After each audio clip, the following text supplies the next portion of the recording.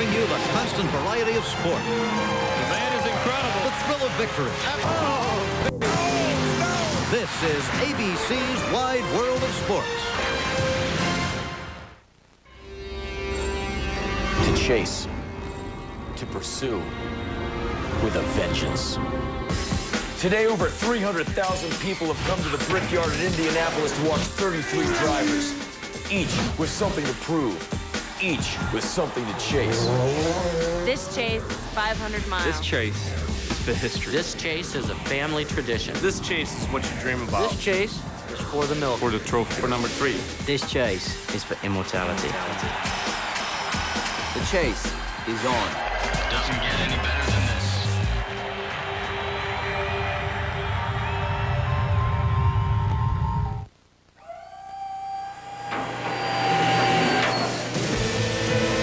They're inches away at 214 miles an hour. I don't know how it's going to work.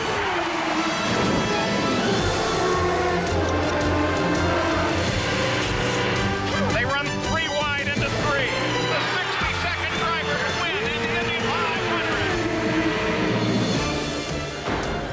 They began arriving at the corner of 16th Street and Georgetown Road before the sun rose, an annual pilgrimage that will see the numbers build to nearly 400,000 by race time, the largest gathering for a single-day sporting event anywhere in the world. A Memorial Day weekend tradition that signals the start of summer and has been passed down from generation to generation. A place and a race that have defined careers and broken hearts. Since 1911, the scene has evolved, but endured as a unique slice of Americana.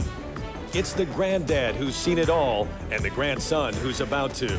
It's Gasoline Alley, the legendary Yard of Bricks, and Victory Lane, images that even the casual sports fan knows make this the most famous and important race in the world. For the 40th year, ABC Sports welcomes you to the greatest spectacle in racing, the 88th edition of the Indianapolis 500, telecast sponsored by 7-Eleven. Unfortunately, we do have wet conditions here at the Speedway. We had showers early this morning, 6 a.m. or so. They went out, they dried the track, and then a shower about 40 minutes ago, but it is not raining right now, so that's a good sign. In fact, we do see a little bit of sunshine peeking through, and hopefully it will stay that way. And hi, everybody, I'm Terry Gannon. We are thrilled to have you along as this great race appears here on ABC Sports for the 40th time. 4 decades of great moments and memories that make it year in, year out one of the highlights on the sports calendar. At the end of the day, one driver will stand in Victory Lane with a splash of milk and the Borg Warner Trophy, the most coveted piece of hardware in racing. You win this race, your life changes forever. But the weather does continue to be a big story here. We'll find out what the plans are right now from Senior Vice President of Operations for the Indy Racing League, Brian Barnhart, who is standing by with our Gary Gerald. Gary? Well, Terry, we have been down this road, it seems like so many times in years past, and Brian is no stranger to these types of questions. Obviously, what is your game plan now that you've been set back with this latest shower? Well, we got one more cell, looks like it's southwest of Indianapolis in Plainfield, and if it comes through, right now the radar doesn't show anything else behind it. We will resume the drying process even if that cell comes through, because it looks like behind that we ought to be able to get the track dried and have enough track time and dry time to run all 500 miles. I suppose one of the primary questions, and you know this facility better than anyone, under good conditions, how long does it take to dry this 2.5-mile oval? Well, there's a lot of variables that control that: the humidity level, sunshine, and wind, the amount of wind. Of course, the sunshine can also bring some weepers out, which are problems as well. So ideal conditions would kind of be overcast and pretty windy. And under those circumstances, we could probably get it done in 1 hour and 50 to 2 hours. But there's a lot of factors involved from that standpoint. Right now, like I say, if this cell comes through as quickly as it looks like it's going to and nothing pops up behind it, we should be able to have it ready sometime between 12 and 1. 12 and 1, and that would be the best case scenario right now?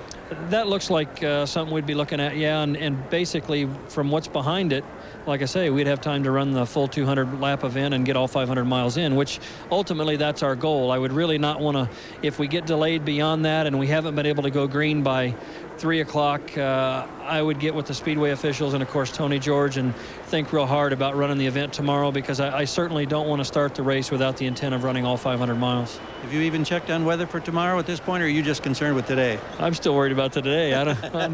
We'll get there and cross that bridge if we have to. But right now, I think we're looking pretty good. Like I say, we get the one cell through it, and we got a great crew, a lot of, with 6 dryers. We'll get her dried off, and we'll put on a good show for everybody today. One thing you learned to like about Brian Barnhart over the years, Terry, this man exudes optimism, and I'm right here to feed off of it. How about you? I like that. And you also know the weather changes every 10 minutes or so in Indianapolis and southern Indiana this time of year. Of course, 500-mile race, 200 laps. If they go 101 laps, then it is an official race. But you just heard they'll try to get all 500 miles in. Well, we're going to set the table for you over the course of at least the next hour here at Indy. And we begin with a look at the front row. Dario Franchitti, the 31-year-old from Scotland, married to actress Ashley Judd. Right next to Dan Weldon, the youngster from Emberton, England. And then it's an American, Buddy Rice, who's on the pole for the first time in his career. He was unemployed at the end of last season. Here he is, the pole sitter. And here's a snapshot look at the 28-year-old from Phoenix. Buddy Rice from Phoenix, Arizona. I like cruising whether it's 220 in an Indy car or only slightly slower on my motorcycle. I love hitting the hills of Arizona on my mountain bike. I am king of the mountain. Racing is a state of mind, an attitude, which I have in spades. No matter what kind of car I drive, it's got to have lots of horsepower and be able to smoke the tires. Buddy Rice, extreme athlete, extremely fast. Buddy Rice has been king of the mountain here during the month of May. And with the pole and the pit stop competition in his pocket, only one prize remains. That, of course, the Indianapolis 500. Hello, everyone. I'm Jerry Punch, back in the garage area along with pole sitter Buddy Rice, who watches and waits. And, Buddy, what do you see as the key to success today for you in this race team? It's just going to be consistency, and with our team winning the pit stop competition gives them a big boost, and we're going to have a lot of pit stops today, but a nice consistent car, which we know we have at Ray Hall Letterman with the Argent Pioneer car right now, so the Honda Power is going to keep us up front. How big are the butterflies? It's not too bad right now. It's a little horrible with the rain's coming down right now, so it's going to put a little bit of a delay on this, but I'm doing all right. Hey, best of luck to you today. Thank you very much. Now, one of his owners is an Indianapolis native. From his first visit here at age 8 through Broad Ripple High School and Ball State University, he has always admired the majesty and magic of Indianapolis Motor Speedway. And David Letterman, welcome back home again to Indiana. Thank you very much. It's always a pleasure to be here. And with the circumstances, Buddy on the pole, it's tremendous. It's just magic. It's, when you're a kid, you think about it and you grow up with it, and it's such an important part of your life. And then now to come back here like this is just stunning. I'm just thrilled. Have you let yourself consider the possibilities? I mean, your car is one of the favorites to win this race today. Yeah, well, Buddy is the fastest of the fast. And of course, you think about it, but I'm telling you, even if they don't run a race this year, to be on the pole is unbelievable. It's incomparable. I mean, you sit here and you listen to him year after year with Sid Collins, and you watch him on TV, and you come out for qualifying, and you just never can let yourself believe that something like this is possible. But the team is amazing, and these 3 guys, they all got an excellent chance. And I don't know, I'm like the best looking girl at the dance all of a sudden. Your uncle brought you here when you were 8 years old. When will Harry get here? When will you bring your son and introduce him to the magic of the Brickyard? Well, I would like to have Harry here with me today, but his mother is making those decisions. Well, Dave, we admire your passion as an entertainer, and we appreciate, most importantly, your love for motorsports. Glad to have you here, and good luck today. Thank you very much. It's a tremendous day. I hope we have a good, clean, safe race, and looking forward to it. Well, guys, if the Ray Hall Letterman cars are to get it done, they'll have to contend with this guy, 2-time Indy 500 winner, Helio Castroneves. I'm Helio Castroneves from Brazil. South Beach, Miami is where I live and go wide open. Here's a look at my rides. I do fly anywhere and everywhere in a Lear jet. Ha! I love the sweat and punch. Am I Motor Day Rocky? I know he run up some steps. I have run 500 miles and up a fence. That's Elio. Back live in the garage area with the two-time winner, Elio Castroneves, and his steely, cool teammate, Sam Hornish Jr. Now, look, here's the different mindset between these two drivers as we're kind of waiting out this rain shower. Elio's already in his uniform, dressed and ready to go. And Sam knows that, well, it's a delay. I can still hang in the street clothes for a while. Yeah, he was waiting for Jessica Simpson to walk by. He wanted, I'm Elio Castroneves. He wanted to make sure that she knew who he was, just in case. Is that right? You want to make sure that everybody knows. Everybody look for the driver, you know. So I'm going out there and giving autographs that look good. No, come on, guys. I'm just to make sure that I'm ready and see what's going to happen with this rain here. Of course. Now, you know, Jessica's going to be singing the national anthem. Will you be paying particular attention at that time, then, Elio? If you're going to be in the car, no. If you'll be outside the car, no. I'm going to focus the race today. Have a race to go, you know what I'm saying? Show us that ring. Now, Elio wears his championship ring here at Indianapolis from 2001. Of course, you won in 2002 as well. You've climbed the fence on both of those wins. Kind of a new tradition here at Indianapolis. So will you continue that one if you would get number 3 today? Well, I'll do my best, obviously. We have a very strong competitors this year. But, again, 3 hours of race, anything can happen. We just have to be patient, the right place on the right time. And look at this guy, he's smiling, look at me. I said, no worries, he's going to have his turn, so hopefully it's not going to be today. Hopefully we're going to finish first and second. We're going to work hard to make sure that happen, but yeah, it would be lovely to be climbing the fence again. Sam Hornish Jr., the most highly sought unrestricted free agent in the racing world a year ago. NASCAR and DEI wanted him on their side. Roger Penske landed him, and I know it's always been your dream to drive for Roger because of his Indy magic, and maybe a little of that rub off on you today? Oh, I sure hope so. We've had a great month of May. Qualifying wasn't quite what we wanted it to be, but you know, that's part of racing. Things don't always go your way. You just have to cope with the problems that you have, and what makes you what you are is how well you cope with those things. So we're just really looking forward to this race today. It's a long race, a lot of pit stops. Guys have been working super hard on making sure that their pit stops went well, and I think that we could have a very good day today. Team Penske is Toyota power. Honda has made a lot of noise atop the speed chart this month. Do you guys feel as though you have enough power to compete with the Hondas? I think we'll be pretty well off out there. We just have to make sure that we execute during our pit stops, make sure that we have you know, both of us drivers stay out of trouble out there. If we work together, stay right around each other all day today, we should be able to do pretty well. I think that Toyota's got, you know, the best package out there for us. We get good fuel economy, and you know, when green flag pit stops come into effect, then that's a good thing to have on your side. Now, less than a week from now, you and your fiancee, Crystal Lichty, will be getting married. Are you more nervous about the wedding bells or the 500 miles that are ahead? I'm not really nervous about anything. It's like I know that when I walk out of the green room for driver introductions, I'm going to be nervous. I know when she's walking down the aisle, I'm going to be nervous. But until then, I don't worry about anything. How did it feel to put that tuxedo on, knowing that's what you were going to be wearing on that day? Kind of a different kind of uniform that you wear. Oh, I mean, we didn't do it with the tuxedos. We went with Hugo Boss suits. So they're really, you know, took care of us, all the groomsmen and everybody. And I felt pretty good. I had one on just like it last night, and getting ready for the big day. Oh, well done. Thank you, Sam. Sam Hornish Jr. and Elio Castroneves. Now let's check in with Jamie Little. Jamie.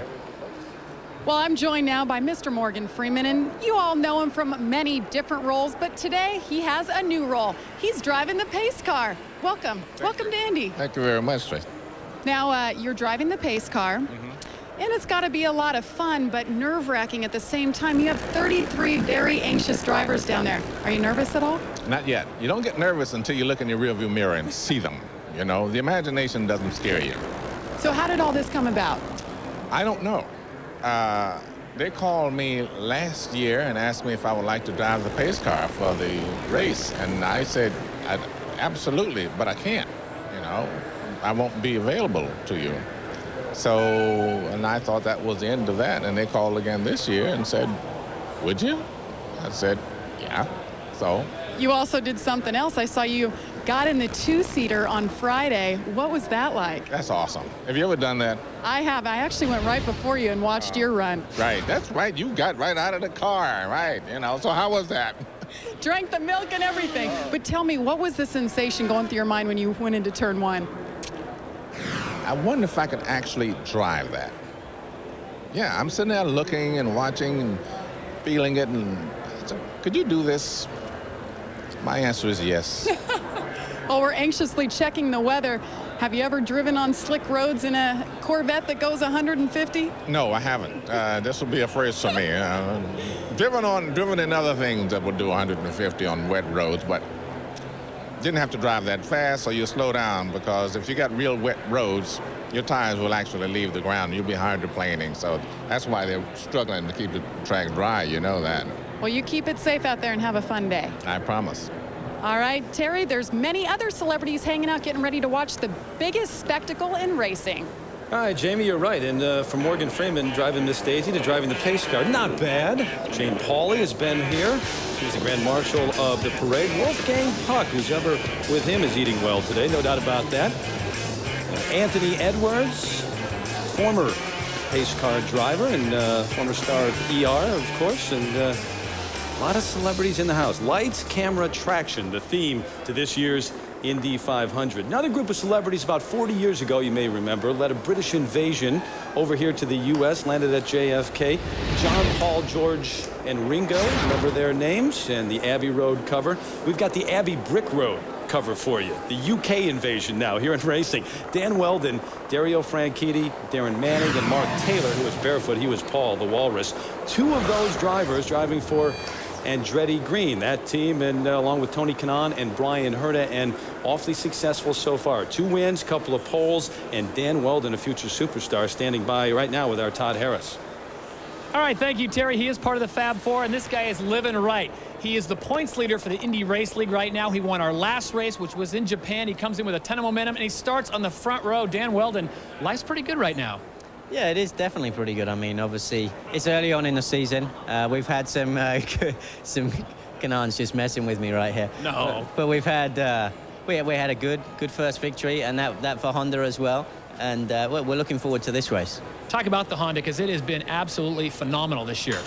Well, I think certainly the Honda have performed very, very strongly. But again, like it's like in the position I'm in, you can't get too confident because there's so many guys and the competition that is so tight. They're going to try and catch you as quick as they can. But Honda have performed very, very strongly and just relaxed and ready to start this race. The boys at St. Vincent Sports Medicine and Ralph Reef and Shane White have kept me as relaxed as they possibly can. And so we're certainly feeling fit enough to be able to perform real highly for each one of these 500 miles. I know Tony Kanaan's helping to keep you relaxed as well, which he likes to do often. Talk about your last visit here as a rookie. Did not end up the way you wanted it to. Well, you know, if you look at the overall month, I thought it was a pretty stellar month. It was my first proper race with the team, and I was very encouraged. The race didn't go my way, and I made that mistake towards the end, but you know, it was young, youthful, and exuberant. You're going to make mistakes, and I believe I've learned from them. I guess we'll see as the year progresses, but like I say, it's very early, but I'm certainly going to try my hardest to put the Klein Tools Jim Beam car in the victory circle. Mental preparation is huge with the rain. Is this throwing you off at all of any of your focus that you're getting ready to go out and run the 88th running?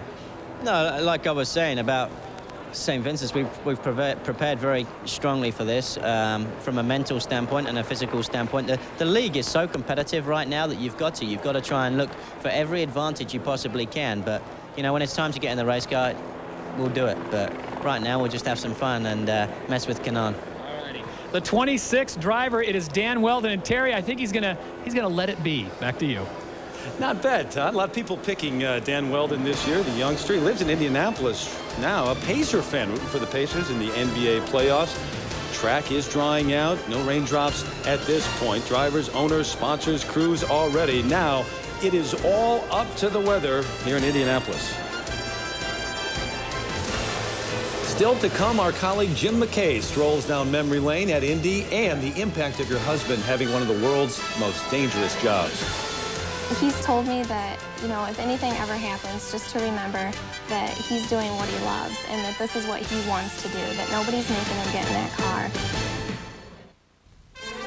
The Indianapolis 500 telecast, sponsored by 7-Eleven. This ABC Sports presentation brought to you by the all-new Toyota Tundra Double Cab, not just big, life-sized. And Target, expect more, pay less. Busy sports day in Indianapolis. Not only the race, but also the Pacers and Detroit. Game 5, critical Game 5, Eastern Conference Finals tonight, about 20 minutes from here. Conseco Fieldhouse right downtown.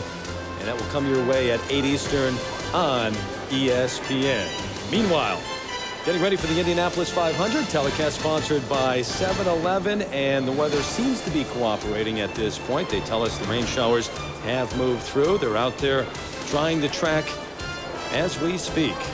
Bombardier Pagoda, that's where we are. There, you have it in the background of this shot. And now near the track right now, an Indiana native with some history at the Speedway is with Jerry Punch right now. Jerry? Exactly, Terry. Look how I caught up with Rupert here. Now, you folks at home know Rupert because he won the cool $1 million by being the fan favorite by the votes on Survivor. But what you may not know is that the last 10 years, Rupert worked with us. Here he is carrying an antenna pole for ABC during the Indianapolis 500 for the last decade. He was a part of our family. And Rupert, welcome back to the ABC family. I got to ask you, your pick today. Who do you think will be the first survivor here for 500 miles? You know, I think Robbie Gordon is going to be the ultimate survivor here today. Why is that? With 2 races, that is one Iron Man that's going to be running this race today. Well, you should know. I mean, it takes a lot to be a survivor. Thank you, thank you. I should know. It is from one survivor to another. It is going to be a hard one. He's your kind of guy. He likes to live on the edge. Let's go over and see if we can catch Robbie Gordon over here. Let's, hey, Robbie, Rupert has picked you as the man. 1,100 miles in a single day, 500 here and 600 at Charlotte. What's your biggest concern right now? Well, obviously weather's a big concern. Worst comes to worst, we pulled a uniform out here that if I can't make it, and Jock decides that he wants to share his seat with Rupert, look at, he's sizing it up right. Well, you may have now Rupert. I know you got Jacques Lazier standing by, but Rupert's trying to get in a uniform here, and he wants to be in a part of that car. Now the weather becomes a major factor here. I saw a list you gave the crew that you had to be on a helicopter at 2:40 Eastern local time here, 3:40 Eastern time to make it to Charlotte. What happens now with the delay? Well, I think you know, it started to clear there a while ago, and they started drying the track, and I was kind of hoping they were going to make the on-time start. I think not making that and knowing that it's going to take 2.5 hours to dry the Speedway with pit lane. You know, normally when it's practice session, they won't dry pit lane, but they have to dry pit lane because we're going to have people out there changing tires and stuff now. With that, you're looking at a 2.5 hour dry time from the time they start blowing the track. Best case scenario for me, I hate to say this, all you Indy 500 fans, everybody sitting here watching the race, let it rain here in Indy, and we'll come back and do this deal tomorrow. If we get it going, though, and you're out here leading this race because you said this is your car, you came here because you wanted to run the Indy 500. You're leading the race, and 240 comes, 245 comes. You're leading the Indy 500. How difficult is that call? Well, we'll make those decisions as we go.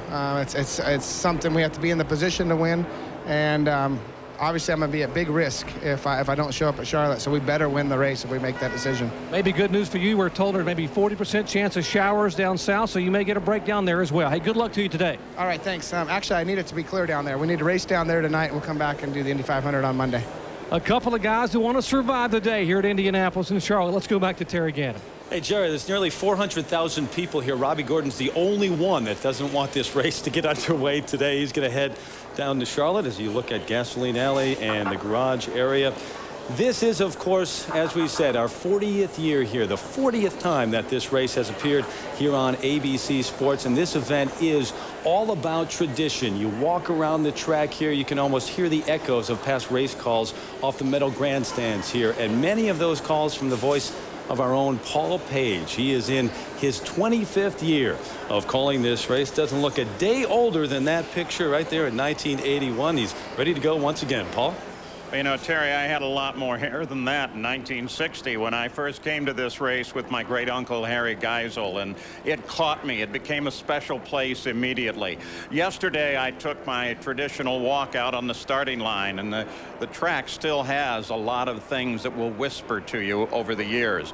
That's the same place where Ray Haroon crossed for the first time to win the first Indy 500 in 1911. He was 32 years old then. The average age of this field is much younger. It averages at 28, and remember, that includes a 45-year-old rookie and A.J. Foyt IV, who turned 20 just this week. And 7 in the field are under 25, and that means that while they'll drive 200 miles an hour today, they can't rent a car at under age 25. 36 of the wins of the Indianapolis 500 have come from the front row. So with that in mind, let's take a look at the first 6 rows of this starting field in our 7-Eleven virtual starting grid.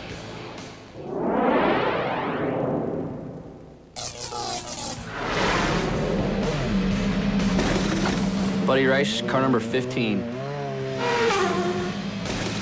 Dan Weldon, car number 26.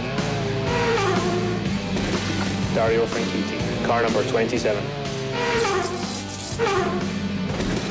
Bruno Junqueira, car 36. Tony Kanaan, car number 11. Adrian Fernandez, car number 5.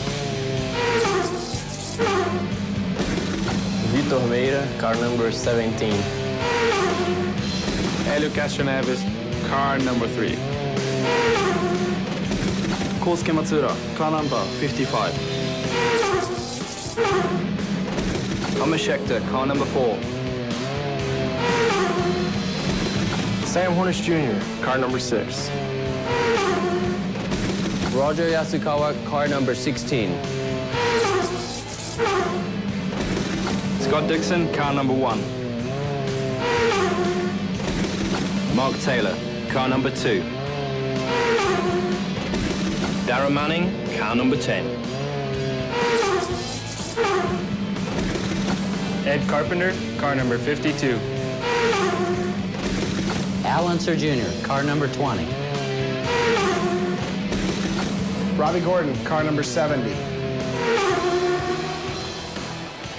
You saw there in the middle of the 6th row, Al Unser Jr. is qualified. The 2-time winner had a very rough time since his last win here. Serious injuries, a divorce. His daughter contracts a debilitating illness, and he's battled alcoholism. But he's here at the place of his happiest moments. Here's Gary Gerald. Paul, when it comes to a rooting interest in the Indy 500, certainly the Unser name has a legacy all its own in the grand history of this racetrack. Al Jr. has won it twice. He's starting his 17th Indy 500 today from mid-pack.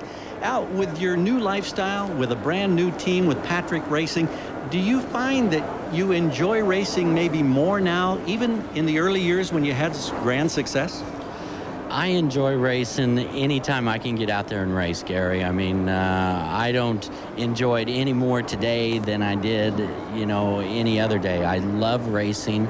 I love getting out there and competing, and it's just a darn shame that it's been raining on us and we can't get out there and start mixing it up. So when you're able to finally get the green flag and go, you're starting in the 17th starting position, virtually mid-pack. What concerns does that create for you? Well, really, if you take the whole grid, I'm pretty much dead center. I'm the bullseye in that starting field, and so I have to be very, very careful about what's going on in front of me to avoid any accidents if there are any at the start of the race. I also, at the same time, I have to avoid being hit from behind also. So, you know, I've got to put this little force field bubble around my car those first few laps, and then once the first few laps get going, everybody kind of gets single file, then I'll relax a little bit and I'll get underway with the race. Paul, it's a nice easy feeling down here in the Patrick Garage with Junior, and let's keep in mind the Unser family has won this race no less than 9 times. A lot of history with the name Unser, a lot of history in the Patrick Racing team, and a lot of history with ABC Sports. We've covered the race for 40 years, and it's been quite a ride, from a tiny black and white cameras and film coverage to the camera that will ride over the right eye of Dario Franchitti today. ABC's Jim McKay knows and loves Indy. One word. 4 letters, 200 laps, 500 miles, and a century of racing history. It's Indy time. Ray Haroon won the first one in 1911. From a mile a minute, the speeds have increased to well over 200 miles an hour. The names, they roared down the years in our memories.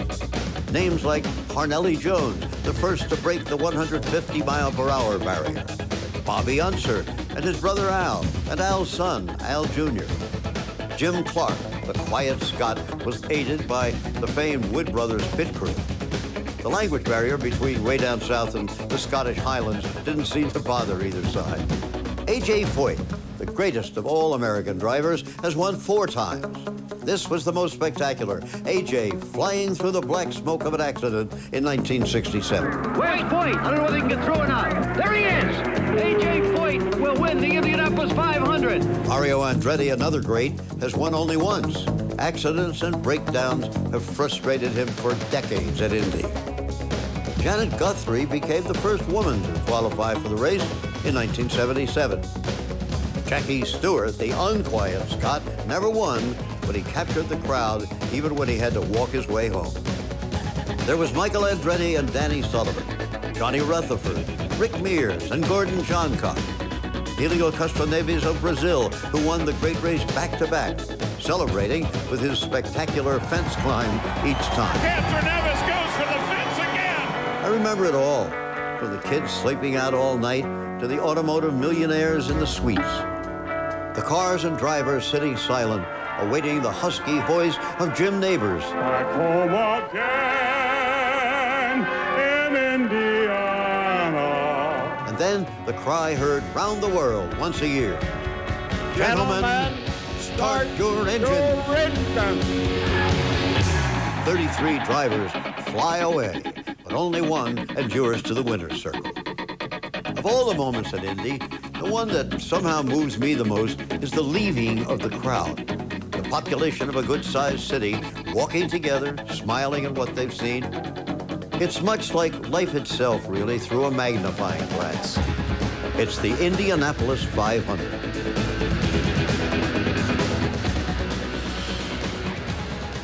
The place that Jim McKay loves, the Indianapolis Motor Speedway, where the rain has stopped for the moment, and we think there is a good chance of getting this race in. You know, one of the great things about the Indianapolis 500 and its 87 previous runnings is, even though you try and write the script time after time, it changes every time. No 2 Indy 500s have ever been the same. And Paul, we are seeing the changing of the guard, those young guns that can't rent a car to drive to the Speedway. But when you take a look at the Indianapolis 500, experience is paramount. You need to know and how to deal with these type of delays. And you look at 3 of the former winners that are in the field today. You've got Helio Castroneves with 2 wins and a second great winning record there.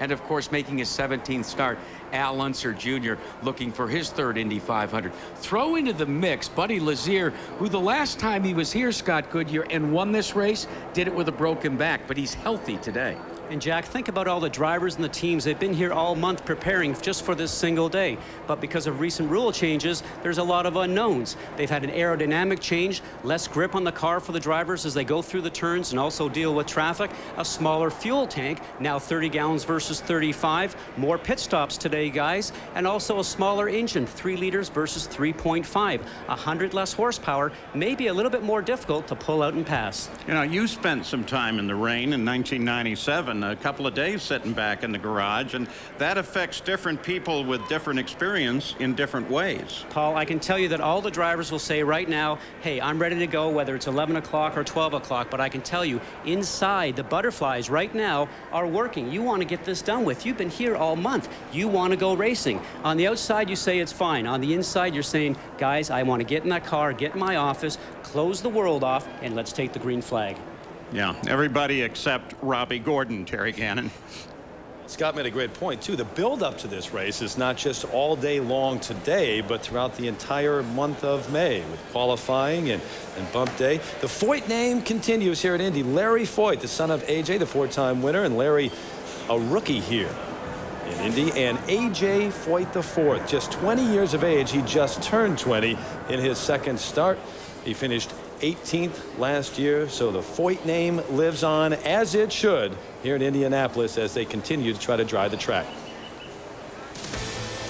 When we continue here in Indianapolis, the story of love, loss, and hope. I definitely took a little time to myself when I could, and just kind of sat and remembered the good times. Back in Indianapolis, things look gray, but not bad right now. No rain falling as we get set for the 88th edition of the Indianapolis 500. Telecast sponsored by 7-Eleven.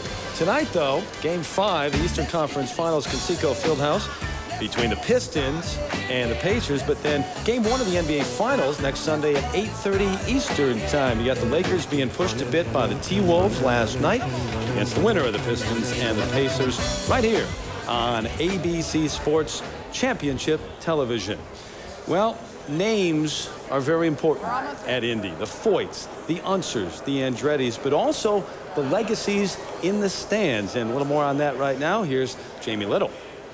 Well, Terry, it didn't take long to find a racing family. They've been coming here for 40 years. They've had these same seats. We've got a father and a son. We've got mom over there. Dad, what is your first memory of the 500? My dad brought me in 1958, and I've never missed a race since. They had a wreck on the first lap, the third turn, and that was the first time I ever heard the name of A.J. Foyt. And what is your son's name? A.J. That is a true fan. Your name is AJ. Yes. And when was your first race? 1986. Bobby Rahal won that year. So what do you think about having the name AJ after AJ Foyt? I love it. Now, I understand this is going to be your last 500 for a while. Yeah, I'm going to the Navy in August. Wow, well, best of luck to you. Thank you for serving your country. All right, thank you. All right, from one family to the next. Todd? All right, Jamie, from AJ to a PJ, that is Parnelli Jones, the man who won this race back in 1963, the 98 car, Old Calhoun. And from him to his son, PJ. PJ is going to be running the same 98. I know we've talked earlier. This rain's driving you crazy, isn't it? Well, yeah, I mean, we want to go, you know. It's it really hasn't been a long month for us, but, you know, we want to go. We're ready to go, as ready as we can be, and it'd be nice to get going, and for all these fans sitting here and all our sponsors, Hitachi Data Systems, Curb Records, and just thanks for the opportunity and all the other guys that helped us this month. Well, I wouldn't do this to you if you weren't such a handsome little kid, but back in 1971, this is probably your first ride here at the Indianapolis 500. Yeah, I think so. You know, I was a little guy then. I got a little one just like that sitting back at the hotel, so he's been doing the same thing all month. Talk about the race preparations. You guys have been here for so long, getting ready to go, and now the waiting game. How was the car, and how are you feeling? I feel good. You know, I mean, I'm short on laps, you know, compared to my competitors, and, you know, which is not the most, you know, the best feeling to have going to the race. But, you know, we had a great carburation day. I got some more laps, and we got the car really comfortable to drive. I feel like I can put it anywhere. I've got the rust off. You know, it's been a while since I've been in these cars, and, I mean, I feel good. I mean, I feel like I kind of been here all month, you know. You know, I wish we could have started, you know, back, you know, beginning of May, but it's just the way the cards fell, and we're just glad to be here. All right, Terry Gannon, I'm definitely keeping up with the Joneses. Parnelli, his brother Paige, PJ, hoping to go out there and do him proud today. Good luck to you. Hey, thank you very much. Back to you, Terry. Got to go to keep up with the Joneses. Parnelli breaking the 150-mile-per-hour barrier back then, and of course PJ at the age of 35, a rookie here at Indy. We've got an update from Brian Barnhart, Senior Vice President of Operations for the IRL. If there is no more rain, we should start this race between 12:30 and 1 o'clock. So keep your fingers crossed, and that's what we expect. And that is Central Time, local time here in Indianapolis. We saw the first half of the field a little while earlier, and right now we're going to check out rows 7 through 11, appropriately enough, on our 7-Eleven virtual starting grid.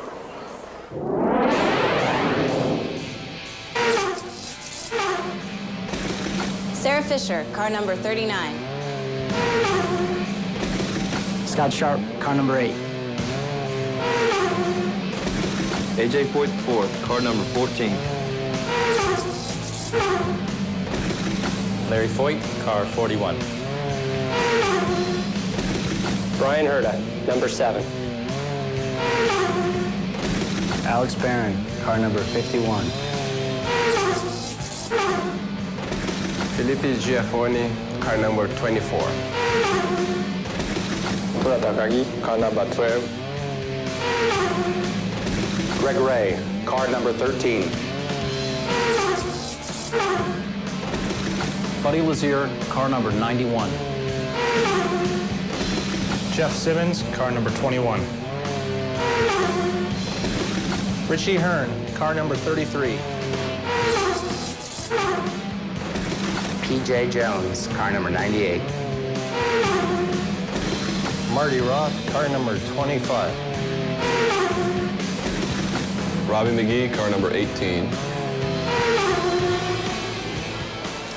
Robbie McGee qualifying 33rd. Some nervous times on bump day as he sat around, had to wait and see if, in fact, he was going to qualify for this race, and here he is. Well, as difficult a day as this is for the drivers, you have to imagine it may even be more difficult for their wives and fiancés, despite a number of changes made here at the Speedway over the past few years, like the safer barrier around the track and the new rules put in by IRL this year to slow the cars down. There is no doubt this obviously still is a very dangerous sport. With that in mind, this is the story of two young women, both in love with race car drivers. One who is set to marry Sam Hornish Jr. next week, another who was supposed to marry Tony Renna this past November.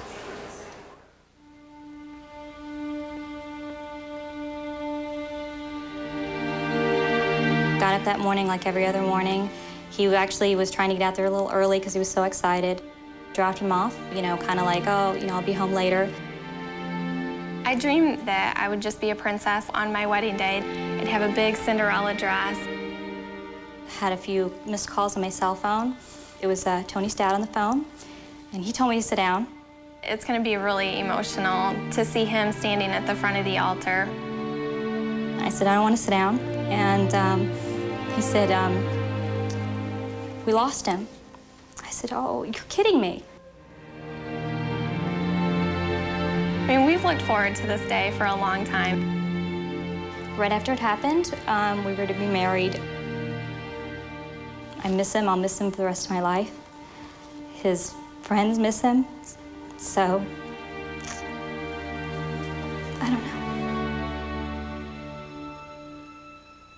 3 weeks before their wedding day, Tony Renna was killed at the Speedway during a routine test run. I definitely took a little time to myself when I could, and just kind of sat not knowing how to deal with it. When Tony had his accident, that was really hard. Just was like, you know, wake up, this is real. I mean, this is no joke, and it just makes you realize even more how dangerous it is. I don't know what's worse, laying there thinking about it or actually being there watching him do it. Renna was the first to perish at Indy since Scott Brayton was killed during a practice run in 1996. Brayton's widow, Becky, eventually found the strength to move on and fell in love again with another race car driver. I knew that it could have happened to me again, but that knowledge is not going to stop me from being happy. The fear can be nipping at your heels, but you have to kick it off. You have to say, I'm going to make the choice to live. Rule number 1 is that auto racing is very dangerous. Rule number 2 is I can't do anything about it. I think they have a great respect for what could happen, but they never expect it to happen to them. And I don't think the wives do either. 40 drivers have been lost at the Brickyard. Sometimes we forget, in the excitement of this great race, that this is a dangerous sport, and these drivers risk their lives every time they get in the car. Those that love them live with that risk every day. Admittedly, though, it is the courage and bravado of these drivers that is part of what draws us to them. They are people who want to live life to the absolute fullest. And to live life to the fullest, you go to the edge and you look over. It's like running away and joining the circus and marrying the high wire act. I mean, there's excitement, there's a thrill of it, and with the thrill comes the danger. You know, there's no net there. I mean, it might be knots, but there's nothing wrong with that. It's worth it. I mean, I can't give you a reason why. I can just tell you that if you love a person and you love the sport, which I definitely do, then it's worth every minute of it. Two young women both chose to join this circus, a choice that has profoundly affected each of their young lives. In an instant, their paths diverged. Today, one is filled with the joy and blush of waiting to marry her fiancé. The other is working on rebuilding her life, a life impacted forever by a terrible loss. These women have learned that this is a sport filled with speed and daring that can put your heart in your throat. they have also learned it is a sport that can break it. I love who he is, regardless of what he is. I just love him, and he's told me that, you know, if anything ever happens, just to remember that he's doing what he loves and that this is what he wants to do, that nobody's making him get in that car. Initially, I never thought it was a risk. Looking back now, absolutely it was a risk. Why would someone assume that risk? If you ever met Tony, you wouldn't even have to ask that question. He was worth it. He was just a wonderful person, and you just wanted to be around him. Would do it over again, for sure. And Debbie Savini is here. She is working with the IRL to improve driver safety and fitness, and also setting up a foundation to help children with special needs and to fight autism, all in honor of Tony Renner.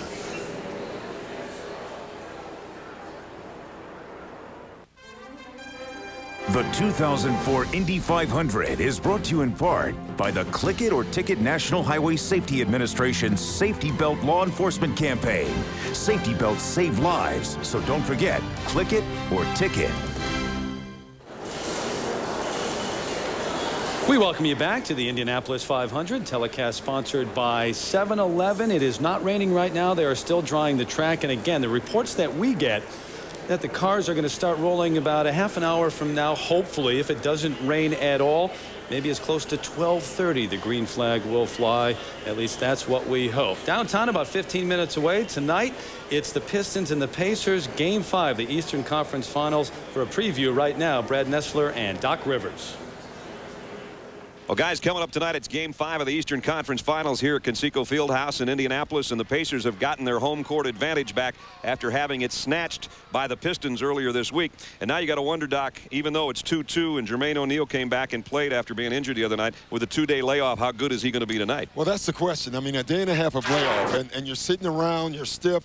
I mean, this looked ugly when it happened the other night, and now you look at him, he's going to move around, he's going to play, and you know that. But what we don't know is how it will affect him in this game. Well, we know that at home court they have the best record in the Eastern Conference in Conseco Fieldhouse. That'll help them. But I think more importantly, in Detroit the other night, they got that swagger back. Yeah, that's the key. I mean, going into that game the other night, we didn't know how they would respond. They start making shots, start walking around with the swagger again. This young team is confident. Ron Artest walking away, his back to the basket with Reggie Miller hitting a three. That's how confident he was in their veteran leader. So it's all tied up, 2 games apiece. Game 5 coming up tonight, guys, on ESPN. All right, guys, been a good series so far. That on tap tonight on ESPN. Once again, hopefully as close to 12:30 local time, Central Time here in Indianapolis. They'll have the green flag fly right now. Well, we talked about the Foyts. There are 2 of them in this race. The name continues. They're standing by with Dr. Jerry Punch. Thank you, Terry. The 37th year there's been a Foyt in the starting field of the Indianapolis 500. And AJ, I got to ask you, what are your expectations today with a grandson and a son in the starting lineup? Well, I'm very happy to have them both in there, and I expect them to try to keep their nose clean all day and run 500 miles, and maybe the best man win. Anthony, last year, your first year in this race, what do you know now that you didn't know a year ago about this event? Well, just we came here and we had a lot of problems starting out with no radio communication. So hopefully today it goes a lot smoother and everything goes a little bit better for us. We had so many problems. I experienced so many things last year and learned a lot. So bringing it all into this year and do a lot better.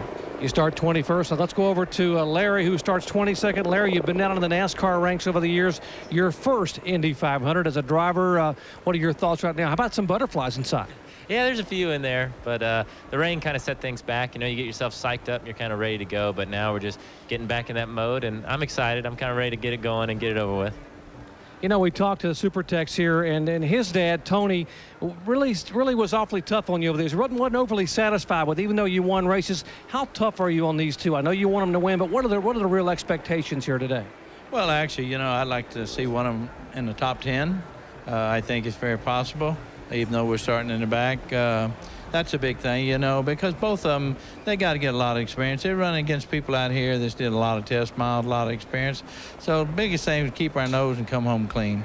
We wish you guys well today. The Foyts in the field for the 37th time in the Indianapolis 500. 4-time Indy 500 winner and a son and grandson in the field here for the 88th running of the Indianapolis 500. Terry? All right, Dr. Jerry Punch, hopefully that will be soon. Pre-race festivities still to come, including Jim Neighbors. But when we come back, the great chase is on, our version of lights, camera, traction here at Indy.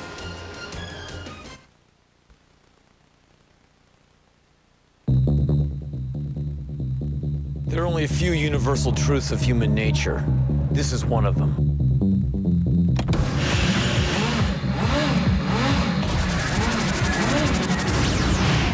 Hit it. Let's get something straight. Yeah, we love the speed, we dig acceleration, but we're all about the chase.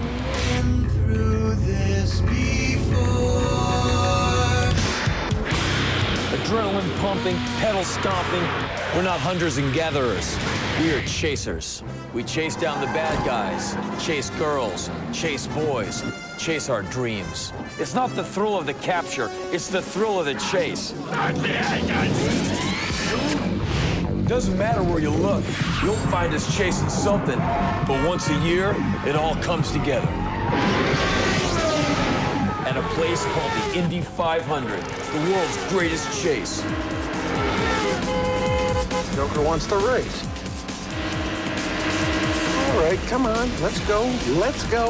There's only two things on your mind where you're in a chase. One, must go faster.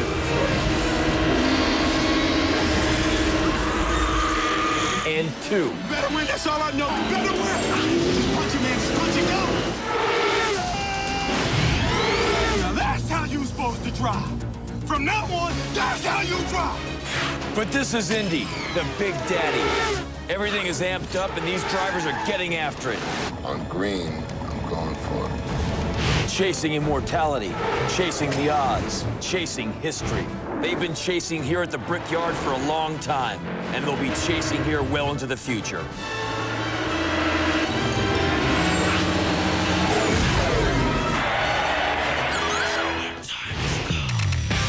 But right now, it's all about today. The fastest cars, the best drivers, the biggest sporting event in the world. So get your you-know-what gear, sit down and buckle up. It's the Indy 500, baby, and the chase is on!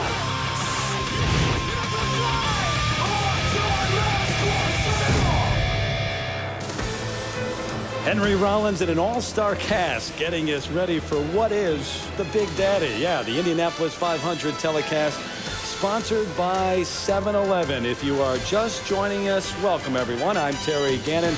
We're in a holding pattern right now. Showers earlier today, and they are drying the track, and the latest word we have is that if it does not rain anymore, the green flag will fly somewhere close to 12:30 Central Time, local time right here in Indianapolis. Well, Paul Page in his 25th year of calling this race, Jack Arute in his 21st year, and Scott Goodyear, who came within an eyelash of winning this thing back in '92. The gentlemen are standing by right now, guys. Yeah, Terry, and the whole idea of the chase, that really gets you revved up for this thing. You know, Dave Letterman actually started his media career here in Indianapolis, and at one point in time, he was a weatherman for a local station. So maybe we should have asked him what the weather is going to do. There's a lot of sophisticated equipment here that can do it, but maybe the best indicator are the race fans themselves. You know when it's about to rain because you can see them start to flee the bleachers or grab their piece of plastic. And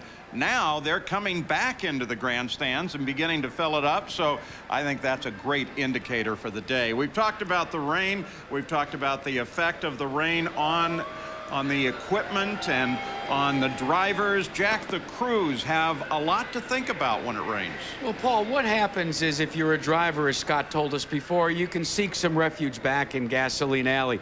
But here, if you're a crew member, you've peaked. You arrived here at about 5 o'clock in the morning, and you can't go into the clubhouse like a ball player does and maybe take some batting practice with a tee. You've got to be prepared for a bunch of pit stops. In fact, 10 pit stops may take place today. They've practiced all week, but they don't have a T-ball type setup in the locker room. So what they're doing is they're sitting back there in Gasoline Alley just trying to visualize what it will be like to take 4 Firestone tires off and load the car with 30 gallons of methanol. And Scott Goodyear, the equipment itself, there's some real concerns when it gets wet.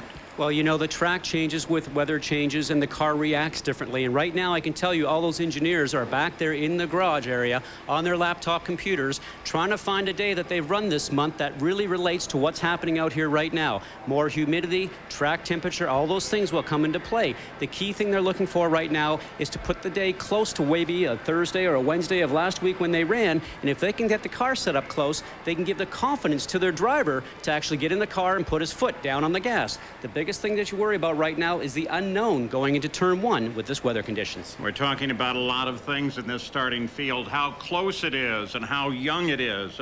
But there are a lot of drivers that everyone thinks can win, maybe as many as 15 on the possible winner list. And one of those is Adrian Fernandez.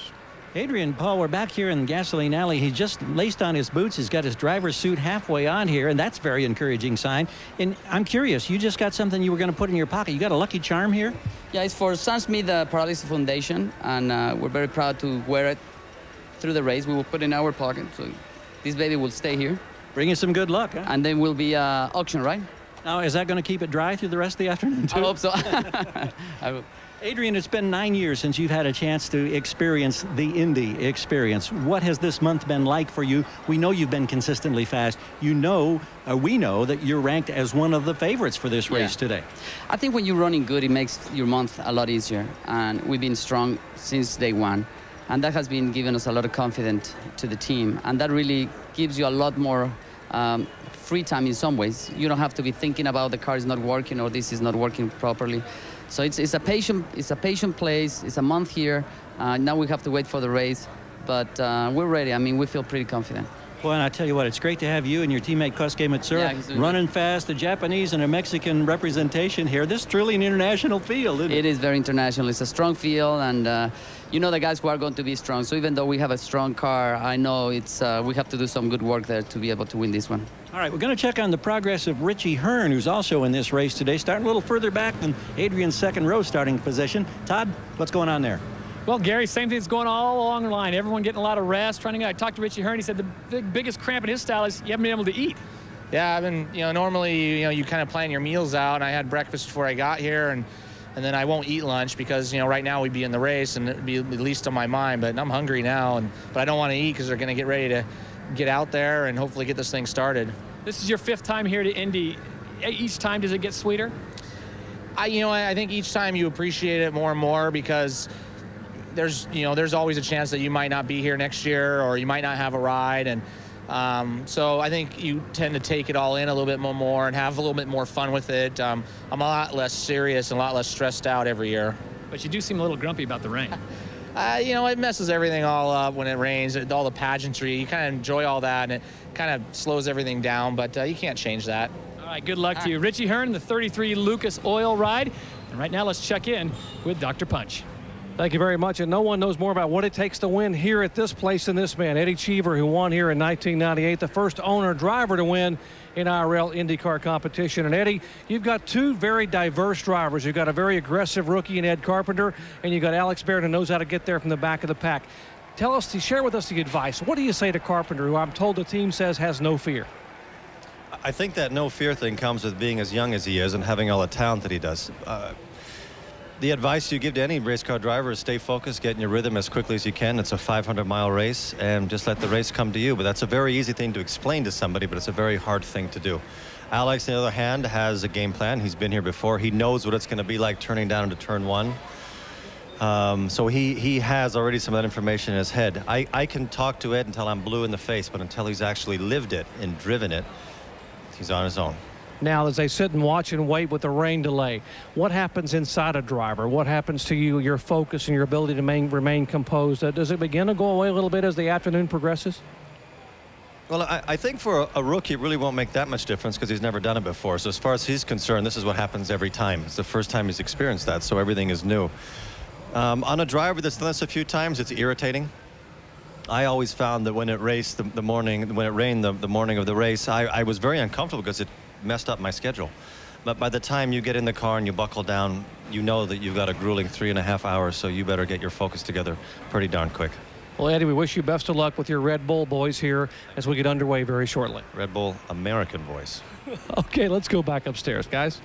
Yeah, the very vocal Eddie Cheever, the last American-born winner of the Indy 500, won in 1998. You're looking back into the garage area. The car is being brought out once again, and the track is pretty close to dry, so they'll try to get them into the pit area just as quickly as they can. Alex Barron, the driver of Eddie Cheever's 51 car, tested all of the safety systems that were put in place this year for this 500, and it looked like they work, Scott.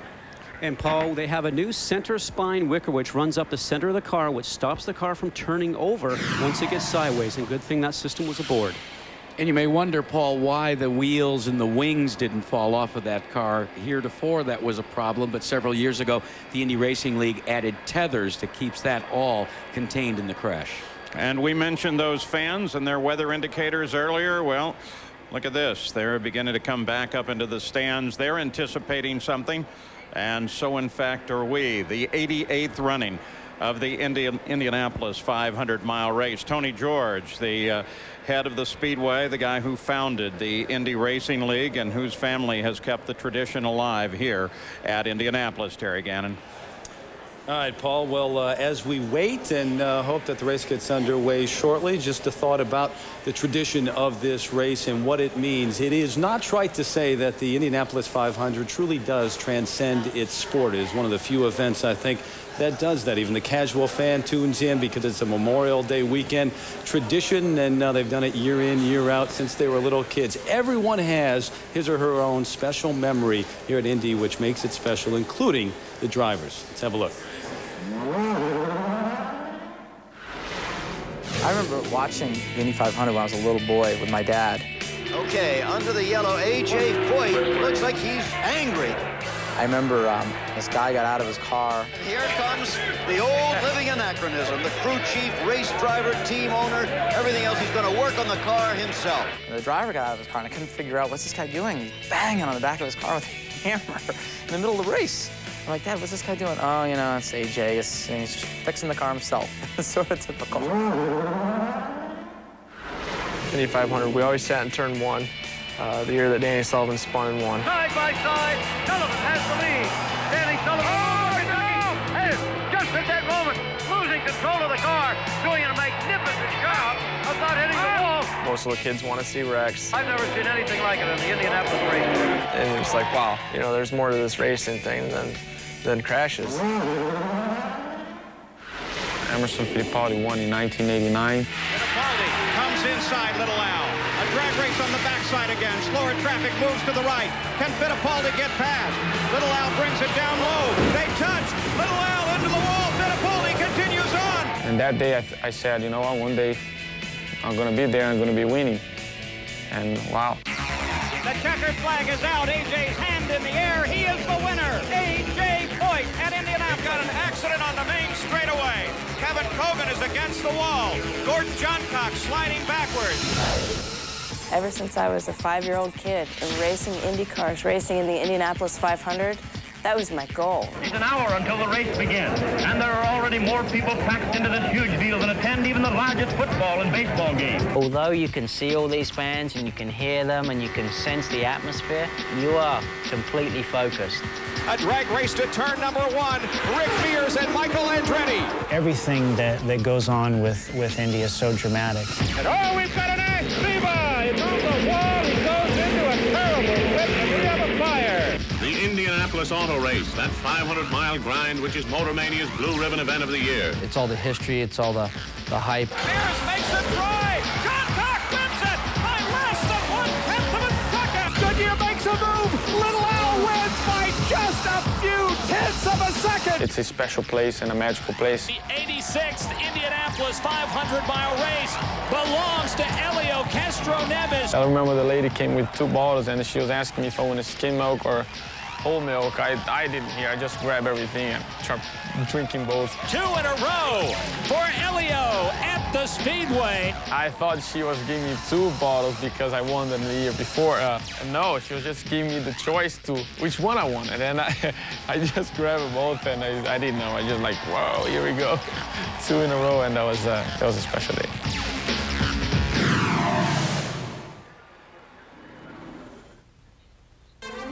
The Indianapolis 500 telecast, sponsored by 7-Eleven. This ABC Sports presentation brought to you by Honda, proud sponsor of the Indy Racing League IndyCar Series. And 7-Eleven. When it comes to fresh, 7-Eleven has it made. Hungry? Thirsty? Oh, thank heaven.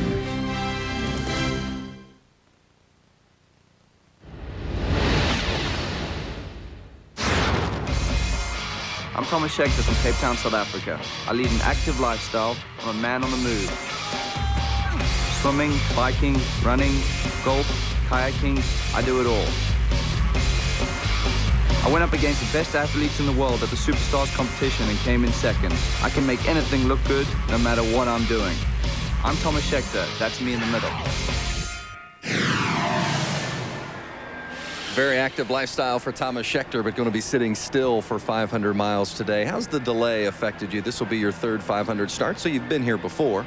I'm just enjoying the break, you know, relax a little bit, stretch out, and get ready for the race. You got a massage, so you feel physically good as well as mentally?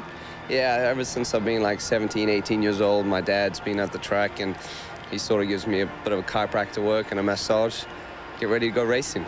Your dad is Jody Schechter, former world driving champion, so tough coming up in the spotlight of a former champion, isn't it?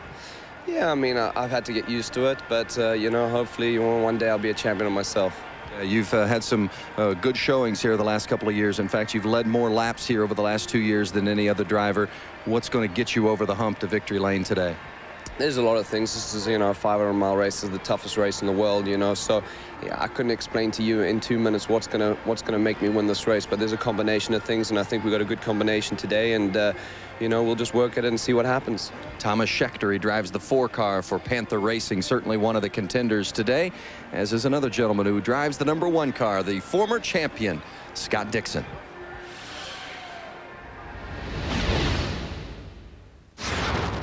Hi, I'm Scott Dixon from Down Under, Auckland, New Zealand. Both of my parents raced cars, so I learned early how to gas it. I love to surf and play snooker. Did you know there is a racehorse in New Zealand named Scott Dixon? He's a winner too. I like to go out and get a little wild occasionally. Mostly I'm known as the Iceman, and I'm a champion. And 23-year-old Scott Dixon, the reigning IRL IndyCar champion, will start inside of row 5. And Scott, it has been a very quiet, almost unusually calm month of May for the Target Ganassi cars. Is that the calm before the storm of race day? I hope it is. I don't know. We pretty much had a good start to the month, and then qualifying was a bit of a letdown for the team, I think. But I think Toyota's come back strong. I think our engine's going to be a lot better for the race, and I think we'll be very strong. You know, in Carburation Day, we did like 8 laps, I think, and the car was straight up the top. So I think they've pulled back a lot, and you know, this team's always strong in the race, so we'll be fun. A lot of discussion about gearbox reliability. How many times a lap do you shift? It depends. You know, most of the cars, I'm sure, have got about 3 top gears, and especially when you're in traffic, you're going to use all 3 of those. So that's up 3, down 3, and you probably do that maybe 2 or 3 times a lap. So it's going to be 12. Probably on average around 12 a lap. You know, by yourself, it's definitely a lot less, you know, maybe 4 or 5 a lap. But they're going to get a bit of a workout today. But, you know, hopefully the engine's tuned properly so it cuts everything out, and you should be fine. You said you wanted to do what Montoya did for your boss, Chip Ganassi. He won a championship one year and won the 500 the next? That'd be nice. You know, that's definitely what we want to do here. Darren the same. You know, we've got a strong team here, and hopefully one of us can take the cup away today. We wish you well. Thanks. Let's go over to his teammate, Darren Manning, who will start outside of row 5. And Darren, a rookie here, an impressive rookie, we should say.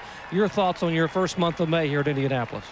Well, it's all going pretty well. It's quite nice having a teammate like Scott to back you up. It's and a team like this to hold your hand through the month of May. It's pretty an individual kind of month. with regards to, you've got so much testing time. You've got a week's testing before pole day, then pole day's a whole other experience, and then another week's testing before you come racing. It's just when we're normally used to just 2 or 3 days for a race weekend. So it's been good though.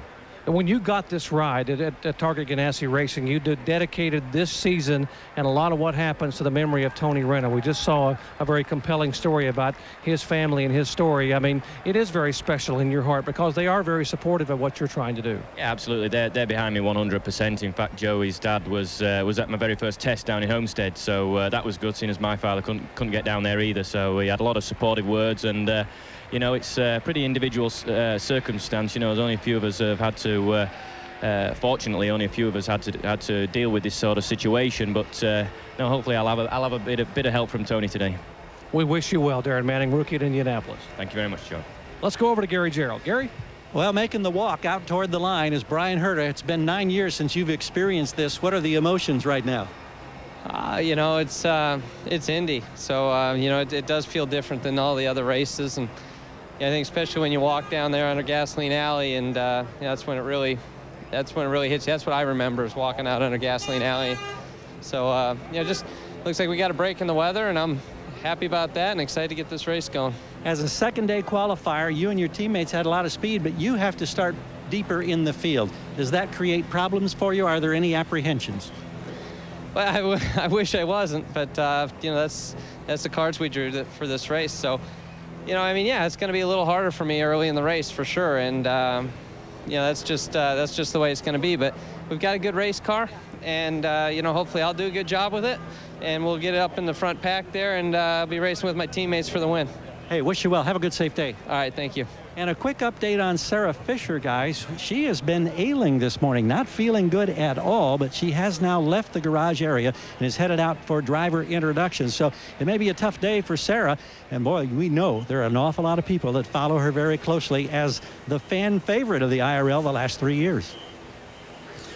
All right, Gary, and Sarah Fisher, of course, only the third woman ever to qualify for the Indy 500 and race here. But look at Tony Kanaan, one of the teammates of Brian Herta. Can Michael Andretti couldn't win here as a driver, and last year it was his last race, the Indy 500, but can he win as a team owner? He's got 4 entries and 4 pretty solid entries: Weldon, Franchitti, Kanaan, and Herta. So what would that mean to the Andretti family, huh? They still are, well, they're not trying to trek at this point. It's fairly dry. Some of the troops coming back from Afghanistan and Iraq being honored. But don't forget, tomorrow night, 8 Eastern, 5 Pacific, the Stanley Cup on the line. Calgary Flames looking to win Canada's first cup in over a decade. Tampa Bay trying to win its first. That's 8 Eastern, 5 Pacific, the Stanley Cup Finals, presented by Nextel. Game 4 tomorrow night here on ABC. Todd Harris standing by with Dario Franchitti right now. Todd? All right, Terry, we just passed the famous yard of bricks here with Dario Franchitti as he gets ready to make his way out of the line. Dario, your thoughts as we've had this rain delay as you get prepared for the running of the 88? Gives you a little bit more time to think about it, but I'm glad we're going to get the start, and I hope the race goes the whole distance. You're on the front row going into that first turn when the green flag drops. What's going to be going through your mind? I don't know. I'm sure we'll be plotting about something, how to get up the front. I'm sure the RKX guys can do it, and have a good car. We'll see. You've had a good month of preparation. You talked about your speeds have been right there. No reason for those not to carry through today. No, I think everything will be cool today. I think we have had a good month. The car's been great. The Honda engines have been fantastic. So hopefully everything will continue and go according to plan. But the Indy 500, really anything can happen, and that's, you can never plan too far ahead with this one because there's so many different variables. Have a good, safe ride. Hey, thank you. Let's check in with Vince Welch. Yeah, with Michael Andretti, car owner for Dario Franchitti, Brian Herta, Dan Weldon, and Tony Kanaan. You got 4 pretty good shots at winning this thing. I know you weren't able to do it as a driver, but winning as a car owner, would that help ease some of that pain of not getting one here as a driver? Absolutely. When I retired at the end of the year, at the end of this race last year, I thought, well, maybe I'm not supposed to win it as a driver, and maybe I'm supposed to win it like a bunch of times as a team owner. So hopefully it'll start here this today. How do you feel? Different? In this mode today, because you're not making the walk out to be introduced. Very different. It's a little strange, but it's nice. I'm really enjoying it. I've really enjoyed this month of May, where normally as a driver, you really don't enjoy it. It's so tense. There's so much pressure, and you know, for me now, I just don't feel those pressures, and I'm having fun with it. So many times when a great athlete who has been successful in his career steps away from the game, there's always talk about him coming back. That talk has been very quiet surrounding you. Have you not had any thoughts at all about getting back into the car? Not at all, actually. I mean, I know now that I definitely made the right choice. I was just ready for a new path for my life and new challenge, and this is it. You know, it was getting to be too much, and I'm very happy in my new role. Congratulations on having 4 very strong cars in the field. Good luck today. Let's go back upstairs to Terry Gannon. Terry. Well, you saw just a moment ago Morgan Freeman, who will drive the pace car, talking to some of the drivers. James Garner there in the crowd, and he's one who comes back year after year to the Indianapolis 500, become part of this legacy here and a great tradition. Well, the drivers have made their way out. They'll be put in a little waiting room, holding area, and hopefully that means we're getting close to race time as our coverage of the Indy 500 telecast sponsored by 7-Eleven continues after this message and a word from our ABC stations. Back with a look high above the Indianapolis Motor Speedway. The Indy 500 telecast sponsored by 7-Eleven continues. What a great scene. Nearly 400,000 here. You see the golf course that meanders through the infield here at the Speedway. 15 Rose Bowls could fit inside the Indianapolis Motor Speedway. It's immense size, strikes you the first time you come here. And those pictures we just saw, courtesy of AmeriQuest Airship Freedom, high above the Speedway. And it's a good sign.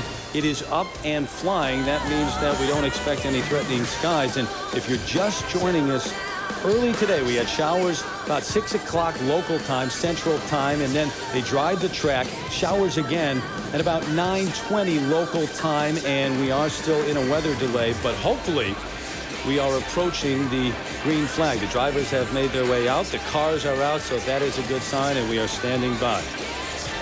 We send it down to Jamie Little right now. Well, I'm here with Dario Franchitti's family. We heard from Ashley Judd earlier. This is her sister Winona and her mom Naomi. So nice to have you guys here. I know there's a lot going on, but how excited are you watching Dario? He just walked by. He's on the front row. He's been through so much. And last night when I hugged him, I just embraced him extra hard because I know he's been waiting a really long time. It's probably seemed like a lifetime, but it's, you know, God's timing is right on. You know, he's never early, never late. And here he is today because it's meant to be. So, and it's my birthday. I'm 27 today. Dario's number. It's her 40th birthday. 27. And she thought, until I told her, she thought this was her birthday party today. I had to tell her it's a race. Dario, please win for me. It's my birthday. But it dawned on me last night. I was actually doing the dishes in Dario's trailer. He's a little messy. But that's to be allowed, the pressure he's under. But it dawned on me that our whole family, we're a family of thrill seekers. And Why and I get to sing live at Super Bowl. Remember, you were talking about all that. Ashley does her big movies and all that. But to come and be at something like this, the world's largest spectator sporting event, when they rev up those engines, everybody just goes It's the American dream. Bonkers. It's like standing at the finish line when you see at the Kentucky Derby and you can see the nostrils flaring and hear. It's so real, and nobody knows. Well, we're going to tell him, and you just told him, so let's get to it. Thanks for being here. Enjoy your day. We're going to go upstairs to Paul. You know, it's pretty amazing on that shot. Everywhere you look is a recognizable face. That's what it's like at the start-finish line at the Indianapolis Motor Speedway. You know, the race is about drivers, teams, and technology. And over our 40 years at ABC Sports here, we've had some technology for you. And now we're going to use a very special, extraordinarily slow motion camera. Watch this balloon as it pops. Now, normally in regular frames, it would be 30 frames a second if you were shooting your home video. In super slow-mo that you see on Monday Night Football, it's 60. That was 7,000 frames a second. And here's one of the applications we could look at. That's the spinning of the tires pulling out. We usually see them light up. 7,000 frames, Scott. Well, the amazing thing for me is I know they're starting to use this also in driver technology and the crash testing that they're doing to really find out what happens with the driver in an impact. And that's the neat thing that I look forward to, maybe a safer race car. You know, one of the other things about it, though, is for guys like you, all this technology, the onboard computers and that kind of technology where they can actually see what's going on.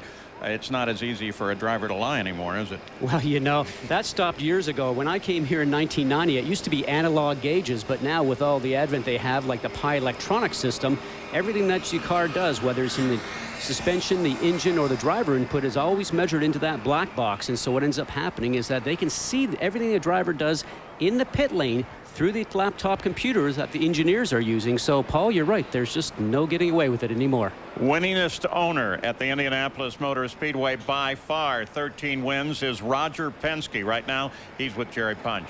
Exactly, Paul. 12 pole positions. We mentioned 13 wins, including the last 4 races. He's had cars in here, and the 3 in a row here with 2 with Elio and Gilles de Ferran. And Roger, today you'll be calling the race for Sam Hornish Jr. And I know that one of the reasons he wanted to come here, aside from driving for the legendary car owner, is he wanted to win Indianapolis, and you're pretty darn good at that. Well, I think that we've got a great driver in Sam. You know, he won 2 championships, so we've got to give him a good car today. Interestingly, the weather's going to be a full race or a short race, but I'm counting on him to deliver a great job. He's been a great team member. He came in with Elio. They've worked well together. A lot of good cars in this race, and it's going to be up to good strategy, reliability, and get these drivers to the front as quick as we can. In your 35 years as an owner, you'd never have a driver come in and win his very first start, and Hornish did it at Homestead to open the year. Well, that was a great thing. It took a lot of weight off our shoulders because people said, is he going to do as well on our team? Well, of course, the big step now is, can we do it at Indy with him? Best of luck today with Sam Hornish and Elio. Well, thank you, Jared. Same to your ABC crew. Roger Penske, who has rewritten the record books here at Indianapolis Motor Speedway. Let's go over where Todd is standing by, I think, with Robbie Buehler. Well, actually, I'm standing by with Chip Ganassi. His first year here as a spectator, but 22 years in a row you've been coming to this great race, and you've got 2 fantastic drivers on the line. Thanks, Todd. We're looking forward to it. You know, the last time we had a rain delay, we did really well. That was in the year 2000, so it has a nice calming effect on the team, I think, actually. Tell me about the month of preparation, because so much has gone into this. Darren Manning has run very well. Scott Dixon, the guys look fantastic. It's been, you know, the first few days of practice were fantastic. I mean, and then as the week went on, track started to grease up a little bit. Then we had a few weather days there with rain, so we really didn't get to try all the things and do all the things we wanted for qualifying. We felt like we got caught out a little bit, actually, on the first qualifying day, and we've sort of come to grips with everything since then. I think we'll be fine in today's race. With your 20-plus years of coming to the greatest spectacle in racing, what do you tell your 2 drivers now as they prepare to go? Well, on one hand, it's the biggest race in the world. There are more people here than anywhere else. On the other hand, it's just another race. So, you know, from a race point of view, it's just like any other race once the green flag drops. But the buildup is something that can't be beat. No question. Have a good, safe race. Thank you. Let's go back up to the booth.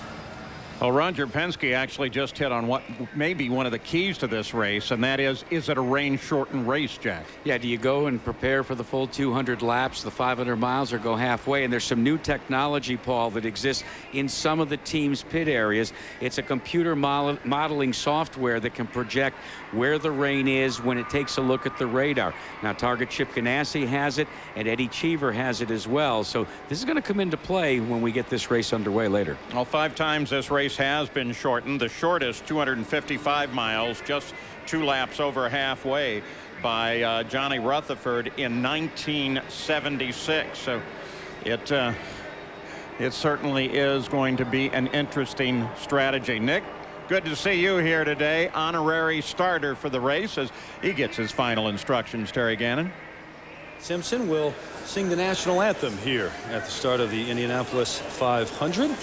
They tell us our best estimate is that we are a little less than an hour away from the waving of the green flag, the flying of the green flag. James Garner, we saw him a moment ago, and he's back once again. He comes every year, but once again from Brian Barnhart, Senior Vice President of Operations for the IRL.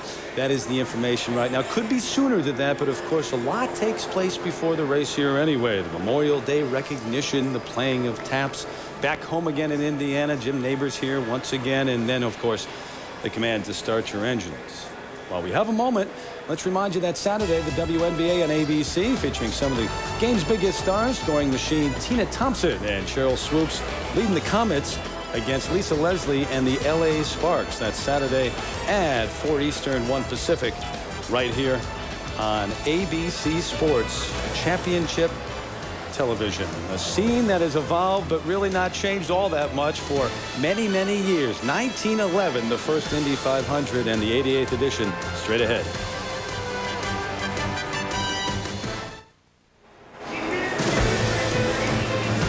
And we welcome you back to our coverage of the Indianapolis 500, telecast sponsored by 7-Eleven. Terry Gannon with you. Great look down on the Indianapolis Motor Speedway. Little sun peeking through, but showers throughout the day, and that's why we are in a holding pattern. But the track is dry. The cars are out there, and the drivers are as well. So we should, we are told, see the green flag fly somewhere close to 12:30 local time. That's Central Time, and hopefully that will be the case.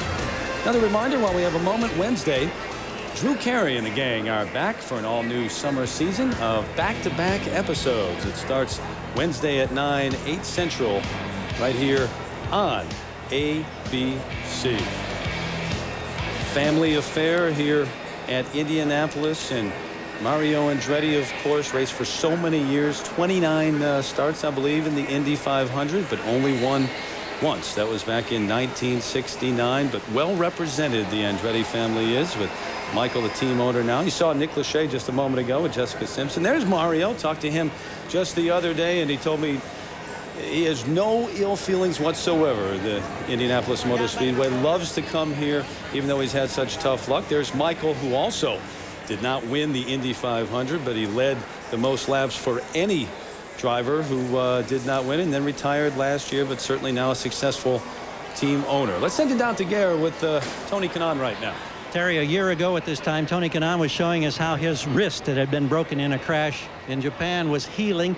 No worries physically this time. You're strong. How ready are you, and has this rain delay meant any difference whatsoever? No, I mean, for me, it's great. We had more time to spend with the sponsors and the fans in the garage. Just show them the car a little bit, and it's kind of relaxing. And I feel ready, Gary.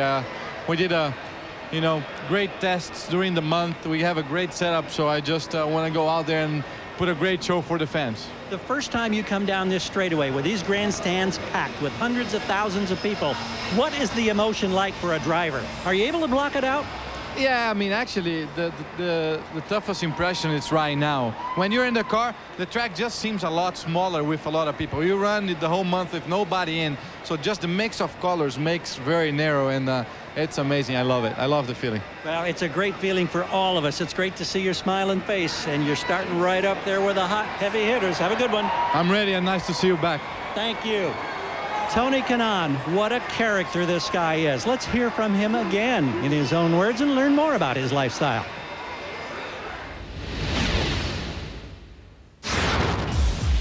Hello, I'm Tony Kanaan from Brazil.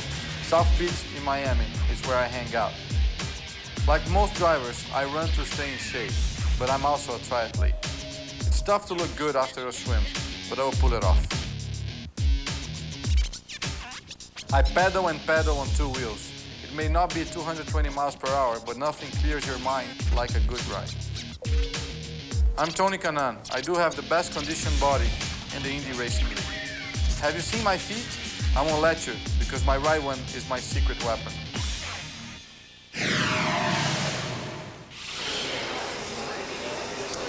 One thing about these race car drivers, they're a humble lot, aren't they?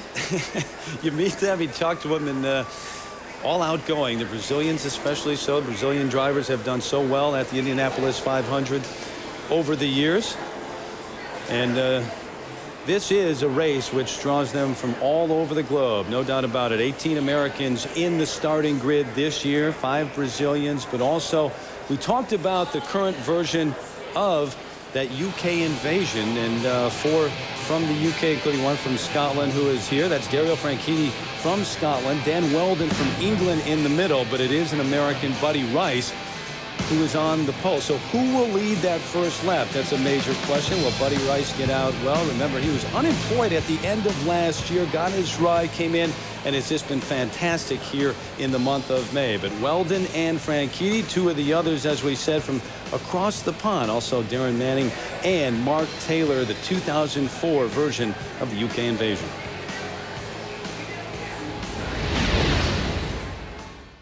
Here he comes, and here is the checkered flag for Jimmy Clark of Doon, Scotland, winner of the 1965 Indianapolis 500-mile race. World driving champion pulling close up to the photographer's stand, jazzing the engine one more time, being presented with a bottle of milk, the Borg Warner Trophy. I think the English just rock.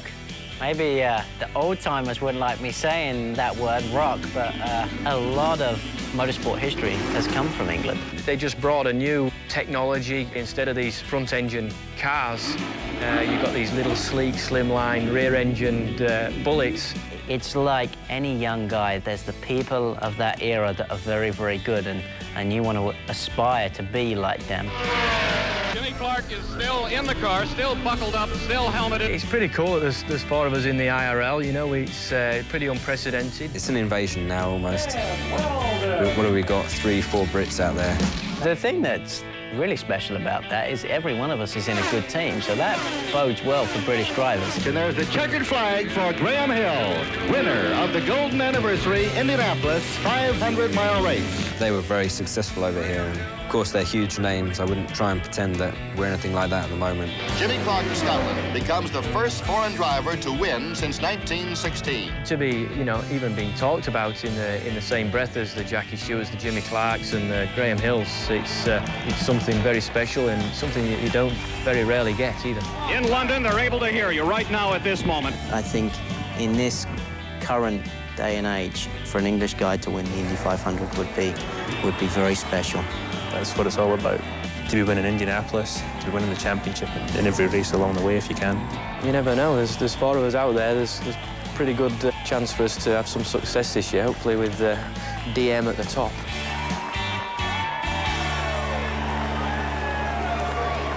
The modern-day racing version of the Fab Four. Interesting, Dan Weldon talked to him the other day. He wasn't aware of the Beatles' body of work. Kids these days. Weldon starting right next to Buddy Rice on the front row, standing by with Jamie Little now. Well, we wanted to talk to Dan Weldon as well, but he's taking a nap right now. So Buddy was there. He's awake and smiling. And Buddy, what happens on days like this? There's a little bit of a delay. Does that change your focus at all? No, I mean, this is standard practice for race car drivers. It's a hurry up and wait procedure, and you know, hurry up, get here, do all your media stuff, and then get ready for the race. And that doesn't happen, so we had to wait. But no, we're ready to go. Ready to get this thing started. What was the first thing you did this morning? First thing I did is I got up, turned on the television, and started getting ready. I didn't do anything too overly exciting this morning. All right, are you ready for today? Yeah, definitely. I think the weather's going to hold out. It's going to be a good day. Obviously, this cloud cover will make it kind of nice, I think, for keeping the heat away. But you know, we'll see. We have a real strong car, Ray Hall Letterman, so we're looking forward to it. All right. Well, best of luck to you, buddy. Thanks for talking with us. Thank you. I'm glad I had time. All right. All right. Todd is with a former champion. From one Buddy to another, the 96 winner, Buddy Lazier. You're one of the few guys who said the rain doesn't really bother you. No, not at all. I mean, I got a good race car. For 2.5 days of practice, we started our program late. I couldn't be happier. So, you know, just ready to go racing. But I know this track crew will get the track just perfect. They won't send us till it's safe. I know your dad's here. Jacques has shown up, so there's a chance he could be riding as well. 2 Laziers on the track at the same time. Yeah, that'd be a tough one for Jock. I know Robbie's in a bind, and it's all good though. And I'm, you know, obviously you really focus on what's on your plate when you're here as a driver, and very focused on my Dreyer Renbold car, and we have Dial as a sponsor on the car, and I think I'm in for a good day. Do you think back to that 96 year, was it the magical run you had, and you say, I got to draw on the same power that whatever I had back then and do it again? I probably learned more from the unsuccessful years. That was a very successful year, but you know, it's the second places. I was twice second here in 98 and 2000, and those are the ones you really think back on, you know, when you just missed winning it again. Buddy Lazier, your 96 champion. Back up to you guys. All right, there's Rupert riding around the racetrack from Survivor, and if you were with us earlier, you know used to pull cable for us last year. Worked for ABC. A lot of the crew guys hitting him up for loans this year. Ashley Judd in the house, the wife of Dario Franchitti. So she will be among the nearly 400,000 people who will watch the 88th running of the Indianapolis 500. Our telecast sponsored by 7-Eleven. Not far away now. Should be about 40 minutes or so until the green flag flies here in Indy. Back in a moment. The Indianapolis 500 telecast, sponsored by 7-Eleven. This ABC Sports presentation brought to you by the all-new Toyota Tundra Double Cab. Not just big, life-sized. 7-Eleven. When it comes to fresh, 7-Eleven has it made. Hungry? Thirsty? Oh, thank heaven. And Weber, over 50 years of grilling passion goes into every grill we make. Back in Indianapolis for our coverage of the Indy 500 telecast sponsored by 7-Eleven. Somewhere there below the Bombardier Pagoda where we are is the Purdue Marching Band set to play taps in just a few moments. We'll have our Memorial Day ceremony as well. The pre-race festivities very much a part of the Indy 500. Hi again, everybody. Terry Gannon with you.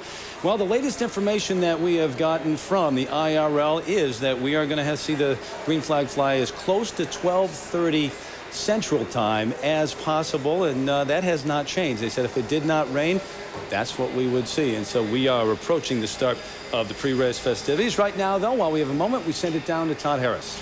Well, Terry Gannon, she has a smile on her face, but earlier in the day, Sarah, not feeling so well. What was the culprit?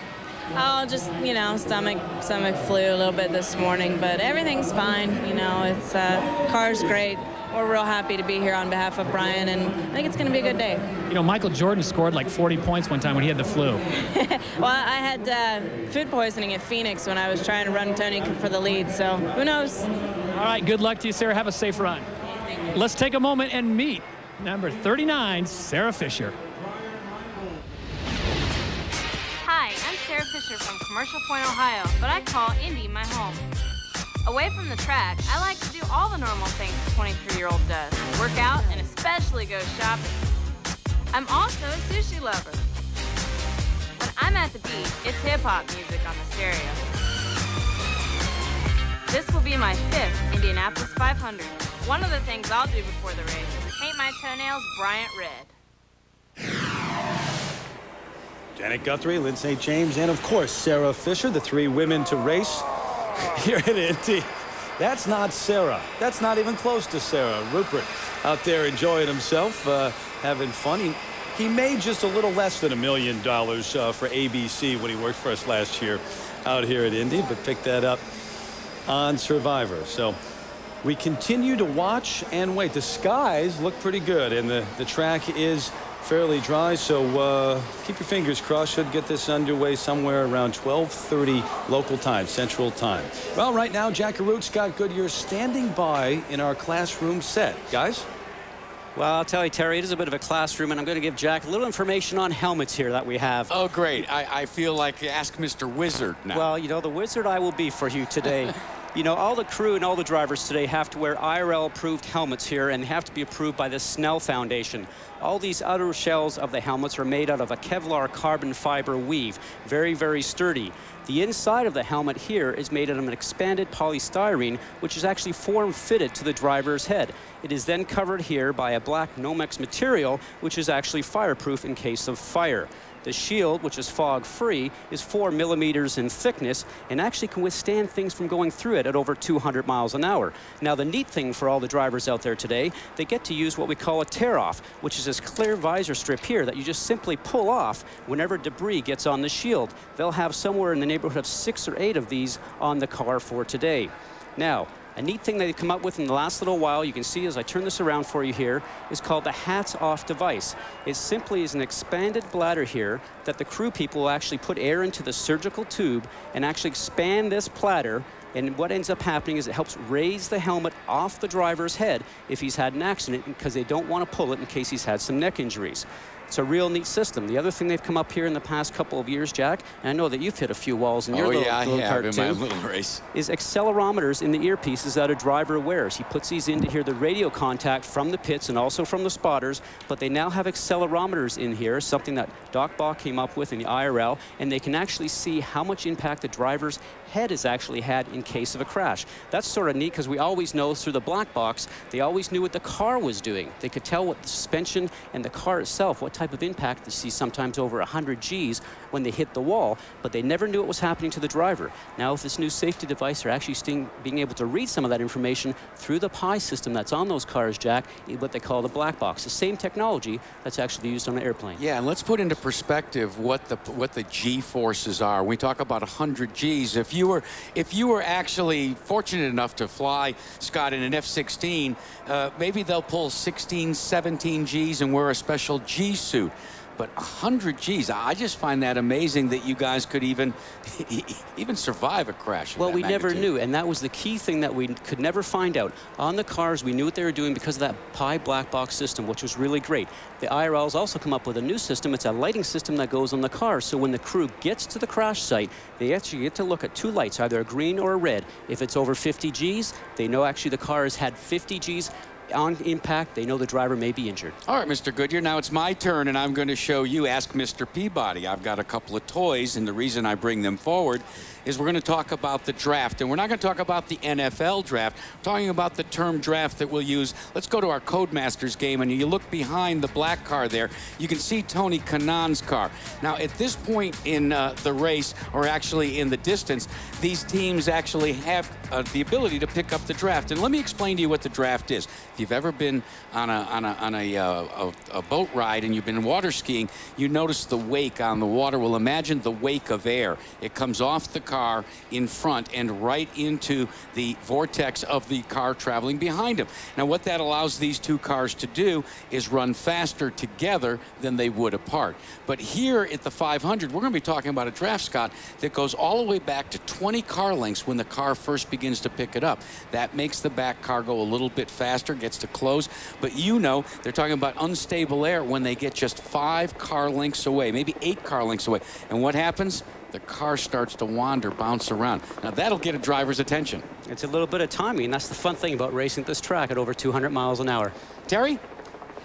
Class no longer in session. There'll be a quiz a little bit later. Paul Page, you're not eligible. You know too much about the Indy 500. Well, we are still waiting. We have gotten some word, though, from the IRL that they expect the cars to roll out in about 10 minutes and then the race to start, the green flag to fly about 45 minutes after that, and the national anthem coming your way at about 12:20 local time. That is Central Time. And of course, Jessica Simpson singing the national anthem this year here in Indianapolis. The rain started early this morning, about 6 a.m. Central Time, and then we had another shower about 9:20 local time, and then it cleared up, and the track has been dry since after the machines have been out there drying it. But we are just waiting for the start of the race, and the cars, as you see, are making their way out to the racetrack, which is a great sign. Talked about Robbie Gordon, the busy day ahead for him, and we'll get an update right now from Jamie Little. Well, he's here in Indy. This is his true passion. 10th year. We're just following him around. He knows all the back ways around here. Robbie, you have a smile on your face. You seem pretty calm for where we are in the race right now, getting ready to start the race. Yeah, we got ourselves in a little bit of a situation here with the Meyer Coca-Cola Chevrolet. This weather's not helping us. We'll see what happens. You know, maybe we'll get the race started and it'll rain halfway through. You never know. That's why they call it racing. There's so many variables and so many obstacles that you have to overcome. But we have good cars on both sides. The singular wireless Chevrolet, we were 5th in the first practice yesterday, so I feel really good about going to Charlotte tonight. And we were pretty good in happy hour, so excuse me, in carburation day here. And I think that we'll have, good, like I said, good cars at both races. So what's your cutoff time today? What time do you have to get in your helicopter to leave here? I need it to be raining about 2:45. Raining? Yeah, raining at 2:45 would be a good deal. So, you know, we'll see what happens. But like I said, I think we got really good race cars. Hopefully it starts raining when we're leading. All right, well, best of luck. You're doing the double today. Nobody else is doing that. Well, thanks. And, you know, it's not about doing the double. I think the most important thing here is I want the opportunity to compete at both races. And, you know, if we get delayed either one of these and race them on Monday, it's not a big deal to me. The biggest thing is racing and being competitive at both of them. All right, Robbie. Well said. We're going to go over to Doc Punch, who's with the reigning champion. Exactly, reigning Indy 500 champion, Jill DeFerrin. And a year ago, Jill, you were preparing to strap into your car in 10th spot, and you went on to win it and sip the milk in victory lane. This day, seeing this crowd, what kind of special memories does it bring back from what happened last May? Well, I tell you, Jerry, it's unbelievable to walk here this morning and feel the energy of the place. And for me, I have great memories about my whole career, but especially winning the Indianapolis 500 here last year. People may wonder, you're at the top of your game. You win the Indy 500, you win the finale of the year at Texas, and then you walk away and retire. Why call it quits?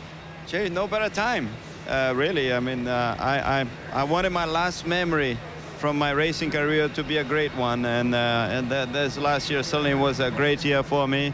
Winning the Indy 500, I finished second in the championship. I've, won my last race, like you said, and ready for new challenges, for new things in my life. I'm a young guy, and we'll keep going. Champ, it's good to be able to visit with you. Congratulations on a great career in IndyCar racing, and we hope you enjoy watching your first Indy 500 today. Thank you very much. Thank you, Jeff. Let's check in with Vince. Sitting here with a gentleman who started this race from the pole just a few years ago, Scott Sharp, a little further back today, starting 20th as they wheel the cars by. What does how does your strategy change with this starting position? Well, it changes a little bit for us, Vince. Obviously, what's paramount here is getting to the end of the race. We need to just do a good job all day long of staying out of trouble, be patient, draft when we can for fuel mileage. The Delphi guys gave me the best stops in the business in Motegi, so we just got to rely on that to hopefully get us position after position and be there for the final run to the flag. You talked about the fuel mileage. The fuel cell 5 gallons shorter this year than it has been in the past. The engine is a little bit smaller. How many more stops under normal circumstances would you anticipate that creating? Somewhere between 1 to 2 without cautions playing into the mix. I mean, I think we could be as high as 8 or 9 pit stops today, but more likely we're looking at somewhere between 6 to 7. Scott, you've been around this race as a driver for a long time, and I know as a fan for a long time. What would it mean to win Indianapolis? It's hard to put into words. Vince, this is my favorite racetrack. I've practiced well, qualified well. I really want to race well, and that's our goal today. And wherever that ends up putting us, if we can just capitalize, run 100% team, and myself, we'll be where we need to be. Scott Sharp in the 8 car with the Delphi sponsorship. Terry? All right, so we are approaching that time. See Sarah Fisher walking out as the machines are already out, getting in position on the racetrack. Fisher going out to her car. You heard just a few moments ago that she is not feeling well, so you wish her the best at the start of this race. Well, the dignitaries in place, including Rupert and James Garner, some of the celebrities here, Mario Andretti, and there's Buddy Rice, who is on the pole. Nick Lachey, Darren Manning, who's a pretty good golfer, by the way. Robbie McGee with his fiance, Al Unser Jr., Ashley Judd. We're getting set for the 88th Indianapolis 500. If you thought Andy Sipowicz was tough, wait until you meet the real men and women of the real NYPD. Buckle up for a wild ride. NYPD 24/7. ABC starting Tuesday, June 22nd. Meanwhile, we continue to count down here at the Indianapolis 500. Telecast sponsored by 7-Eleven. The green flag to fly perhaps in about 40 minutes or so. Could be sooner than that. Right now, probably a little sooner than that, as a matter of fact. Florence Henderson is Brady singing at the moment. You see the helicopters coming in, all the pre-race festivities already underway. Memorial Day weekend, of course, and yesterday the dedication of the World War II Memorial in Washington, D.C., the 60th anniversary of D-Day coming up this week, and certainly our thoughts and our prayers with those fighting and dying in Iraq and Afghanistan, and all of those who did so in past conflicts.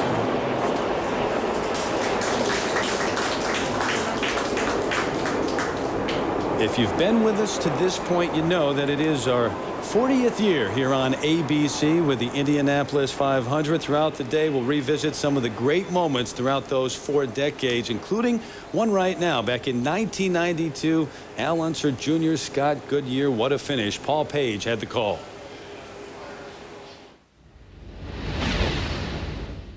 And Scott Goodyear is now right there, right behind Little Al. He follows Little Al down the main straightaway. Anywhere Little Al goes, there is Scott as well. And further, then you weave back and forth like that. You scrub off a little bit of have to follow him because he needs the drafting. Scott Goodyear, of course, a Canadian early in his career. You see him setting up Little Al now. He seemed to kind of give you the feeling that things were coming easily for him. Then he had a long period there, 2-3 years, where just couldn't get any result at all. Suddenly he's vaulted back to this moment. He can see the possibility of winning the Indy 500 if he can make one pass. But he has got to pass one of the savviest, canniest, and most determined drivers in the business. A lot of that's going to come from the old sprint car days. That's where Little Al came from, was go-karts and sprint cars. He's got a lot of savvy on how to keep somebody from passing. The 198th lap in the record books. On this lap in 1989, Emerson Fittipaldi and Little Al touched wheels. Little Al hit the wall. Fittipaldi went onto the west. Scott Goodyear still trying to catch him.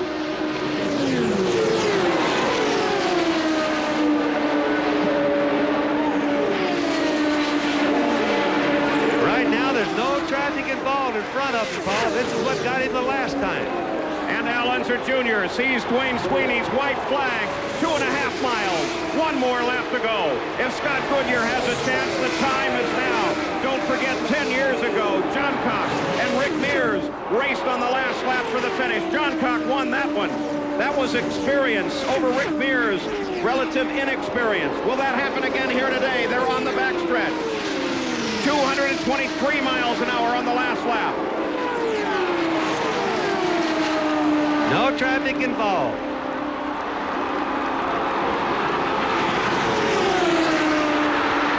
They make the turn for home now. On the main stretch, Scott Goodyear closes in. He looks for a place to come by. Scott Goodyear tries it, but no. I believe that's the closest finish in Indy history. Closer than the race 10 years ago when John Cox beat Rick Mears. 10 years ago when Little Al was new to this track. And now, Al Unser Jr. is a winner at the Indianapolis 500. And, you know, I've tried time and time again to change the narration on that to Scott's advantage, but it always ends up the same way. Well, I appreciate that, Paul. You know, the funny story about that is that they came up with so many prints after that finish, the closest finish, but I used to always take mine and turn mine upside down in my office because the blue and silver car always lead the blue and white car. That would work for you. It was, you know, change your life finishing second. They say it changes your life finishing first, but it was a neat finish, and a lot of people still remember that. Obviously, I do, but, you know, we raced to second place. You put a good face on that, but how much did it hurt?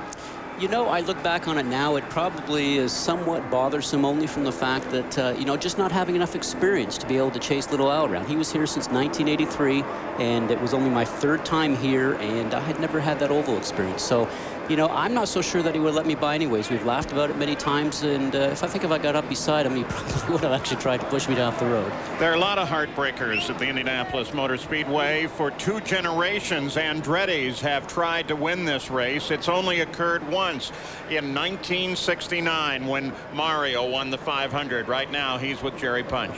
Exactly, Paul. Mario Andretti, one of the most recognizable names in the history of open wheel racing, won that day over Dan Gurney and A.J. Ford. And Mario, when you come back here on race day, do you revisit those memories of 1969? Oh, you always do. I mean, I've had such great memories here.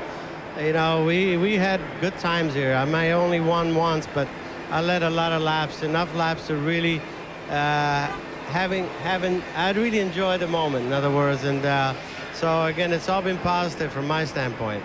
Michael raced here 14 years, led 426 laps, and yet couldn't quite get to victory lane. How tough was that on the Andretti family? Well, it's always tough because you know that you can do it, you know that you're so close, and then somehow it's not in the cars. But you know, Michael, again, he's very happy with his new role now. He felt that okay, if he couldn't win it as a driver, he certainly was capable.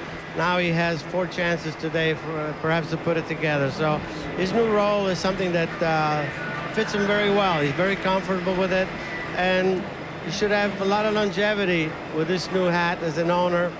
And who knows, he may win it. He may have a record in that respect. You know, he'll compete maybe with Roger Penske in that respect. Mario, thanks for your time. Good for the visit today. My pleasure. The belief down here is that Michael Andretti will indeed visit victory lane today for the first time here, this time, though, as an owner. Let's check in with Gary. Well, we've got former winners everywhere you turn down here, waiting it out, getting ready to go. Elio, you won it your first 2 times. You finished second. Last year, dare we say it, but nobody's ever done better in the first 3 years. So what do you do for an encore here today? What's in your mind? Oh boy, it's just to repeat exactly what I did in the past few years. We know the competitors are very strong, but again, it's just a matter of be patient, and those guys here at Marlboro Team Penske, they know how to put you in the right place on the right time, and just gonna try to do my best and follow the same plan that I did the last 3 years. Tim Cindric just called all of your team together here just moments ago. What kind of words of encouragement does he offer in that scenario? I mean, we want to try to make sure that we just be calm, you know. You saw in the pit stop competition, we did another record, you know, 8.2. That was incredible. And we don't need to do that now today. We just need to be consistent, and those guys know what they're doing, and just giving like a boost up, and last little tips always helps, and even for the driver. Have you been practicing your fence climbing skills, because you've had a little hiatus here since we last saw you up on the fence? That's right. Last time I climbed, but actually with Jill right after the race. But I don't want to have nobody with me now. I want to go by myself and my team. But you know, whatever happens. I'm going to do my best to do it again. Have a safe day. Thank you. That's Helio Castroneves. Todd?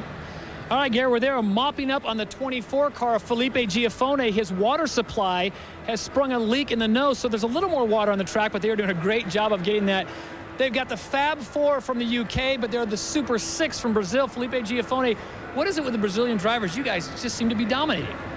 Well, I don't think it's not like that, you know. We're just being lucky, you know, and the funny thing is that we've been pretty much racing together for a very long time, all the 6 drivers, you know.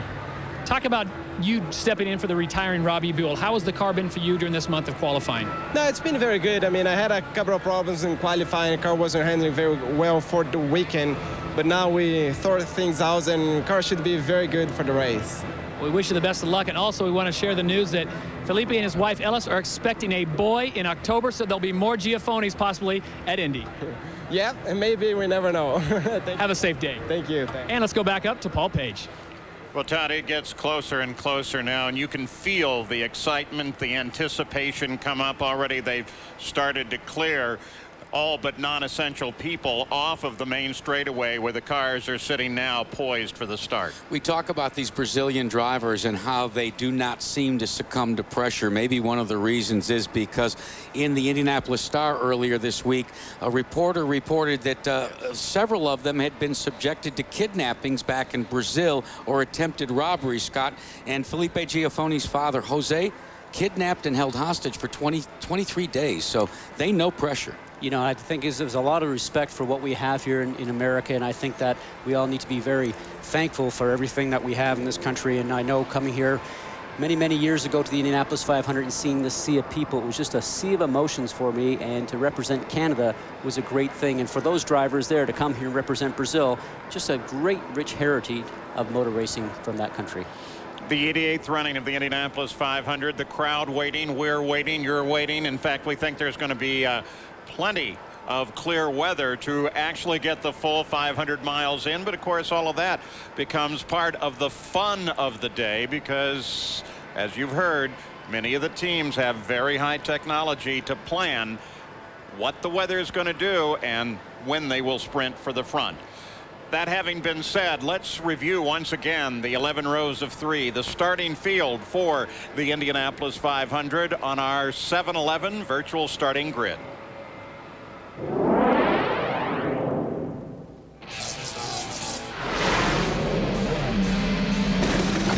Buddy Rice, car number 15.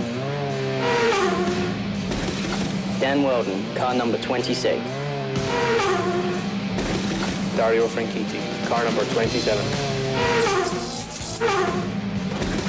Bruno Junqueira, car 36. Tony Kanaan, car number 11. Adrian Fernandez, car number 5. Vitor Meira, car number 17. Helio Castroneves, car number 3. Kosuke Matsuura, car number 55. Thomas Scheckter, car number 4. Sam Hornish Jr., car number 6. Roger Yasukawa, car number 16. Scott Dixon, car number 1. Mark Taylor, car number 2. Darren Manning, car number 10. Ed Carpenter, car number 52.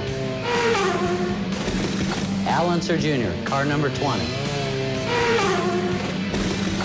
Robbie Gordon, car number 70. Well, every one of those faces you look at, there certainly is a story there. As we go further through the grid, Sarah Fisher, who wasn't feeling well this morning, go down to the 8th row. Larry Foyt, a rookie, very close to A.J. Foyt the 4th, who will start on the outside of the 7th row. Brian Herta, Alex Barron, they've never won. Back in the 9th row, there's Felipe Giafone, Tora Takagi, and Greg Ray, who has been incredibly fast despite very short practice time. Buddy Lazier, former winner. Jeff Simmons, a rookie. Great guy, though. And Richie Hearn, who won in the IRL at Las Vegas several years ago. And in the 11th and final row, there's P.J. Jones, the rookie, 45-year-old Marty Roth, and Robbie McGee in the 33rd and last starting position. So we get closer and closer, though. There is a report now that there's a front out there, maybe 80 miles away. Who knows what the tactics become for this running of the 500. We'll be back with more of the Indy 500 telecast, sponsored by 7-Eleven.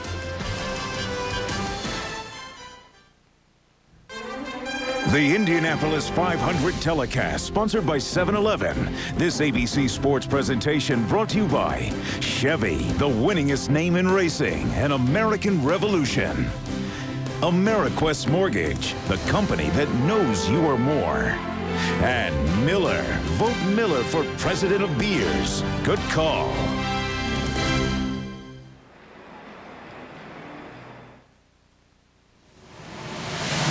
The Indianapolis 500 is a Memorial Day tradition. There is no bigger crowd in any sporting event on any day than comes to the Indianapolis 500. And in the preliminaries to the race, there's all kinds of bands and this, that, the next thing, flyovers and so forth. And then just before the race starts and the invocation is given, everyone is asked to stand while taps are blown. And 350,000 people shut up. It's dead silence. It's an incredible feeling. I get emotional, I think of it. And then the race starts. It's quite a day.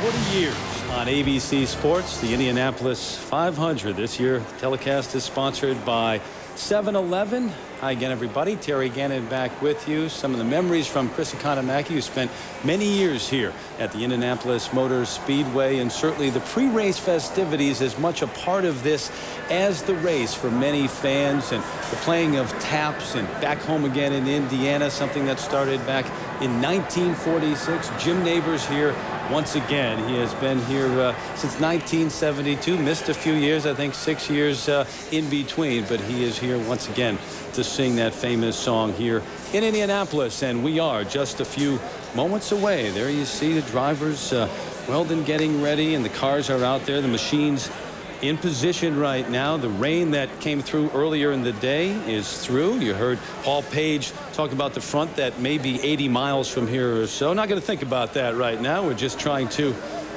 get this underway, and Tony Kanaan waiting. These must be agonizing moments for these drivers and the crews and the team owners who have been here throughout the month of May preparing for the Indianapolis 500. Right now we send it to Jamie Little. Well, Greg Ray, this whole deal has come together last minute. By far, he has had less laps than anybody else, less than 50 laps. I know you guys are still putting stickers on. How are you feeling right now, and have things come together the way you'd like it? Well, we know we have a great team, and we know this awesome Honda power is the best package out there, the G-Force and the Firestone tires. So, you know, it's Indy is very exciting, and it's been an exciting month for us. And you know, we didn't know this until Monday that we were going to put Rent-A-Center on the side of the car, University Loft, and before MasterCard. So hopefully we'll have a great showing here and be able to take them on for the rest of the ride this year. All right, Greg Ray, 8th start. Jamie, Jessica Simpson will sing the national anthem with, boy, that must be a daunting task with almost 400,000 people here in the Indianapolis Motor Speedway. And that is just a moment from now. That's a great scene. These people, nearly 400,000 people. It's amazing how easily they get them in and out of here. I mean, obviously you have traffic problems getting to the Speedway, but not nearly as bad as you would think. And getting them out, one of the great memories that Jim McKay, if you were with us earlier today, that he has of Indianapolis and the Speedway here, the people leaving and how people leave having a good time with smiles on their faces, and it's very orderly. Right now, we send it over to the public address announcer, Dave Calabro. Ladies and gentlemen, race fans, we appreciate your patience this morning as Mother Nature has messed with the schedule a bit this morning, but I think we're back on track. Ladies and gentlemen, at this time, I ask you to please stand.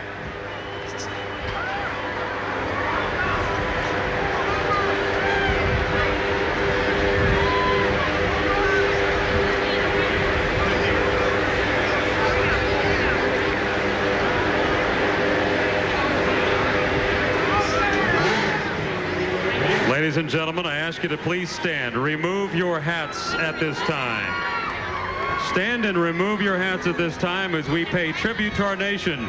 The national anthem will be followed today by a flight of F-16s from the 122nd Fighter Wing of the Indiana Air National Guard from Fort Wayne. And now, here to sing the Star-Spangled Banner. Ladies and gentlemen, here she is, Jessica Simpson.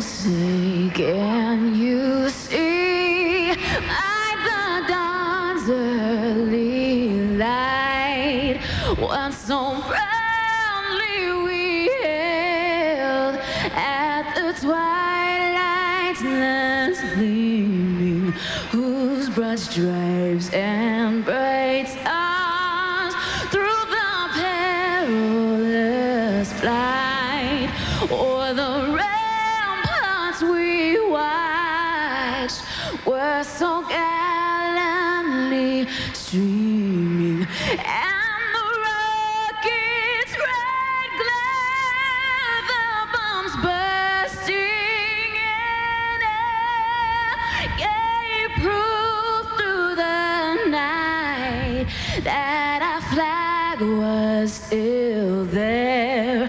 Oh, say does that Star-Spangled Banner yet waved o'er the land of the free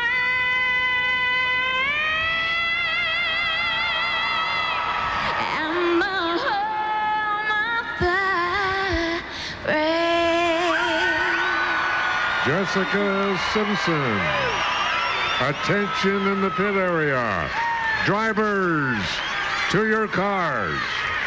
Drivers, to your cars.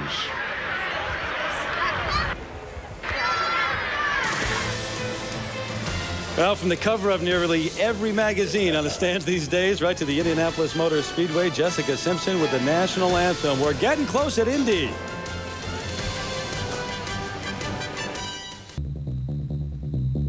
There are only a few universal truths of human nature. This is one of them.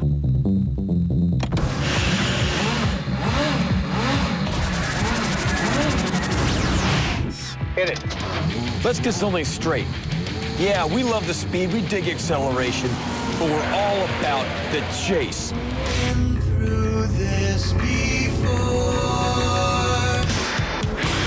Adrenaline pumping, pedal stomping. We're not hunters and gatherers. We are chasers. We chase down the bad guys, chase girls, chase boys, chase our dreams. It's not the thrill of the capture, it's the thrill of the chase. Doesn't matter where you look, you'll find us chasing something. But once a year, it all comes together.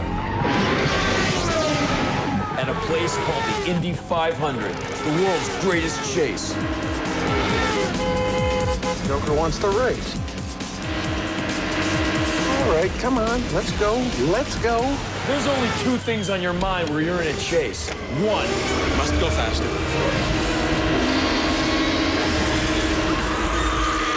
And two. You better win, that's all I know. You better win. Punch it, man, just punch it, go. Now that's how you supposed to drive. From now on, that's how you drive. But this is Indy, the Big Daddy. Everything is amped up and these drivers are getting after it. On green, I'm going for it. Chasing immortality, chasing the odds, chasing history. They've been chasing here at the Brickyard for a long time, and they'll be chasing here well into the future.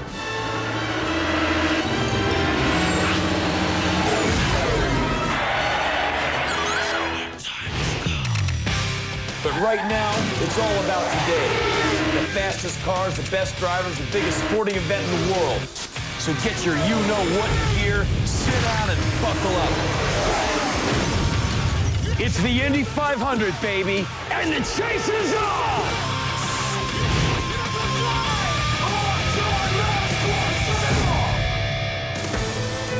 Nearing the start of the 2004 version of the Great Chase, the 88th edition of the Indianapolis 500, telecast sponsored by 7-Eleven. Getting close now to the green flag. Back to public address announcer Dave Calabro. Ladies and gentlemen, here to remember the men and women who made the ultimate sacrifice in serving their country is General Bill Beggart, Commander of Pacific Air Forces. Good afternoon. 400,000 patriotic American citizens join me here at the Indianapolis Motor Speedway to witness the 88th running of the Indy 500. But before the drivers start their engines, we ask all of you here and at home to remember the men and women in uniform who have paid the ultimate price fighting our nation's battles. Tomorrow we celebrate the most solemn of American holidays, Memorial Day, the only day each year where we pay tribute to our fellow citizens who have given their lives defending the precious liberties that we enjoy every day. To remember them, I ask Americans everywhere to join a national effort tomorrow at 3 p.m. to pause for 1 minute and reflect on those who made the ultimate sacrifice in defense of our country and our way of life. One nation, one moment. Let us never forget. Thank you, and God bless America.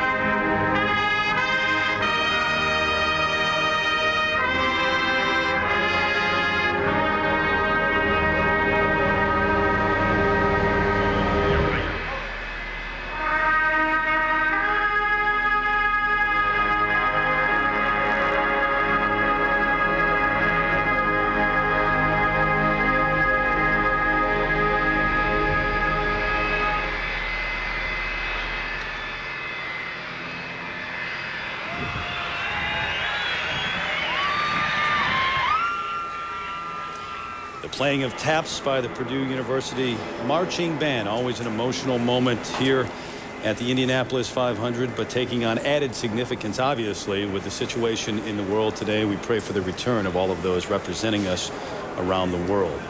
Right now, let's get the latest on track conditions and when we can expect the green flag to fly from Todd Harris.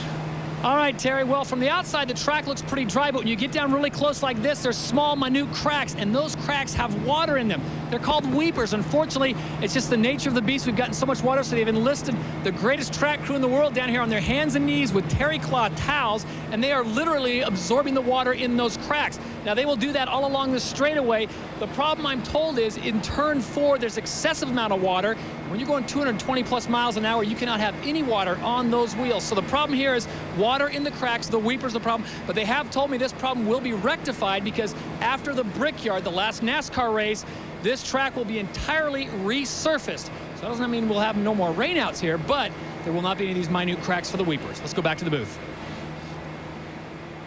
Well, there they are continuing to work on several areas of the track. And Scott, this whole stop and go thing has got to be driving the drivers just crazy.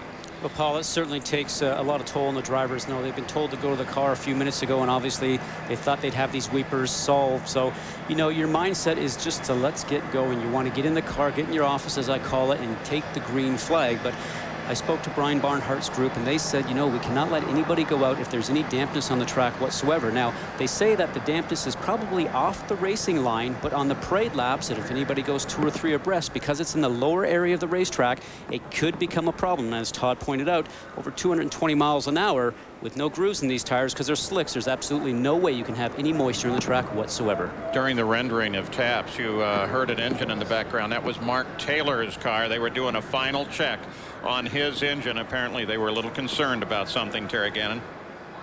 Well, final preparations underway. There you see machines being put into line 3 abreast for the start of the Indianapolis 500. We're back with our coverage right after this message from your ABC stations.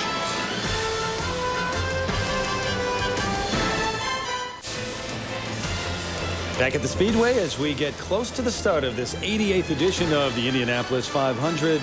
Telecast sponsored by 7-Eleven. Great aerial views courtesy of AmeriQuest Airship Freedom. Appropriately enough, on this Memorial Day weekend, the festivities underway, maybe 10 minutes away or so from Jim Neighbors singing Back Home Again in Indiana. While we have a moment, a reminder, Los Angeles, it's a city of dreams and murder. And you've seen it from a helicopter on the 5 o'clock news, but now Peter Jennings takes you to the street. Don't miss LAPD Tuesday at 10, 9 Central on ABC. The gentlemen who will call this race, Paul Page, Jack Root, and Scott Goodyear. We send it to them with the second most important phrase in racing. Who do you like? Well, and maybe the most dangerous time for the broadcast team during the running of the 500 miles. What's your picks? We chose several categories, actually. The winner, the dark horse, and the rookie of the year. Now, the rookie of the year is, in fact, a subjective decision, so it's a little harder. That, oh my goodness. My pick is sound asleep, but that's the way Rick Mears used to handle tension, too, and he, after all, won 4 of them. Koski Matsura, that would be my dark horse. And then I think Darren Manning is going to be my guy for the rookie of the year. He's been around. He talks to everybody. He's just so friendly, so personable. That's the way I'm going. Well, I'm going to go really with the favorite. For my pick for the winner, you got to go with Dan Weldon. He's had such a great early part of the season. This is the 4th race, and he's had a 2nd, a 3rd, and a win. And then for my long shot, Roger Yasukawa, making his 2nd start here, said he learned an awful lot on how to deal with the pressures of the Indianapolis 500. And then, of course, you've got to go with the rookie of the year, Scott. It's got to be Ed Carpenter. Well, you know, the way I look at it right now, my pick to win has to be Adrian Fernandez. I know he came into the series late. He's got the Honda power. He's matured, 40 years old. I know it's only his 3rd start, but you know something? I just feel good. He's been fast all month, along with his teammate, Koski Matsura. To come in, I would say, for a dark horse, Buddy Lazier. You know, came here late. 5 laps, though. I'll tell you what, this guy was up to speed very, very quickly. I like his lines on the racetrack. He's smooth. He's got that classic Rick Mears lines. And for a rookie, Ed Carpenter logged a lot of miles underneath Eddie Cheever. And I have to say that he looks very strong also. We'll see if the Chevrolet power can keep him up front. Yeah, count on the Canadian to have all those kind of specific reasons, and Jack and I are just out here flying free. Well, you always have to worry we don't get the opportunity to re-bracket like you do after the 1st round of the NCAAs. Okay, rookie Terry Gannon, how about you? Say it with feeling. Do you really care who I like today? I'll tell you anyway. Yes. Thomas Scheckter is due. He's led the most laps the last couple of years without winning. So forget about the rookie. Forget about the dark horse. It is all Scheckter today here at Indianapolis. Going to take that splash of milk and get his face carved into the Borg Warner Trophy for the very first time. Watch out for Sam Hornish Jr. too. As you look at my dark horse there, Vitor Meira is that one. Very dangerous rider here at Indy. And again, they are continuing to try to dry this track. We thought it was dry, but then you heard the report just a few moments ago from Todd Harris. Some little bits of water still on the track. As you look at David Letterman, Buddy Rice, of course, on the pole and driving for the Ray Hall Letterman team. But Tony Kanaan, we saw him sleeping just a moment ago. Right now, let's get on to Dr. Jerry Punch. Well, thank you very much. You know, whether Tony Kanaan wins the Indy 500 today or not, he has already made a huge difference in someone's life here in the month of May. On Thursday, May 20th, Tony Kanaan went to Methodist Hospital to visit the children there. He was deeply touched by the story of a 15-year-old girl from Decatur, Indiana, who was in a coma by the name of Andrea. Before he left that day, he went to her father and took off his special charm, a necklace he had worn for 5 years in racing. He said, "This is what gives me strength. It makes me strong. It allows me to win. She needs it here today." He gave the necklace to Andrea. A couple of days ago, that father came here and told Tony Kanaan that his daughter is now awake and will make a 100% recovery. Andrea will be fine, and we are told she will be watching Tony Kanaan here today. If you needed a reason to cheer for Tony Kanaan in this race, you now have one. That is just one of the many stories we'll be following as we get set for the 88th running of the Indianapolis 500. The Indianapolis 500 telecast, sponsored by 7-Eleven. This ABC Sports presentation brought to you by 7-Eleven. When it comes to fresh, 7-Eleven has it made. Hungry? Thirsty? Oh, thank heaven. Honda, proud sponsor of the Indy Racing League IndyCar Series. And Firestone. For more information on Firestone tires, visit your local Firestone retailer. Back at Indianapolis with a reminder, Game 1 of the NBA Finals tips off next Sunday night on ABC. Not sure who's going to be there, but make sure you are, either the Lakers or the T-Wolves, or the Pistons, Pacers. Tonight, Game 5, of course, the Eastern Conference Finals, Pistons and the Pacers. Final battle beginning next Sunday night at 8:30 Eastern right here on ABC. Scott Sharp's visor cam, and Paul Page was talking about how far the technology has come throughout the years, not only for the machines and the Speedway and the IRL, but also for our coverage over the course of 40 years. Right now, let's send it over to Gary Gerald. Terry, we're down here in the front row alongside Dario Franchitti's car. One of the major changes this year at Indianapolis is a rules package that the biggest change impacts the power plant. It has been reduced by a half liter. 3.5 to 3 liters means a reduction in horsepower underneath this bodywork of about 90 to 100 horsepower. But there have been some aerodynamic tweaks that make these cars edgier than they've ever been in the past. The idea to slow these cars down, which they've done this year by about 10, 12 miles per hour. But take a look right on the center spine of the race car, all the way up here to the dash and all the way to the back, a 1/4-inch wicker. If the car gets sideways, it deflects air. The design purpose is to help keep this car glued to the racetrack, not get airborne. There is another one underneath the car on the skid, a curvature of just over a 1/4 of an inch. You can't really see it from here. You could barely discern it. That also designed to deflect air. If the car goes sideways, it keeps these cars on the ground. And one other change can be found here at the rear, underneath the rear wing. They've added a 1/4-inch rear wicker. You can barely discern it right along here. This creates drag. It's designed to slow these cars down. If they had not made these changes this year, these cars, they believe, would be running very close to 240 miles per hour. Pole speed turned out to be 222 this year. Race pace, well, a lot of conjecture with the changing conditions. It may be somewhere around 211 miles per hour. So significant changes, primarily designed to keep these drivers safe. Vince? One of the great driver stories here, and guys in the booth touched on it as maybe one of the Rookie of the Year favorites, Ed Carpenter. He has dreamed of running this race since the first time he got behind the wheel of a quarter midget at the age of 8. And it's a special story. This is his backyard, literally and figuratively. His stepfather is Tony George, his mother Laura George. They own the Indianapolis Motor Speedway. And Ed, finally realizing the dream as you sit in the car strapped in, ready to go. What are the emotions you're experiencing now? I've been waiting for this day for a long time. I'm really excited. I mean, I almost got tears in my eyes when I came out after driver announcements, and I'm just ready to get this thing going. Hopefully the rain will stay away. We can put in 500 miles. What are your thoughts as you get ready to look at this 500 miles? What's the part of the race that concerns you the most? I just want to hang around and be there at the end, position myself to be in a position to make a run at the end. And the first part of the race is just strategy. Ed Carpenter in the 52 for a former winner here at Cheever. Todd? Well, the 51 driver right now is Alex Barron, strapped in, very comfortable. The 2002 IRL Rookie of the Year. Alex, your final thoughts as we get set 5 minutes out. Well, it's been a little bit of a delay, but I'm happy to see we're going to get the race off today, and we're going to try to move forward as quick as we can. The Red Bull car is extremely fast. You've had some good qualifying this month, a few incidents, put all that behind you. Now it's just time to go.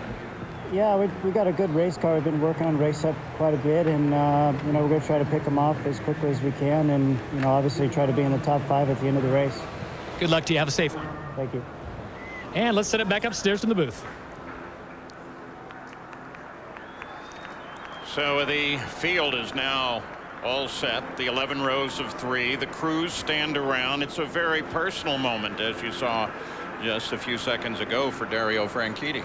Well, and then on top of it all, with what Ed Carpenter said, you know, he had tears in his eyes. When you have a lifelong dream as a youngster, and now it comes to full fruition, he had to wait a little longer, Scott, but he is going to get the command to start engines that he's dreamed about since he raced those quarter midgets at age 5. Always a thrill, you know, and no matter how many times you've been in a race car, nothing prepares you for the start here at the Indianapolis 500. You know, 3 abreast start, only place like it in the world. There are the Delphi track conditions. The Air 76 track just a little bit warmer and a light wind out of the southeast. Those look like pretty good conditions to go racing in the 88th running of the Indianapolis 500-mile race. Anticipation now as Jim Neighbor is about to take to the microphone. 2.5 miles around this place. It's called an oval. It's really a rectangle, Scott. Paul, the most famous racetrack in the world. Every driver who races a car would like to come here. All the problems have been down in turn 1 this month with anybody having any accidents, simply because it's the bumpiest part of the racetrack. Turns 3 up here that you see, turn 1 and 3, 225 miles an hour going into the turns this day. It will be a very fast track, a lot of drafting going on, a lot of strategy you heard Ed Carpenter mention. And so now the crowd waits. We wait, you wait. Look at that magnificent view from high above the Indianapolis Motor Speedway. Every year there are traditions large and small. Those that each individual fan has as they come to the track and go back to their traditional seat. And then, of course, there's the rendering of Back Home Again in Indiana by Jim Neighbors. The crowd loves it. Here's Tom Carnegie. His voice has become an institution at this 500-mile race. Here to perform Back Home Again in Indiana is our good friend, Mr. Jim Neighbors.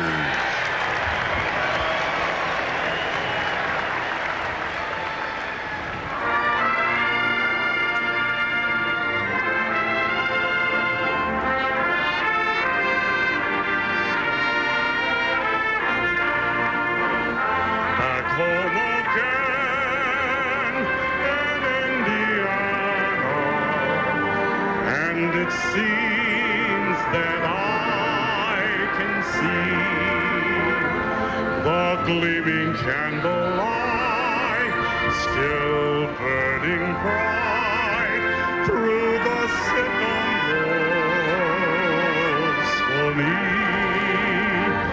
The new mown hay sends out its fragrance through the fields I used to roam when I dream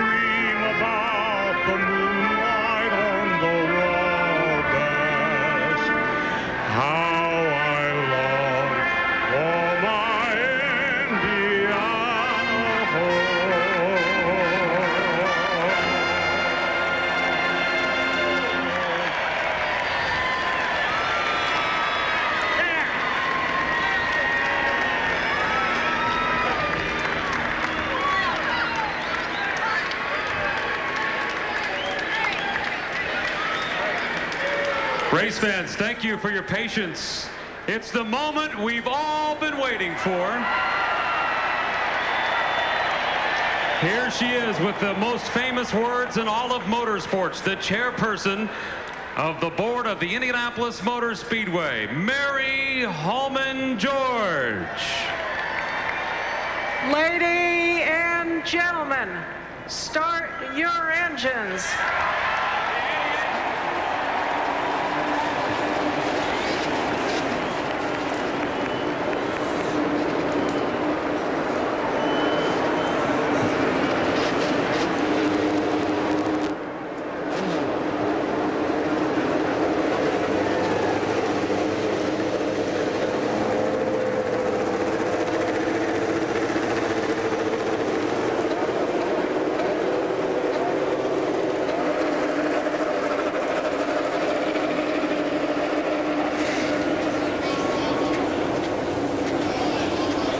One of the great moments and scenes in all of sports every single year on Memorial Day weekend. The engines are running at Indy. The prep time, the pomp, all the pre-race festivities, they're over. It is race time here in Indianapolis.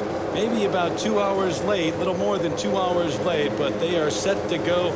So are the men who will call the action. Paul Page, Jack Arute, and Scott Goodyear. Gentlemen. Well, we're about to see that incredible moment when the field erupts into raw speed at over 200 miles an hour. All 33 of them closely packed together. Paul, more than 45,000 miles have been run in practice. That's twice around the world. But these 500 miles are the ones that will be most impactful. And Jack, I'll tell you, the start, like we talked about before, is always very difficult. 8 rookies in the field today. Their first time coming down 3 abreast on a very narrow racetrack, only 50 feet wide. The rain may have already caused some problems. Several cars, you saw Sam Hornish, this is Scott Sharp, of course, that have not yet started. Well, now Scott Sharp gets away. Have moisture in the air, the engine's sitting for a long time. A number of the teams warmed their engines, trying to get the oil temperatures up. Now the field rolls. Always love it, too, when the safety crew stands out at the edge of the racetrack. Morgan Freeman, the Corvette convertible, the official pace car of the 2004 Indianapolis 500, and Morgan Freeman is at the wheel. There is the field. He mentioned earlier what it must be like to look back in those rear view mirrors. He's doing it now. I want to give you a long shot that you want to watch, guys. Number 13, Greg Ray. Jamie Little talked to Greg, talked about the fact that he only had 30 miles of practice before he made it into the field. Financial woes have befallen the Access Motorsports team. He told us all that he has to finish 10th or better today just to continue through the season. How'd you like to go to work that way tomorrow? And Jack, the interesting thing for Greg Ray is that he's not only a driver, but as you mentioned, he's a driver owner. And for the 2 weeks before he got on the racetrack, he was actually in the office on the telephone every day trying to get some sponsorship to get this program underway. And then he comes in here and just turns his hat over and ends up going out there and going quickly so fast. Amazing feat. The safety crews out at the edge of the track. A final salute to the drivers as they come by. Parade cars out in front of them. Look at the fans. Yeah, boy. They know the moment is coming.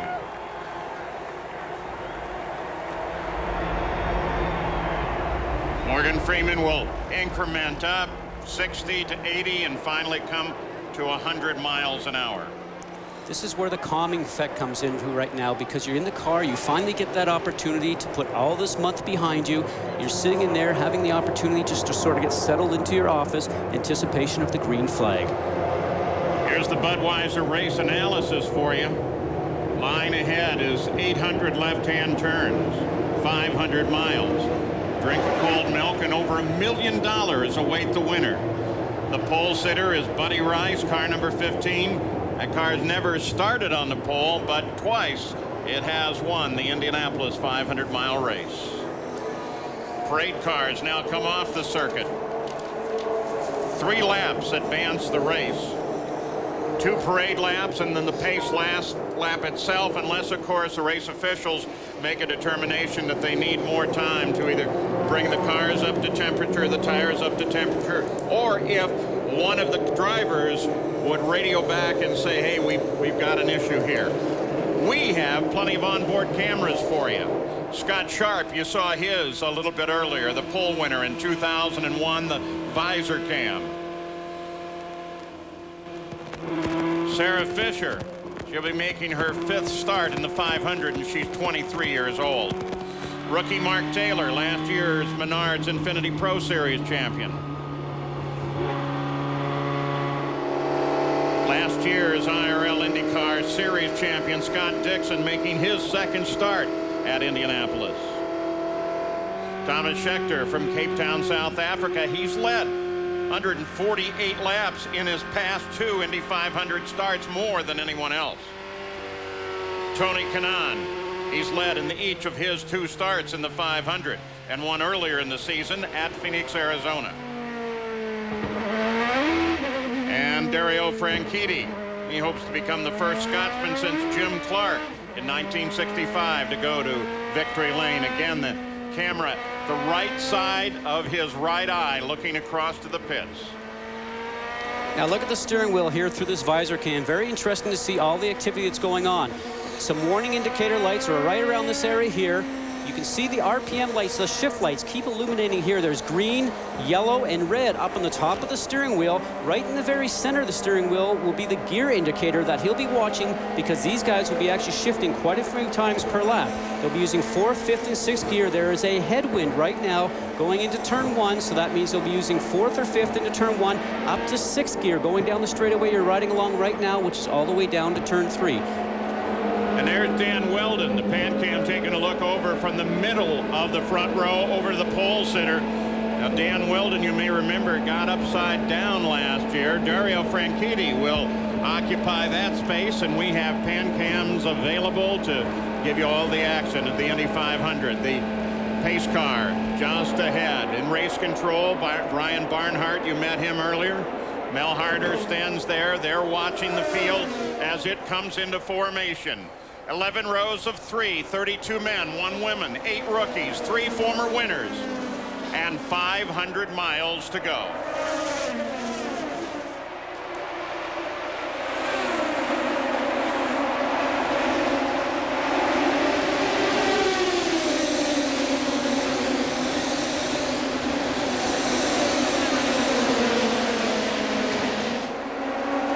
All over the place on the start.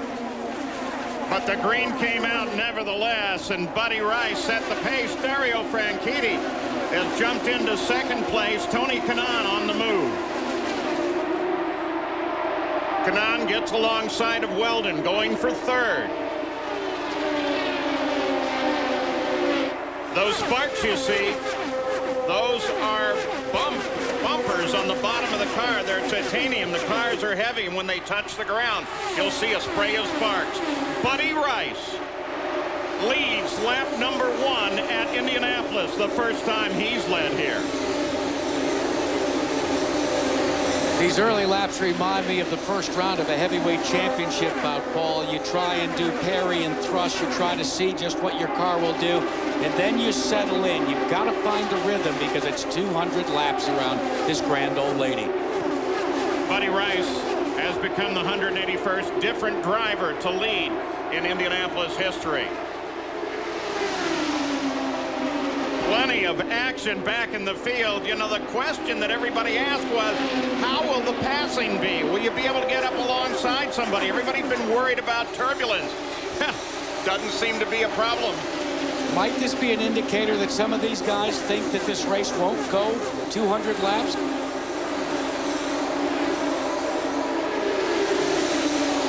Rice, Franchitti, Kanaan, Weldon, and Castroneves, the top 5, side by side and one once again. This is incredible. Settling into a pace right now. That's what these guys will be hearing on the radio from all the team managers and their spotters. Let's pick up a pace guy, try to conserve a little bit of fuel. Jack, you talked about a short race. That's probably what they are thinking about right now. And if they can actually maybe squeak out an extra couple of laps on a fuel tank, maybe that might just keep them on the racetrack during a green session. two Target Chip Ganassi cars have been running right together. Scott Dixon and Darren Manning fighting one another. Already, Access Motorsports car number 13 at Greg Ray, a report that the engine might be going sour. He's got to finish in the top 10. Boy, that would be real tough on that team in Greg Ray. Look at this as Herta gets inside of rookie Ed Carpenter and then tries to get down even further. Well, Brian Herta told us before we went on the air with the green flag that he was going to try and get up with his teammates. He didn't get to qualify on the first day. He is really rolling along. But what you saw right there is the one thing you have to worry a little bit about. You take a run on somebody, you can't get it done, and you're going to lose momentum. Well, not only momentum, but you end up on the low side of the racetrack like Herta almost did going into turn 3.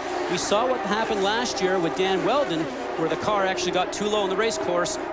Tight line going through the turn and end up going upside down. Out of nowhere, here comes Tora Takagi. He's on the fly, the 12 car. I don't get it. I thought we were all supposed to settle in. Scott Sharp goes to the inside of Brian Herta. A.J. Foyt IV trying to do likewise.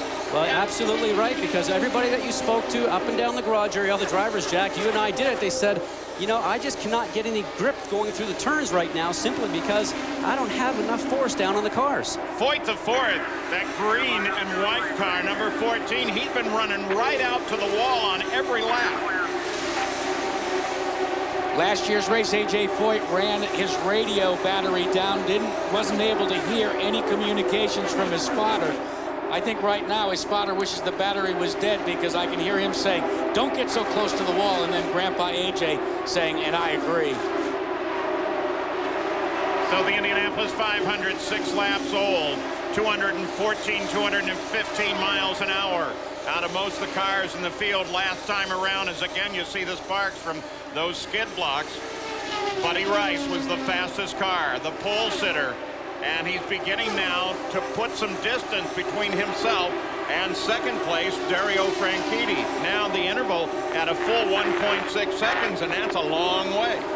Buddy Rice grew up, Paul, very enamored with both drag racing that his father did as a hobby and baseball. When he was a sophomore in high school, his father said, look, buddy, you're going to have to choose one or the other. He wanted to go for baseball, but he chose auto racing to stay close to his dad. I think today he's happy he made that decision. Fight for second place, Franchitti with his teammate, Tony Kanaan, right behind him. Another member of that team, Dan Weldon, sits in fourth, back with the visor cam. What a ride this is right now. We talked about those shift lights. You can see them going from the green, yellow up to red, and that's when he'll select another gear. The bright red comes on, and then he gets up to fifth gear going through to turn 3-4 complex. We talked about that wind. He'll be using the gear lever on his right-hand side down over in this area here. Sometimes as many as 3 or 4 times per lap. Guys, they might end up with almost 2,000 shifts over this entire race. You see that 2.2 in the center of the wheel.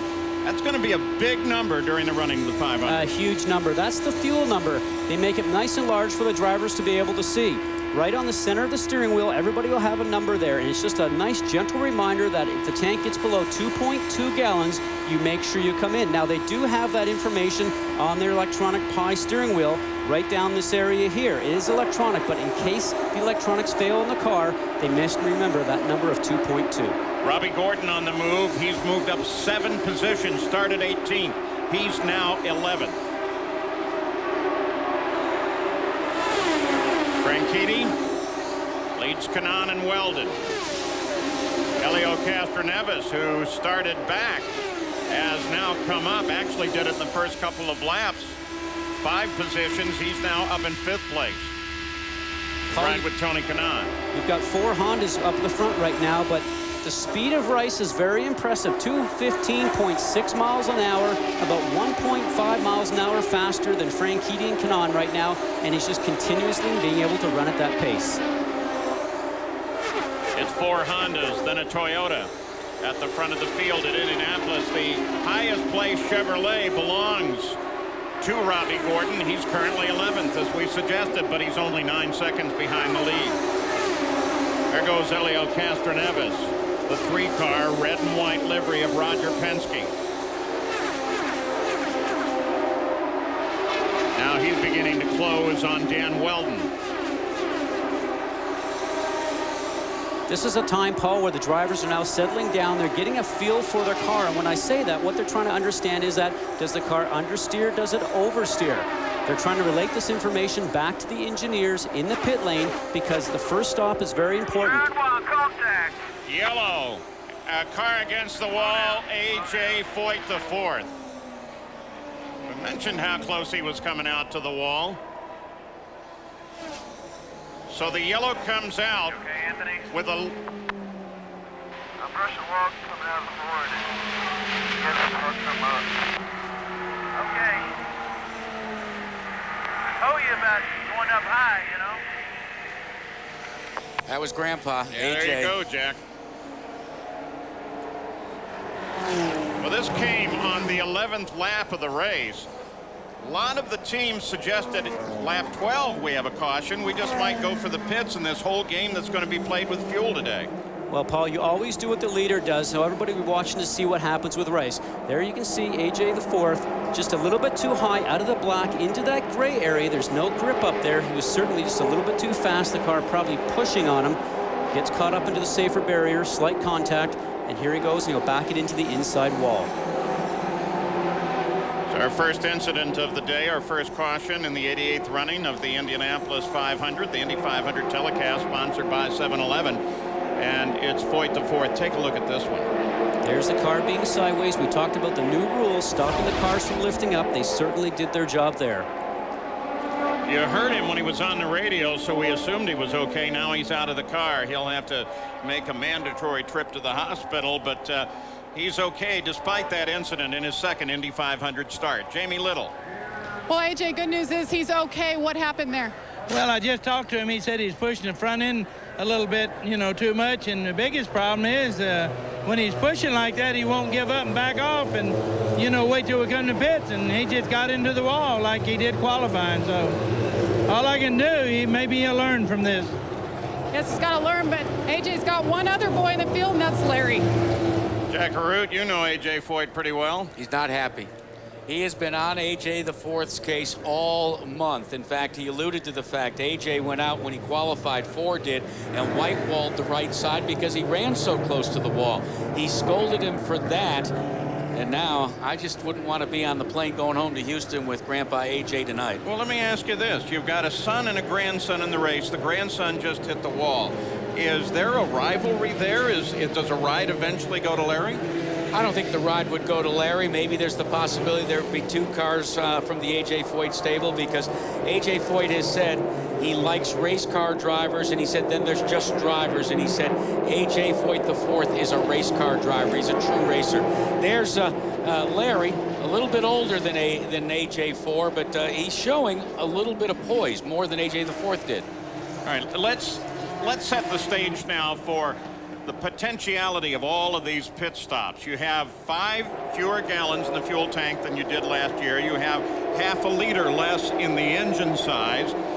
And most of the teams have suggested they actually can go maybe as many as 32, 34 laps on a single tank.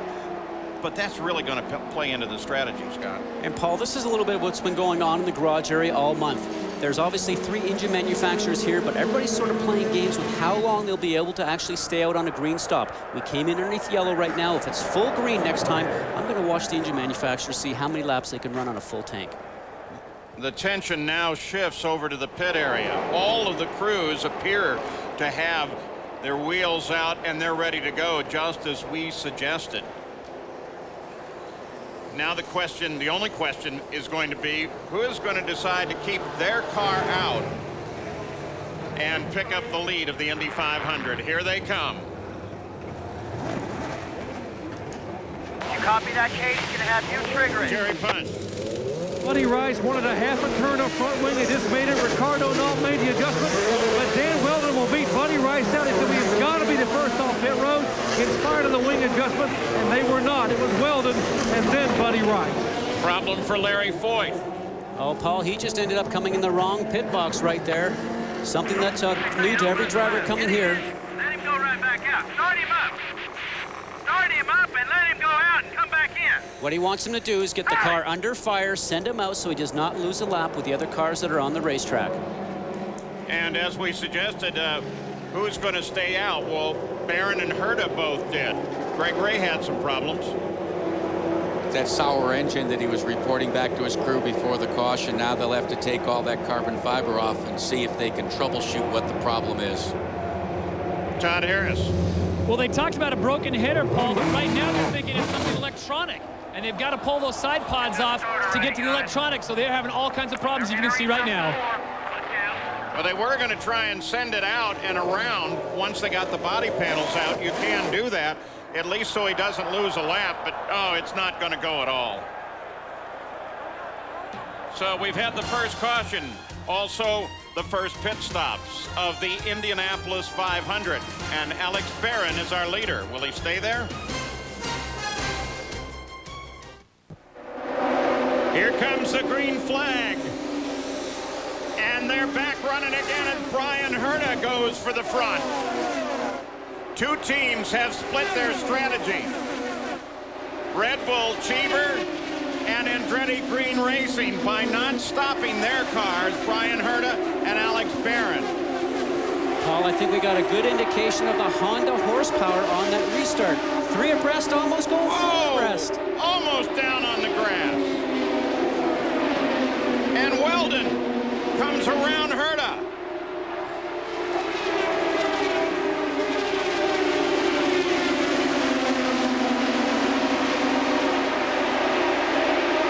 A little drafting opportunity going on now by Castro Neves. A nice slipstream and a clean pass. A little bit surprising. You would think that Herta, being a lot lighter since he's got only half a tank of fuel, and these others all have a full tank, might be just a little quicker. But we've watched the first risk of the day with Brian Herta not going into the pits along with the 51 car of Alex Barron. They're on a time bomb clicking away right now. They've got to pit in the next 20 laps. But what he's trying to do right there, Jack, as you know, is look for that yellow. It's a bit of a risk-reward ratio, isn't it? If the yellow comes out in the next 20 or 25 laps, well, you know, maybe they got to be up front and lead and gain some positions.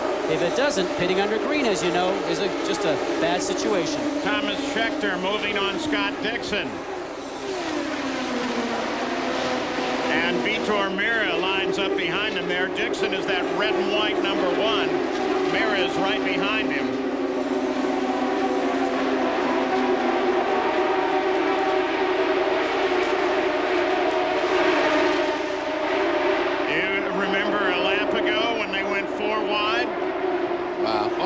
Long, Paul, we were told by all the drivers, oh, you won't be able to pass.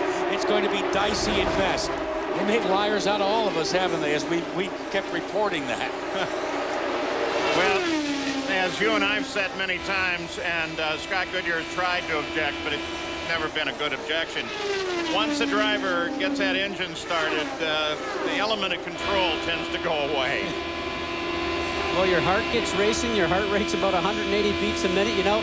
Guys, we're at the Indianapolis 500. Your right foot's down, and you worry about the consequences afterwards. So Dan Weldon, who finished last year's Indy 500 upside down just off the short chute, climbed out from under the car to the cheers of the crowd. I mean, it was pretty amazing. He was just hanging there uninjured upside down, and when he came out, it was awesome. Michael Andretti, team owner of the current leader, Weldon. Paul, I spoke to Dan Weldon the other night, and he said, you know something?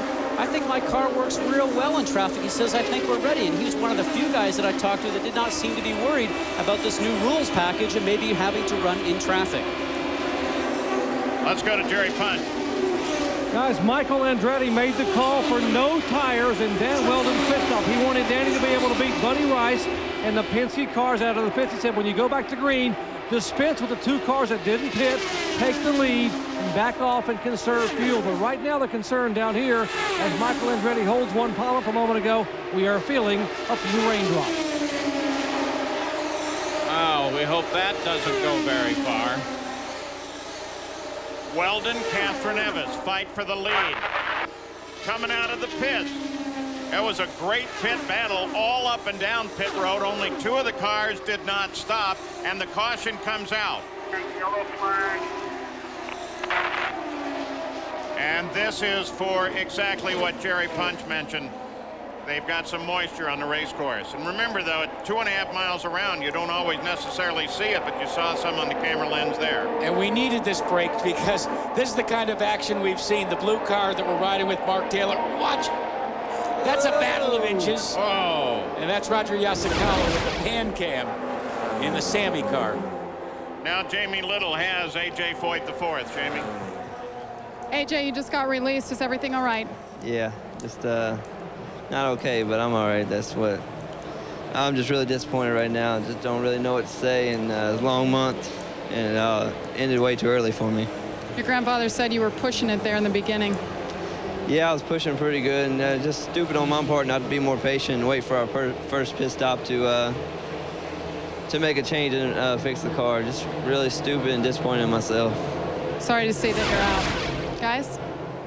Yeah, but just 20 years old, too. I mean, and he's driving in the Indy 500, his second race. Well, Paul, that's the key thing right there. You know, experience, if you had a few years here, you'd actually throttle back a little bit, try and wait for the car to come to you. But when you're that young, you're at the Indianapolis 500, you just want to keep your right foot down to the peg. Jerry? Gary Gerald.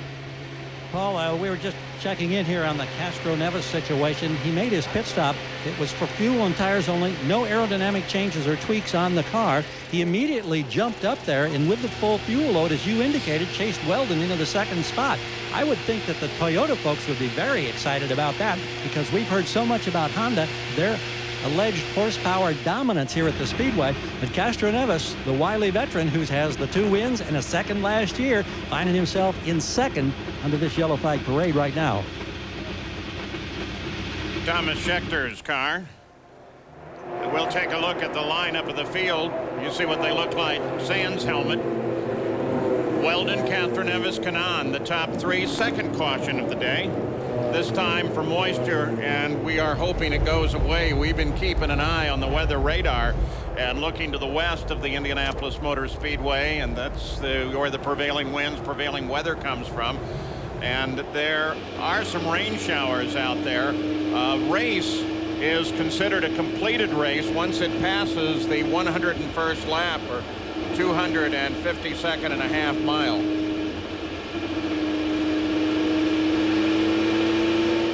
And the teams will be looking out to the west with a number of different techniques to try to figure out what the weather guessers are going to do about the whole thing, and whether or not they should sprint, go fast, use a lot of fuel, try to get to the halfway point, or do they think the race is going to go for 500 miles and then they have to throttle her back.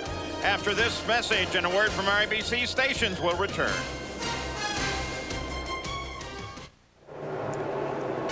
Terry Gannon back here in Indianapolis. A reminder, tomorrow night, 200 teams battling for the Stanley Cup. The Flames taking on Tampa Bay. Stanley Cup Finals presented by Nextel. Game 4 tomorrow night at 8 Eastern, 5 Pacific on ABC Sports Championship Television. Under yellow right now here in the 88th running of the Indianapolis 500. Telecast sponsored by 7-Eleven. Dan Weldon, the youngster from England, is your current leader. Helio Castro Neves, the 2-time champ, right behind, and then Tony Kanaan currently in 3rd spot. The visor cam, good look at what it's like to be behind the wheel of a race car. Send it over to a man who knows all about that, Scott Goodyear. Well, Terry, you saw the hand moving of Scott Sharp right there. And what he was doing is he's pushing the button right now and talking to his engineer, telling him what the car is doing. Well, he had a little bit of English going there because he was actually starting to talk with his left hand as he was driving. Now, the yellow light you see flashing on your left-hand side here, that's the yellow caution light that comes on whenever the track goes yellow. You can have an opportunity to watch the flag stand with the flagger, actually with the yellow flag, or some yellow lights that are sometimes located on the fence around the racetrack. But the IRL actually designed and made this yellow light system that's on board all the cars out there, so they'll know anywhere they're on the racetrack when the yellow light comes on. Weldon, Castro Neves, Kanaan, Honda, Toyota, Honda. Those are the top 3. There's the lap leaders thus far. The pole sitter, Buddy Rice, leads the first 12. Let's go down to Jerry Punch. Guys, with Danny Weldon leading, let's lead over and talk to his car owner, Michael Andretti. And Michael, I know it's not raining very much here right now, but what is Danny saying about some moisture over on the backstretch and then turn 3? Yeah, it seems like it's a little wetter on the backstretch, but from what I hear, it's going to be raining pretty hard in about a half hour, so we probably won't get it all in today. You made the call not to change tires on that first stop. Did you have this in mind when you didn't change tires? You wanted to be out front? Well, I didn't make the call. I'll give them the credit. But, yeah, it was track position is going to be king today. So, you know, I think, you know, with the way the weather is and stuff, you want to be as far up front as you can be. All right, Michael Andretti put his car out front, but we are currently having some moisture being reported from over in turn 3. Let's check in with Gary. And with Roger Penske. Roger, how much does the rain and the uncertain weather complicate your life trying to call the shots for Sam Hornish? Well, I think right now the big question is, are we going to keep the pits closed so we can stay out? I understand there's some more weather coming, but you know, right now we're going to sit tight, see what the leaders do. We had a good start, and I think we just need to stay cool here. We got a long race to go, and you know, obviously we want to run the whole distance, but right now both cars are in great shape. Pretty happy with the way these first 25 laps or so have unfolded? Well, I think Elio certainly setting a good pace, and Sam worked his way up. So again, early on, we just got to stay focused. Thanks, Roger. Let's check in with Todd Harris. All right, thank you very much. Here in Robbie Gordon's camp, it is very busy. They are talking to their pilot actually at the Indy airport. He is saying it's raining there now, and severe weather will be here in about 30 minutes. Robbie Gordon has to be out of that car. Michael Knight just told me at 2:45. That is when he has to get out of the car. And the man that's going to get in, my good friend, Mr. Jacques Lazaire. Jacques, you were just up moments ago spotting for him, and here you are now zipping up. Yeah, we first call of rain, they said to come on down, and you know, I'm just sitting here. If he needs me, I'm here. So. You and I were flying home together last week on the airplane. You talked about going and spending some time with your dad in Vail with your wife and your child, and here you are back in Indy. How things change so quickly. Yeah, it's funny the way things work, isn't it? You know, obviously I got home and got a phone call from Robbie, and he said, hey, I really need your help to spot up here, and just in case there's inclement weather, to come on up here and drive the Meyer Coca-Cola Chevrolet for me. So, I mean, just definitely an honor for him to call me up and say, hey, come on up. Well, the last time they made a change was back in 1977 when Cannon relieved Mailer. Maybe you're right into the history book. It might be. Well, you know, we'll see what the weather has to say. Obviously, we're in no control of the weather, but, you know, if they need me, I'm definitely here, ready to go. Possibly 2 Laziers on the track at the same time. Be safe. Thank you. Appreciate it. And part of the issue, of course, with a relief driver, as you take a look at the weather radar, Indianapolis Motor Speedway is to the left of that dot that is Indianapolis. And the weather tends to come up from the southwest. I was going to say that now you have to pick somebody who's pretty close to your physical size, because not just the uniforms, the cars themselves are pretty much tailored to the driver. A lot of drivers have attempted to do the double, starting with John Andretti back in 1994. But Robbie Gordon is the guy that has done it 3 times. But one of those times, Paul, it was a rain-delayed race, and he had to come back after running in Charlotte. Well, if in fact the rain does come through, and in fact, here comes the rain. If in fact they move the race because of weather, then Robbie Gordon may get a shot to drive the entire distance. Jacques Lazaire, though, at age 33, with 3 500 starts behind him, is ready to crawl into that cockpit. Jamie? Paul, Sarah Fisher's feeling great right now. She's in good spirits. She's going to come in right now. They're not going to take any tires. They're going to get full fuel. Go ahead, Paul.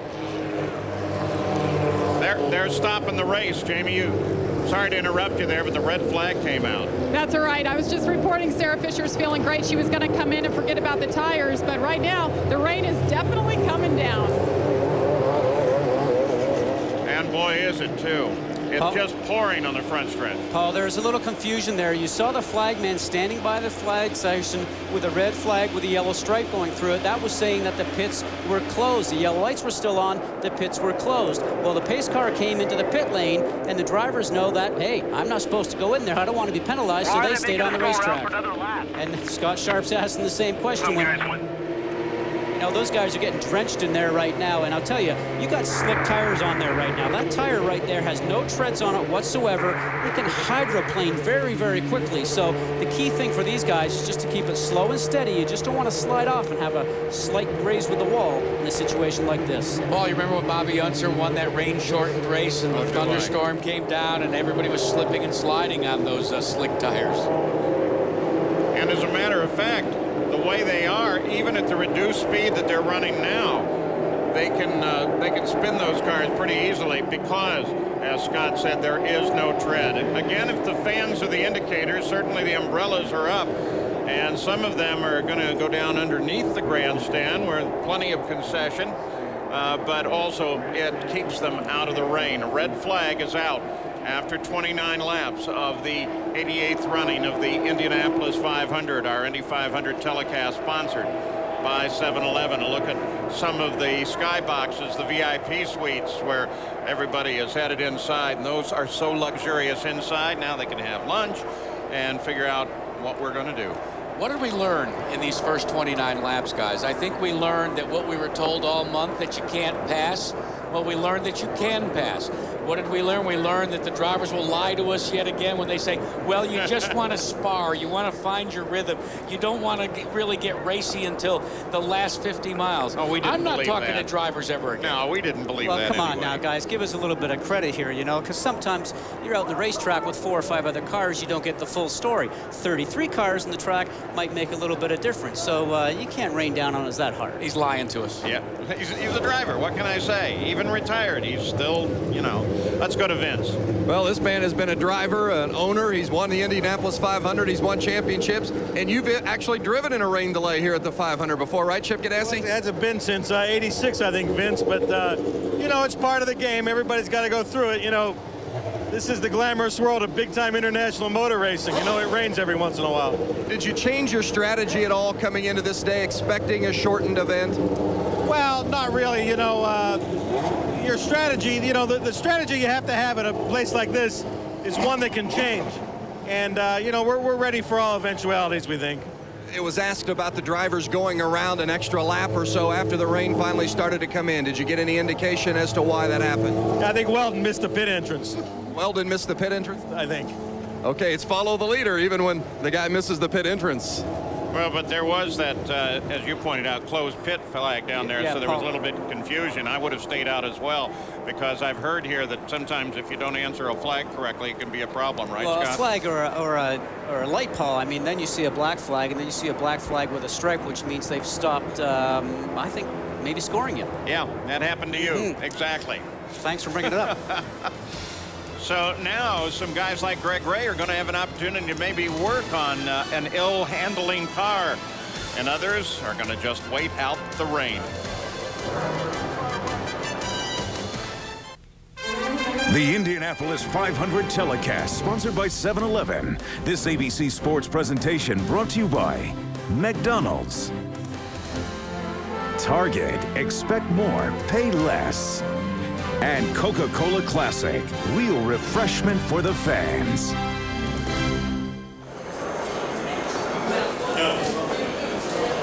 Back here in Indianapolis, Terry Gannon with you for the 88th running of the Indy 500 telecast presented by 7-Eleven. Unfortunately, the umbrellas are back out and the rain jackets are back out. We've had showers throughout the day early this morning, one that moved it through about 6:30 a.m. and then 9:20. And once again, it is raining. Elio Castroneves, the two-time champion of the Indy 500, and they'll make their way back and take cover right now because it is raining and blowing here. A storm moving through, and there are showers in the area, and we expect showers off and on throughout the afternoon. So we'll see if we can get this race in. We're on lap 29 right now, and no racing going on at the moment. Don't forget, tonight when a federal officer's daughter is shot, it's a crime so gruesome it brings the FBI and the mob together to find the killer. An ABC world premiere movie event, Line of Fire, tonight at 9/8 Central. Viewer discretion is advised. Well, if you missed the start of the race, it was a little more than 2 hours late. The green flag here at the 88th edition of this great race. But here's what happened. Some fast and furious racing early on. The green flag, Buddy Rice on the pole. The 28-year-old from Phoenix racing for Bobby Rahal and David Letterman. He would lead lap 1, the first time that he has led a lap at the Indianapolis 500. But then in lap 11, some trouble for A.J. Foyt IV. He had been high throughout the early part of the race near the wall. He hits the wall coming out of turn 4, so his day is done. And his grandfather was not happy about it at all. Caution on lap 22, and then on lap 29. The red flag comes out here at Indy because there is moisture on the track, and it continues to rain, so we are waiting. We are hoping that we will be racing, well, in the not too distant future. Right now, let's go down and check in with Jerry Punch. Well, Danny Weldon is headed back to the garage area, try to get out of this rain, and we are walking along with Danny. And Danny, I got to ask you, first 29 laps, what did you learn about your car? Obviously, you had a pretty good ride. Yeah, it's certainly not too bad. It's always difficult to lead an Indianapolis 500, but it's very early. We had a very good pit stop by the boys, and I think that's what got us in front. So we'll see how we pan out when we get back to racing again. Obviously, the car handles awfully well. There was some concern there would not be a lot of passing, which you proved differently on that restart. Just on a restart. Let's see when everybody's up to speed. And what about the no tire change on the first stop? That was purely by design for track position? We didn't change tires? That was news to me. I just leave when they tell me to leave. But no, the boys do a very good job in the pits, so I was very proud of them. A great start. Thank you very much. Dan Weldon will head back in. They're going to talk it over about what happens with maybe the track changing now, becoming a little more green and worrying about the grip. They will make some adjustments there. So he goes back inside, and we go back upstairs to Terry Gannon. And Jerry, obviously the strategy very important all the time, but maybe even more important today if they can get out there and race once again. Remember, got to go 101 laps to make an official race, and the shorter the race, maybe the more important that strategy. And the guys have already talked about the smaller engines and the changes this year, which it makes the pit stops even that much more important, maybe the strategy as well. Let's go over, check in with Gary Gerald right now. Terry, Tim Cindric was the president of Penske Motorsports, just checking with his driver, Helio Castro-Neves. You're talking about how frustrating it is when your rhythm gets broken. So how do you deal with this? What do you do? Well, we had this situation in 2001, basically, and but obviously we did not even lap the cars. The track didn't get that much wet. It's a little tough. It's the same for everyone, but it's a little tough. Your rhythm seems to be right, especially myself. I mean, everything seems to be good, but part of the game, and just have to go back and it's a new day, start all over, and hopefully we're going to be in a good shape again. Well, we hope so. I think Robbie Gordon's about to leave the racetrack. Jamie, can you give us an update? All right, Gary Gerald, we're getting to him, and we are. No, this is actually the best thing. Local news is getting in there. This is the best thing that happened to us because of the weather. So, we got put in a situation where weather held us out, and looks like weather's going to save us here. We can always come back tomorrow and race. Did you feel like you had a good car while you were racing? We had a great car. We went from 18th to 9th on the first lap, and we had a bad pit stop. We lost some positions, but we'll learn from our mistakes and be stronger later on here today. Robbie, what's your plan right now? No, the weather's not going to keep us from Charlotte. We should be able to get to Charlotte okay, and I think we got good race cars on both ends. The Meyer Coca-Cola car here was very fast. Disappointed that we lost, we lose 7 positions in pit lanes. So we'll get those back. We got a car that handles right up underneath cars, and we were able to get through some Toyotas and through some Hondas. So pretty happy with the Chevrolet. What'd you say to Jacques Lazier? Well, I told Jacques if he gets in to drive it, he's got a good race car. Very, very happy with what kind of car the guys gave me. Thomas Knapp, the engineer. We worked hard all month long, and I knew we weren't going to have the speed for qualifying, but I thought we'd have a car for the race. All right, Vince, that's what's happening here with Robbie Gordon. With Sam Hornish Jr. now, and the first thing Sam did after he got out of the car is made a pit stop of his own. People always wonder about that. What are you doing? You got to go to the bathroom. You hopped right out of the car and went right to the restroom. It was on my way back. How were the early laps? We were pretty happy with the way the car was handling. That early caution came out. We decided we'd stop and fuel up so we could make it a little bit further. And we picked up a couple spots in the pits, came out, and the car was handling really well. Probably could have been up a little bit farther, but we figured it was early in the race and no need to make any mistakes right now. Team Penske always preaches patience. That was always Rick Mears' motto, and I know an idol of yours. Is it a little more difficult to keep the patience when there's the threat of rain? You always want to try to get up towards the front the best you can, plus the less accidents that usually happen up there. So we're trying to move up, get to where we need to be, and there's enough rain going around here. It'd be nice to be up a little bit further right now, but we're not to lap 100 yet, so not going to call the race. So we'll be back either the rest of the day or tomorrow. What do you do now to kill the time and waiting for the official call as to whether or not they go back racing today? I'm going to go take a nap. That's what I'm going to do. No, it's get something to eat. The race is supposed to start at 11, so you don't want to eat right before you go out, and you got to take care of stuff. It's getting late. It is. Sam Hornish Jr. Thank you, Sam. Let's go to Todd. All right, Vince. Well, if you're going to be in a rain delay, you might as well be in good company here with Michael Andretti. Michael, congratulations. Your first official rain delay as an owner. What's next? Yeah, right. Yeah, it's just what can you do? It's Mother Nature. You know, it's Indianapolis. This happens a lot, but you know, we're okay. You know, we got a long way to go yet, but you know, Dan's happy with his car, and the only one, Dario, I think has a little bit of a problem right now that they're working on. So hopefully he'll be okay. But other than that, you know, so far so good. But I've been here too many times, so I'm not even thinking about it. You know, so. Were your drivers telling you anything about the track conditions, the weeping? Was there any problems? I know there was a lot of concern about turn 4. I don't think so. I think everything was fine. Yeah, they had good racing. I mean, there was some passing going on and stuff, so I think the track's good. Good luck and be patient. Thanks. Let's go back up to Terry Gannon. All right, Todd, thank you very much. Back to Robbie Gordon for a moment as he heads from Indy down to Charlotte to try to race in the Coca-Cola 600. There is rain in the forecast in Charlotte, by the way, but Jacques Lazier steps in for him. And if you're wondering if it's ever happened before, has there been a replacement driver and they've gone on to win Indy? Yeah, a couple of times back in 1924 and in 1941. So we'll see. Robbie Gordon hoping it will happen in 2004, although you heard him say to Jamie Little he hopes for rain. That's what he hopes for, more rain this afternoon. He's about the only one who is hoping for more rain here in Indianapolis today. Let's send it back to Paul Page right now. Paul? Well, Terry Gannon, we've been tracking that story of Greg Ray. Remember, they had the cowling off of the side of the car, and they were worried about the clutch. Now, this is the car sitting on the pit road. The rules prevent them from touching it until the officials say everyone is released. So all you can do is get your driver out of the car if you're so inclined, but you may not work on that car. Greg Ray has not gotten out of that car, though, Paul, because he feels the heat. He knows the pressure. As we've said, he's got to finish 10th or better just to stay in business with this team. And I don't know about you, Scott, but I wouldn't want to be sitting there right now knowing that I've got a clutch problem and I still have almost 180 laps to go in this race. Well, the big problem for him, Jack, with the clutch is that it will only be coming to a problem with him in pit stops. You know, when you're trying to come in, stop the car, and get out of the pit lane again. He can actually run on the racetrack with the clutch not working because, in actuality, they don't even use the clutch when they're actually running the race car. The interesting thing, we see Jacques Lazier here right now. As Paul stipulated, the rule is that underneath the red situation, you cannot work on the car. Now, they don't want to necessarily work on the car mechanically, but they may want to do some seat fitting for him as a driver. Will they allow him to do that? That'll be very interesting to see if they make that call under safety issues versus maybe racing or mechanical issues. So now we have two drivers that like to see this race delayed, Robbie Gordon and Greg Ray, because if they do go back to Gasoline Alley with a delay of any length, then Greg Ray's team can go to work and troubleshoot that car. Once they've released the race cars, and they're in the garage, you're free to work on them, and then if you come out tomorrow, it's a brand new day, as we heard some of the drivers say.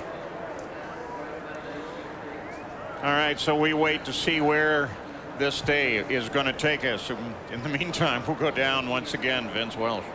Ed Carpenter, remember we chatted with Ed right before he went out. He was in the cockpit, he was strapped in, the helmet was on, and maybe feeling a little bit of nerves at that point and some of the emotion. But how was the start? Was it as you anticipated? Oh, it was definitely an experience. I mean, there's a lot of stuff flying everywhere, and you go through that first tear off real quick, but it helps. I mean, I still have the great car that I've had all month, so I just can't wait for it to dry up and get out there and keep racing. Is there any way to describe that? I'm sure others try to describe to you the feeling that you would experience of the methanol in the eyes and the smoke and so forth, but is there any way to really explain it, or do you have to live it a first time? I think it kind of feels like you're getting picked up by a vacuum and all the rest of the crap that's all over the track. So, I mean, everyone's just funneling into that vacuum. That's what it's like. Your team, the Red Bull Cheever Racing team, kind of took a split strategy there with that first pit stop. You came in and took the stop. Alex Barron stayed out. What was the team's thinking there? We were just following the leaders and staying on sequence, and they opted to take that gamble and get off sequence early. I mean, right now, so far it's paid off. I mean, he's picked up more spots than he would have by passing cars, so he's going to have to pit at some point, though. Thanks a lot. Ed Carpenter, guys.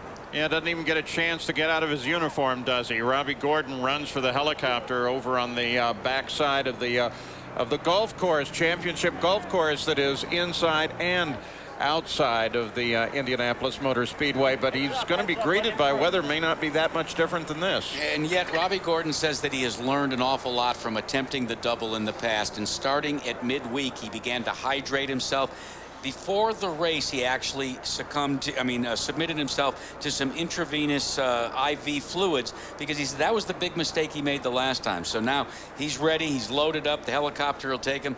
But let's just hope that it's not all for naught down there at Charlotte as well. There's Sarah Fisher grimacing a bit. Remember, she started the day with a stomach ailment, and this may give her an opportunity, in fact, to remedy that situation further, if not to wait overnight, though we don't yet know what is going to happen here at Indianapolis today, Terry Gannon. Well, Paul, we continue to sit and wait, although the rain seems to have let up just a little bit. It is windy here, and there are showers in the forecast and on the radar. So we'll come back to the Indianapolis 500, sponsored by 7-Eleven in a moment. We welcome you back to the Indianapolis Motor Speedway. A reminder, ABC Wednesday, 4 couples chose to test their relationship's biggest issues to see if it's truly meant to be. The series premiere of the Ultimate Love Test at 9 Central on ABC Wednesday. It continues to be wet here in Indianapolis, and as it has been throughout the day, showers early and then another batch of showers coming through about 9:30 or so. They dried the track. The start of the race was about 2 hours late, 2 hours plus late for the green flag. Got underway. We are 29 laps in. Dan Weldon is your leader, but there goes Robbie Gordon off to Charlotte to race in the Coca-Cola 600. Jacques Lazier will fill in for him here in Indianapolis if we get underway. It was 1997 the last time this race was moved to the next day because of rain, and 1975 the last time we had a rain-shortened race. We're going to take a look at that right now. Bobby Unser finishing in the rain. Pick it up on lap 175. It is Keith Jackson and Jackie Stewart with the call.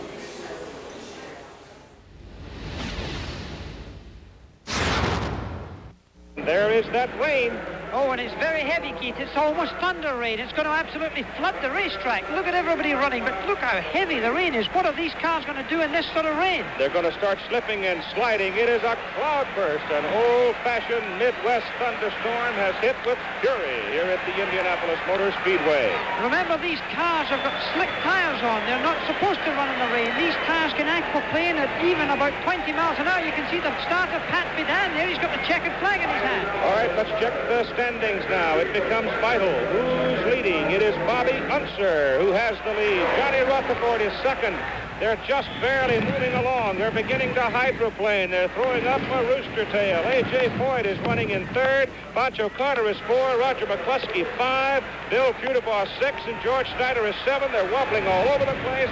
There comes Unser and Foyt coming along. A.J. is a lap down, almost a lap down to Bobby. Bobby Unser in the blue car on the right is the leader as they work their way so very carefully. At this point, however, remember, Bobby Unser must be very careful because if he slides off the racetrack, he could still lose this race to Johnny Rutherford, who is feeling his way around. It's like walking on grease. Remember, these drivers are not used to driving in the rain, and the cars are certainly not set up. I've driven in the rain, of course, a lot of times because in Europe we do drive in the rain, but there we have tires. And there's cars all over the place. I just thought that with the aquaplaning and the amount of water on the road, cars are spinning, and look at this car. That's Billy Vukovich. Billy Vukovich trying to control it. He's heading for the infield. Oh, he's got up on the fence, and he's come, and he's driving it away. The red flag is out. The race is stopped. The checkered flag is out. Pat Bidan stopping the race. There's Johnny Rutherford. He's running in second place. Impossible conditions for these drivers. Look at that. It's almost fog. And the car's reversing down the front straightaway. You can't see it, perhaps, but Bobby Unser coasting through the crowd there. There were 4 cars tangled up and coming off that 4th turn. A.J. Foyt coming along. He's going to be 3rd, and there's your winner, car number 48. Bobby Unser wins on a driving rainstorm. Oh, there is your winner. Cruising around, accepting the plaudits of the crowd, and Bobby's going to take his parade lap. He doesn't care if he has to get an oar to get that thing around, but he's going to enjoy it. Let's have another look at the escapade of Billy Vukovich coming out of turn 4. Well, that car got loose there, only in the water with aquaplaning. As I said before, there's no tread in these tires. They are slick tires. This is what they're intended, but Billy Vukovich is reversing fast. And look at that man avoiding him there. He slams into the fence. He almost springs back on, and he did drive the car back. So here comes your victor, splashing down toward Victory Lane. I have never in my life seen this kind of an end to an Indy 500. A wild finish to the 75 race here in Indy. Great to hear the voices, too, of Keith Jackson and Jackie Stewart back then. And that's what the weather can be like, as you know, here in Indianapolis during the month of May and through much of the summer. But not tonight, because they'll be inside Conseco Fieldhouse, only about 20 minutes or so from where we are. You used to be able to see downtown. I can't see the skyline anymore. But the Eastern Conference Finals, it's Game 5. Series tied up 2-2 between Detroit and Indiana. The Pacers at home. Big sports day here in Indianapolis today. So all that rain, guys, jog any memories, Paul Page? Oh, yeah, I remember getting drenched just trying to get around the track after that. Big issue, of course, was not just the rain, but visibility. You literally couldn't see more than about 1/8 of a mile. And Jim McKay was right on top of it. When you get water under the tire, then it doesn't have any traction whatsoever, and with traction also steering goes away. And Scott, that's not any different today. Well, it certainly isn't. And I'll tell you one thing, 1997, not only did we not get to run on race day, we came back and only got about 12 or 14 laps in on Monday. We ended up coming back on Tuesday before we finally got the event completed. And it really takes a toll on a lot of these guys. And I'll tell you one other thing, there's a test day coming up, guys, on Wednesday at Texas Motor Speedway for these teams to get ready for the race. That's about 12 or 14 days from now. So a lot of guys in the garage right now are hoping that this race gets done. Otherwise, their workload is going to be very, very big. Did he just say Tuesday? We're not even finished with Sunday, guys. Yeah. Let's just wait and see what happens. I'm a driver. I'm thinking forward, you guys. Oh, boy, there we go again. He's lying to us. Yeah, and Jack smacked me in the back of the head. Keith Jackson, of course, had that call. And Todd Harris, you've worked with him, and today you're with us. What's going on? Well, Nelly, I'll tell you what. Right now I'm with Dario Franchitti. And Dario, you're playing the waiting game here in the Andretti Green Garage. What is the plan of attack? We'll see what Brian Barnhart says. If you know, if he thinks he can get the whole race, and I'm sure we'll go running. If not, who knows what's going to happen. It's a shame. It was looking like a good race there for a minute. You don't have any preference? Would you rather do it today, or would you rather wait till tomorrow? I know there were some issues. I talked to Michael Andretti. He said, well, and you're giving me the grin. I'll tell you later. How did it feel out there? I know there was some concern on turn 3, 4, some water. Did you notice any weeping, or did the car run great? Car was really good. Right up until first pit stop, car was great. The track was in pretty good condition, I felt. We were racing pretty well, no problems. A lot of guys moving, a lot of guys passing, so yeah, it was fine. You don't see the problem here. This is typical Scotland weather, isn't it? Exactly right. This is Scotland. We put some wets on it, we go racing. Go see your wife. Good luck. Thanks. Back up. That's actually been a discussion whether or not you can go on to rain tires. We'll get to that after we hear from Jamie. Well, I was talking about Sarah Fisher right when the downpour began, but now we're seeing sunshine. The audience is applauding, and Sarah, you're up here checking some things out. How was everything running before you had to come in? Well, the car's been perfect. I mean, we're pretty much flat. We just can't pull the gears that we got in it. So we're looking to do something if they let us change these cars, and we got to make a difference. We heard that you had some food poisoning before the race. Are you feeling okay now? Actually, wasn't food poisoning. Rumor mill got around. Yeah, just a little stomach flu this morning. But now we're good to go, and you know, just got to get the car right. What's the plan? Hurry up and wait? That's what racing's all about, right? All right, girl, go get them. Thank you. Upstairs to you guys. And Sarah Fisher, we were talking about the rain tires, and as we look here at the rain-shortened Indianapolis 500s, Johnny Rutherford is thankful for one of those there, and he's the driver of the pace car and brought it across the line after Morgan Freeman got done with it, and he'll carry the pace car duties the remainder of the day. Speaking of pace car, Scott Goodyear is here with us. We were talking about, sorry about that, we were talking about tires and rain tires, and whether or not you could actually have a rain tire on an oval. Not on an oval. There's certainly, as Dario Franchitti said, rain tires on cars that he's driven in the past when it's on a road course where you turn left and right. And the speeds are not quite like we have here at Indianapolis at over 220 miles an hour. And on the other side of that, in a road course, guys, there's usually not a wall that's sort of lurking right beside you when you're going that speed. So here at the Indianapolis Motor Speedway, it's a slick tire. That means it's smooth completely all the way across. It does not have grooves in it to dissipate water or get rid of any debris that might be on the track, for instance, much like our road tires are all grooved, and obviously we have to run all different types of conditions. But here's a set condition. We want maximum grip, so we want as much tire contact patch on the track as possible. That's why we have a slick tire and no grooves. And I'll tell you what, the sun's coming out here, guys, and we just might get this underway. You're just trying to suck us right in. Tried to tell you, Scott, but you just wouldn't listen to me. You already had us to Tuesday. Last rain delay at Indianapolis was 2001. It was red flagged on the 151st lap and then restarted 16 minutes later. It's going to be a little longer today. Vince Welsh? Well, the sun is shining here in the garage area, but you look off to the south, it is very dark, and if that weather is coming our way, we may be in for another delay. Thomas Schechter, you were running 10th at the time of the red. From a driver's mindset, would you rather go out and get back in the car, even if there's a chance that maybe you have to climb back out again, or would you rather just start afresh and anew tomorrow? I'd like to get it over with in one shot, but you know, it's all got to do with the weather. You know, if it clears up, then great, let's get back in. So I don't mind either way. Just try to get it over with as soon as possible. Now the break comes, the red flag falls. You came back, met with your engineers right away. Now I know they can't work on the cars at this moment, but what are some of the things that you guys discussed? We look like we got a pretty good car, to be honest. I mean, we can pass people, and I think we can, you know, we could have got by a little bit more people than we have, but seem to struggle a little bit on restarts. But other than that, we're looking good. And now? And now? And now you're going to do what? I'm going to go to my motorhome and relax and, you know, wait till they call me out to get my helmet on. Now, there are about 20 people in there, I heard. Can you really relax in there with 20 people hanging out? No, I kick them out when I get in.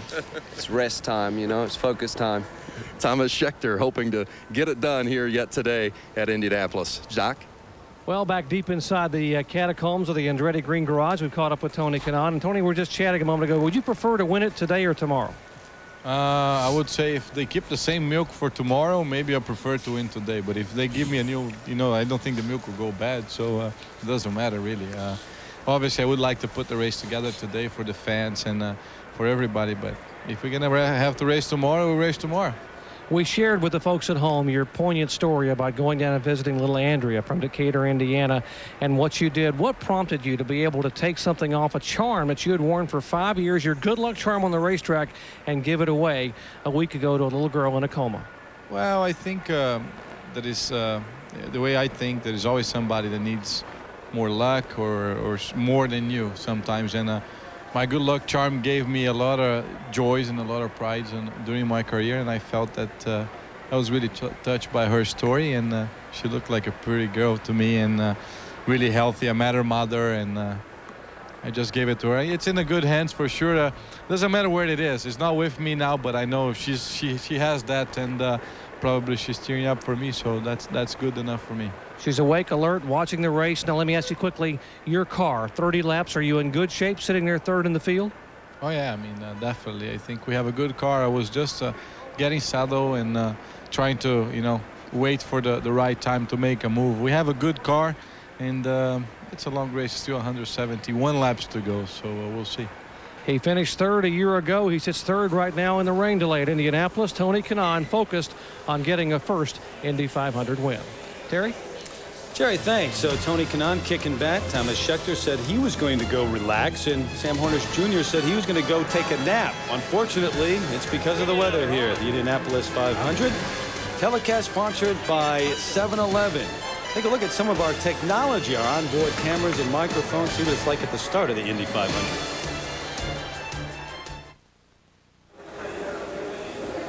A little bit of sunshine here at the Indianapolis Motor Speedway, helping to dry this track, at least for the moment, as we welcome you back. We are in a rain delay, 29 laps in the books, and red flag came out at that point, but we had early rain throughout the day, and it has certainly played with all the festivities today and the race itself. Let's check in right now with Vince. Well, A.J. Foyt, Anthony had an incident earlier. Now you can work on the car a little bit. What will you try to get done here during this red flag? Well, actually, we got the other rear suspension and all that. We're going to try to put it on there, and the under tray and all that. But he just run out of brains today. His foot's heavier than his brains, and it's making him so mad I could beat him to death. He thinks all the time. I just told him when he says that he's pushing, I said, wait till the first stop and we'll put some wing in it. But He's 19 years old or 20 years old now, and he's just eager, wanting to go up front, and it's just really hurting him. That's the biggest thing. Now, you weren't hard-headed at 19 or 20, were you? Yeah, I probably was, but, you know, I had to fix him myself. He's doing a hell of a job. I just got to get him to settle down a little bit more and concentrate on winning. That's the biggest thing, you know. And things ain't right, sometimes you just can't make it up. You know, he did the same thing Scott Sharp did last year. He hits the wall, and the suspension's broke, and that's what made him go to the other end and spin the car. You're talking about fixing it, and now your team is trying to do that. So in a lot of these garages, the weather is not their friend, but right now the rain and the delay is a friend of A.J. Foyt. Well, he'll be way behind, but I want to get him as many laps as he can and just get him out there running. Okay. Thank you, A.J. Let's go back upstairs as the A.J. Foyt racing team continues to work on this car. Now, let me see. Your brain is connected to your foot. That's a new lesson in anatomy for me. But for A.J. Foyt IV right now, this has got to be a terrible time, because you could see on the face of A.J. Jr., he wasn't at all happy with what Anthony had done there, and said, wait till the first pit stop. Why did we have to have that kind of ragged edge driving early on? I think that's youth and enthusiasm and a lack of experience. You didn't see A.J. IV hanging around anywhere, did you? He's probably off somewhere like in the motorhome or somewhere like that. If I was him, I wouldn't have gone back to the garage yet. You can see that the IRL, the Indy Racing League officials, are optimistic about getting this thing back going before this day is out. They have the vehicles out to try and dry the track, and that's the best technology there is to do that. That and the jet dryers, of which there are 6 around here, an empty flag stand at the moment, though, while we're under red conditions at the Indianapolis 500. It was right from that stand where the green flag first came out. Here was Dan Weldon's view from the front row. And that's Franchitti coming up alongside to give chase to Buddy Rice. Dario Franchitti. This is his view. There's Weldon. Watch how close this is, right between the wall and your teammate. Boy, that would have been trouble with Andretti Green if that had been connection. Tony Kanaan wants to try to go to the inside of Dario Franchitti and do as Weldon was trying to do. Goes down in there and says, I think I'm going to wait. Thomas Schechter started back in 10th place. A lot of traffic ahead. Watch his hands moving there. He's not very happy with the car. Very nervous on the entrance into 1. Scott Dixon started 13th, and his teammate got him right away. But the worst start goes to Sarah Fisher. Obviously, she told us she has a gearing problem. Just listen. Time to shift. She does. And still gets passed by more cars. Yeah, now watch. She's going to even look down and check to make sure it's in the right gear. Larry Foyt on the right side, very close there. Sparks off titanium skid blocks coming from the front. Tori Takagi going around the outside. Jeff Simmons following in behind. Nothing more frustrating as Buddy Lazier actually tries the inside. That was Felipe Giafoni on the inside and Buddy Lazier on the outside.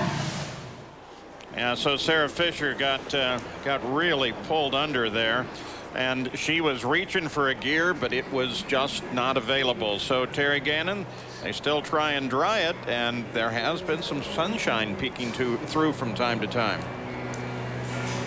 Paul, how about the technology, huh? You mentioned it earlier today, how it's advanced since 1965 when ABC first aired this great race, and able to go right on board with the drivers right now. Throughout the day, we have revisited some of those memories and great moments in our 40 years here at the Indianapolis Motor Speedway. Right now, we want to go back and do just that. 1994, great battle shaping up between Emerson Fittipaldi and Al Unser Jr. Paul Page with the call.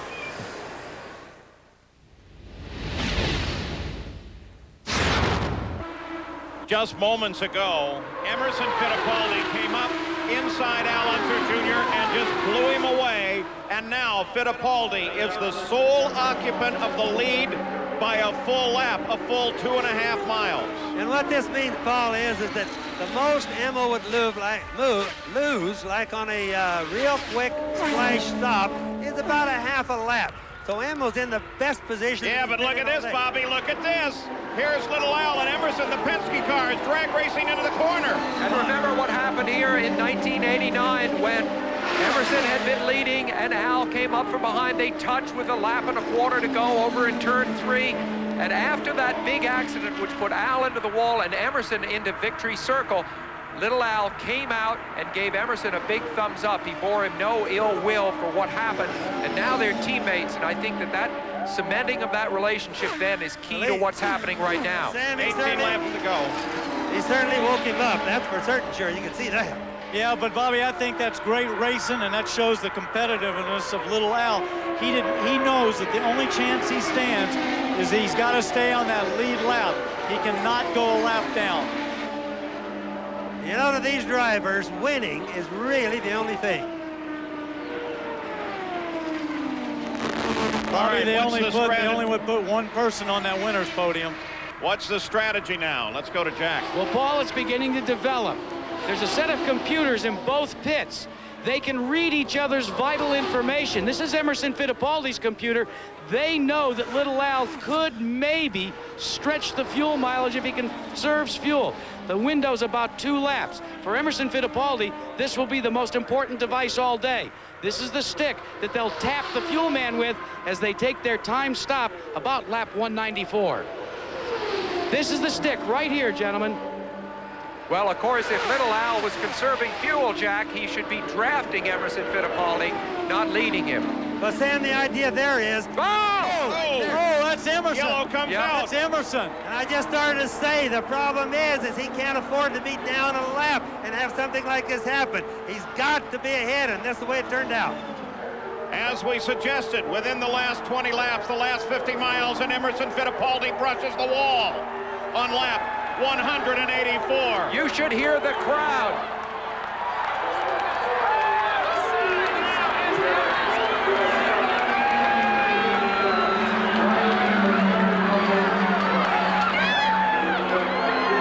Down here in turn 2, everybody is standing up, literally every person. The same in turn 4. Of course, it happened right here in turn 4. I couldn't believe it. He just got a little bit loose. Let's watch it. Oh, boy. They had the race locked up. The rear end just jumped right out from under it. He had to correct it right into the wall. Danny, you were watching it. I was sitting there watching that. I'm not so sure the air wasn't disturbed. I think he wanted to make a run a little bit at Little Al. He looked like he wanted to go back and try to pass him, and he just lost it. So Emerson Fittipaldi is out. One more replay for you.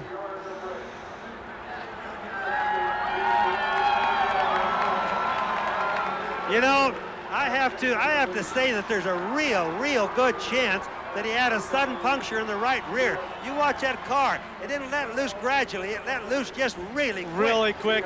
And, you know, Bobby, his angle didn't look bad. It didn't look like he got down on the apron or anything. It just looked like all of a sudden went wrong. I think he really had a puncture in the tire. Something that happened really quick because you could watch him feeding that front end to it. So he obviously felt something very sudden. The 6th yellow of the day for the leader of the race. In that instant, Emerson Fittipaldi's $1 million and 3rd Indy win go out the window.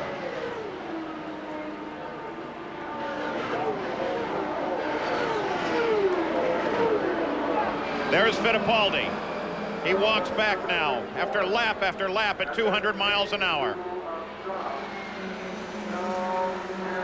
Teresa already heading back toward the garage area. She's only worried about her husband. Arie Luyendyk pulls to the inside. He's apparently out of the race. Indication is the motor's gone on Luyendyk's car. He started with 3. Now Penske is left just with Al Unser Jr., but he's left with the leader of the race. So Little Al alone on his lap now. With 15 laps to go. So barring some remarkable occurrence now, Al Unser Jr. will win the 78th running of the Indianapolis 500. He has 2.5 miles to go. The final lap will occur under the yellow flag. The rules don't permit them to turn the yellow on somewhere around the track. But Big Al and Roger Penske both know it's not really over until he crosses that final line, as trite as it may sound. And that driver in that cockpit has to be listening to the car, has to be making sure that even at 80 miles an hour, I can make it, right, Bobby? Yes, that's for certain, sure. You know, even as the white flag came out, the people down here just roaring. Down here now, when they come by, the people are clapping. They're all standing up. Everybody is screaming. So obviously, they're very happy. And Final Bobby, time one of through the second turn. Go ahead, Danny. I'm sorry. I'm sorry, Paul. One of the things here, this has got to be the longest lap in history for him. He just wants it to be over, and he'd much prefer to do it at 220 miles an hour. Little Al's mom heading for winner's circle. A brand new winner's circle, by the way, at the Speedway here this year. Little Al's going to get to christen it. It truly is a circle right in front of the master control tower. I think all month of Little Al driving this big old thing called a Hummer, a big Jeep back and forth around the Speedway with a big grin on his face ever since he won the pole position. It has been his month of May at Indianapolis. Well, of course, the same thing's happening down here in turn 4. They are all waving hats, cheering, going crazy, and Little Al is not about to put that hand up until he crosses that start-finish line. History in the making. Car 31.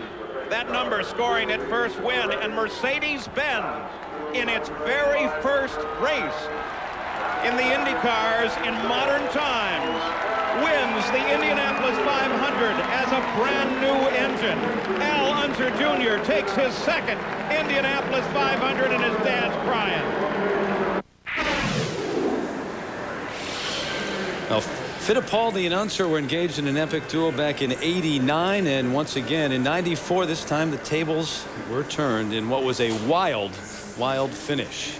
Meanwhile, they continue to dry the track here. The rain has ended, but are there showers in the near future? Just ahead. Well, find out right now what the plan is as we join Senior Vice President of Operations of the IRL, Brian Barnhart. Brian, what is the plan? What's the latest? Well, we're going to make a big effort here and try and get the track dried as soon as we can and try and continue the event. As you say, there are some showers in the area, but we're going to do what we can to get the thing ready to run again and give the fans a show today. What do you see on the radar right now?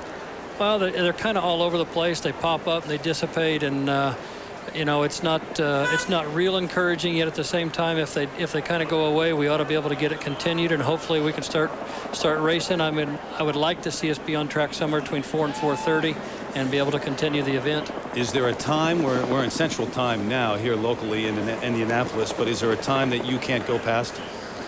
Well, we've been having some meetings about that, and I'd like to see us, I mean, it is important for us. It is still our intention to run the full 500 miles, but we want to do what we can to try and get that in today. If we get any other precipitation today or any other kind of cell hits us, it's going to be tough for us to get much more running in today. So we're just going to do our best to get her dried, and hopefully the rain will hold off and we'll be able to complete the event today. All right, Brian, thanks very much, and best of luck getting this thing underway. Certainly everyone here wants to see us racing again in Indianapolis. Send it back downstairs right now. Back in the garage area, how about this for wallpaper? Here's the MyJack Top Performance Award, $5,000, Buddy Rice. Here's the Ray Hall Letterman Racing Team. Buddy Rice is the driver, $30,000. Checkers Rally, the pit stop. And how about the Big Daddy, the MBNA Motorsports Pole Award, $100,000. Quick math tells me that's $135,000 in the bank for this team. And here we are in a rain delay. And Buddy Rice is down here talking with Kenny Brett. Kenny, stay in here. Don't be bashful. Don't run away. He's the man for the moment. This is the guy I need to talk to. He's driving.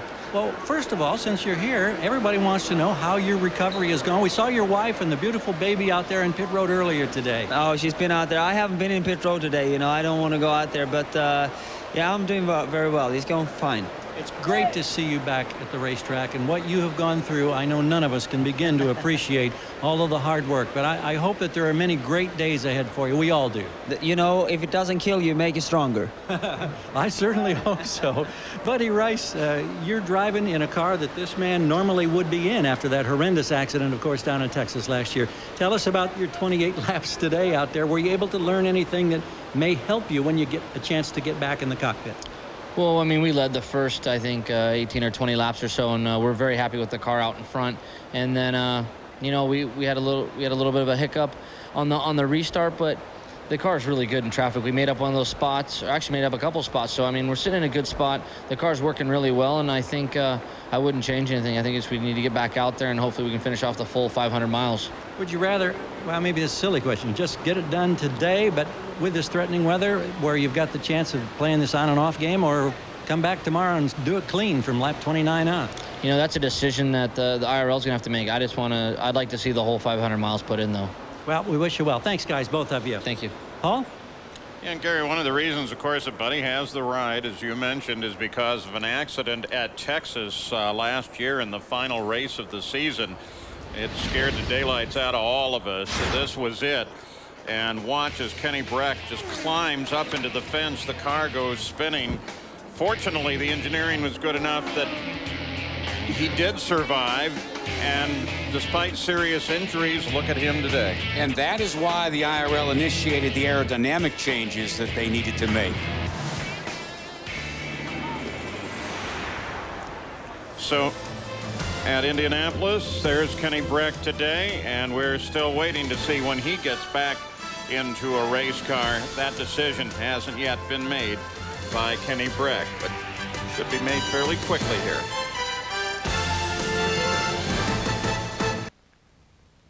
The Indianapolis 500 telecast, sponsored by 7-Eleven. This ABC Sports presentation brought to you by Budweiser. Enjoy a cold, fresh Budweiser because fresh beer tastes better.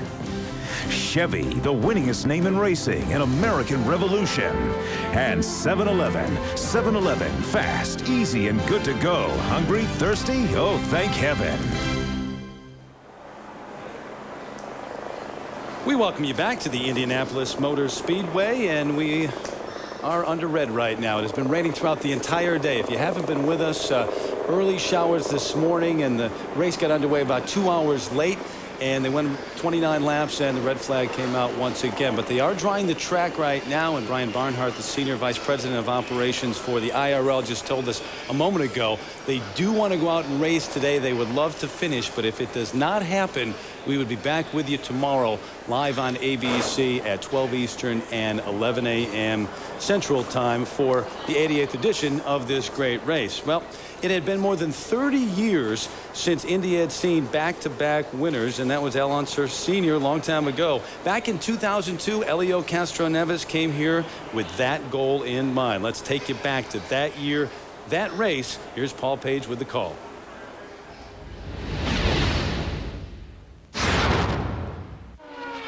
And all Elio Castroneves can do is try to adhere to the rules set down by his crew.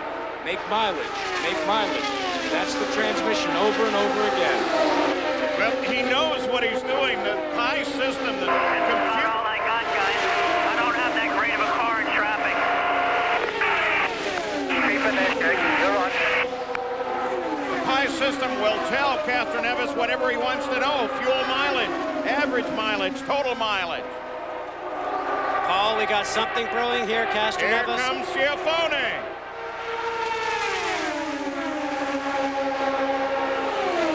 Picks up the toe off of Franchitti. Can't make it work. As you can see, Tracy's Tracy now making the move. Tracy gets around Schiaffone. Tracy now second. Keep it in there. Castroneves just ahead. Franchitti gives them both room.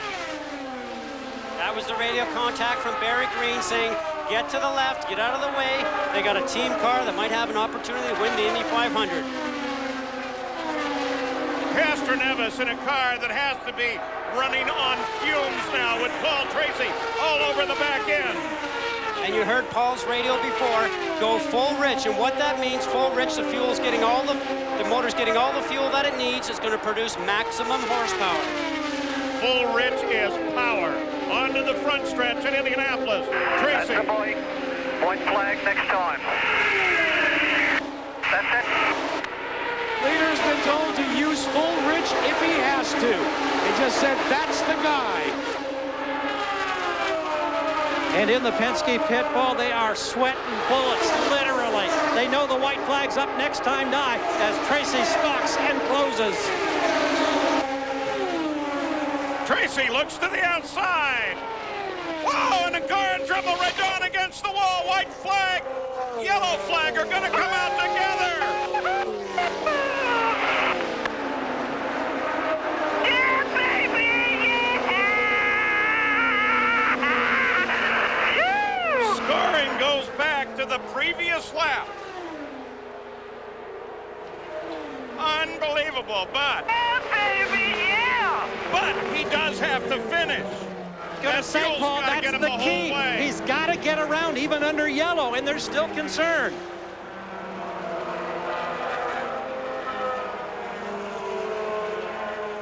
So, Helio Castroneves got to get through all that debris, and the engine has to stay running all the way to the backstretch, down the front, around turn 3, around 4, and then he'll have it. It's not won yet.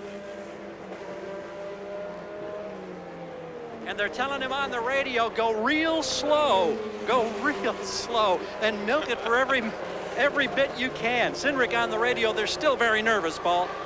Wilbur Shaw, Maury Rose, Bill Vukovich, Al Unser, all have had back-to-back wins. Castroneves may be about to add his name to that list.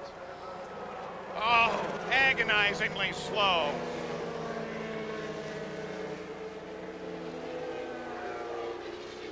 And of course, Tracy looking for any opportunity, any falter at all.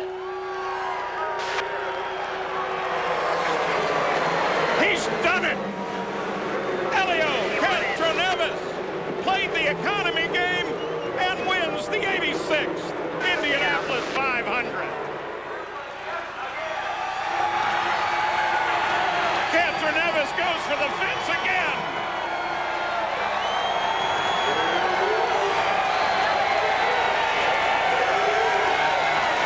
He may have been running out of fuel, but he made it to the finish in the extra lap and victory. The crowd loves it.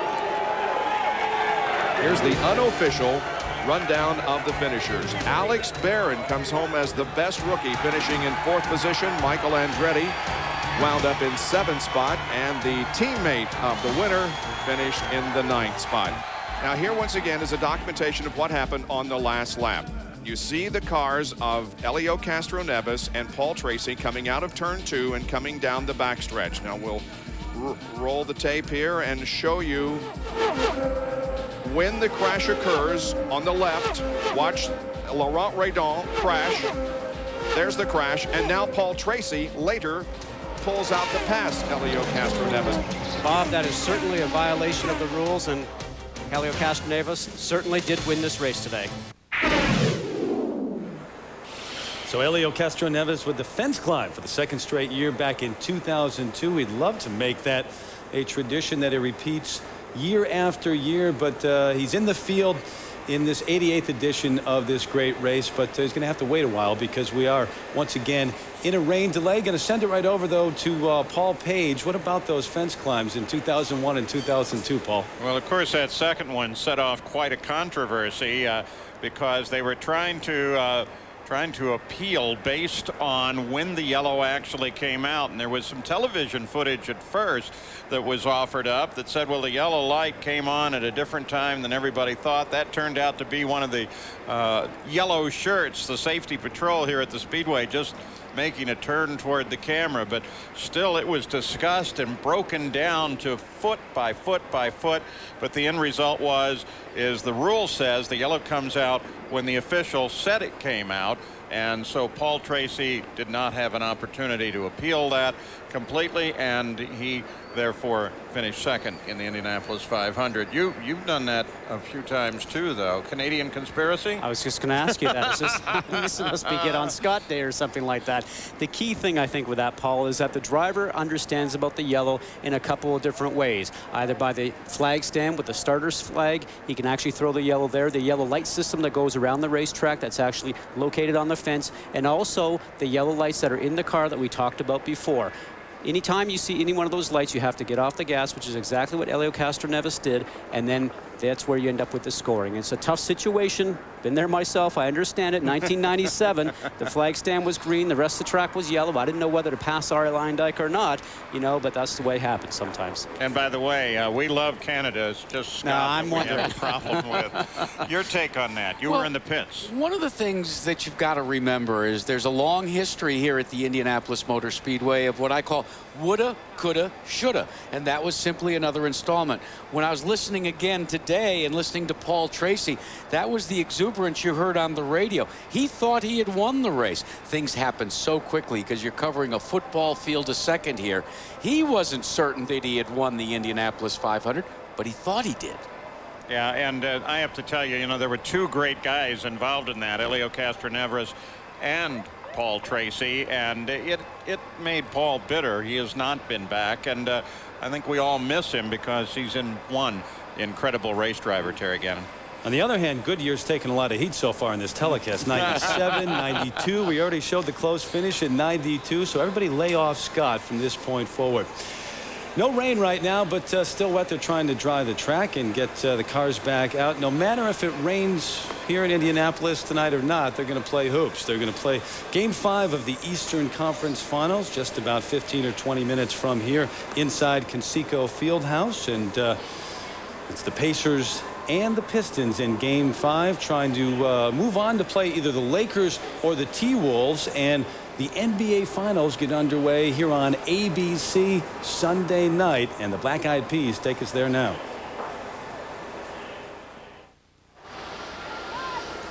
In a rain delay here at the Indianapolis 500, telecast sponsored by 7-Eleven. Not raining right now. In fact, the sun is shining, so they're out there drying the track, and a little sunshine never hurts to dry the track either. But while we have a moment, a reminder tonight, when a federal officer's daughter is shot, it's a crime so gruesome it brings the FBI and the mob together to find the killer. An ABC world premiere movie event, Line of Fire, tonight at 9, 8 Central. Viewer discretion is advised. I hear that class is in session once again, so let's send it back to Scott and Jack. Well, thanks, Terry. And yes, it is. A driver, the biggest worry besides hitting a race wall actually in the race car is actually catching on fire. And I got to tell you that we got some neat things here to show you today. A driver that's out there today has to wear fireproof underwear top to bottom. This happens to be the top. You have to wear long johns also, and also a pair of socks. Then goes a 3-layer quilted suit that actually is here for fire retardant purposes. It's usually made of Nomex, and this one happens to be made by Bell. Great products. And then a fireproof hood that goes on before the driver puts on his helmet. Slide the helmet on, gloves on, and you're ready to go once you put on a pair of shoes. So that's the key thing for drivers today. Make sure you stay away from any fire that's going on. Remember, we use methanol so you can't see a flame. Now, my buddy Jack here wants to try and set himself on fire. Well, actually, what happens is when you're on pit road, like on this rain delay, you want to work on your car. Well, a lot of the parts are really hot.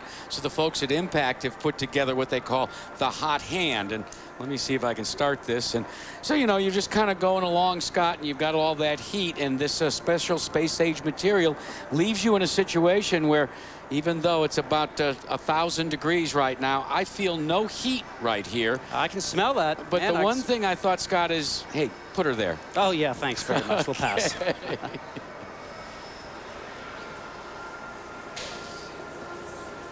Well, you guys go a long way for this show, I'll tell you that. Jack Arute trying to set himself on fire here at the Indianapolis Motor Speedway. And speaking of fire, no greater fear for a driver or crew members than fire. And it was back in 1981 on lap 58. Disaster struck in the pit of Rick Mears. Jim McKay and Jackie Stewart had the call for us.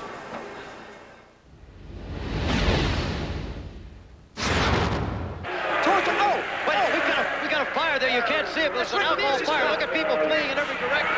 It's Rick Mears trying to get out of his car. He just came into the pits. This could be very bad. You can't see it, but it's there. See him waving his hand. There's Mears. He's got that flame-proof driving suit on. There's a mechanic who's really on fire.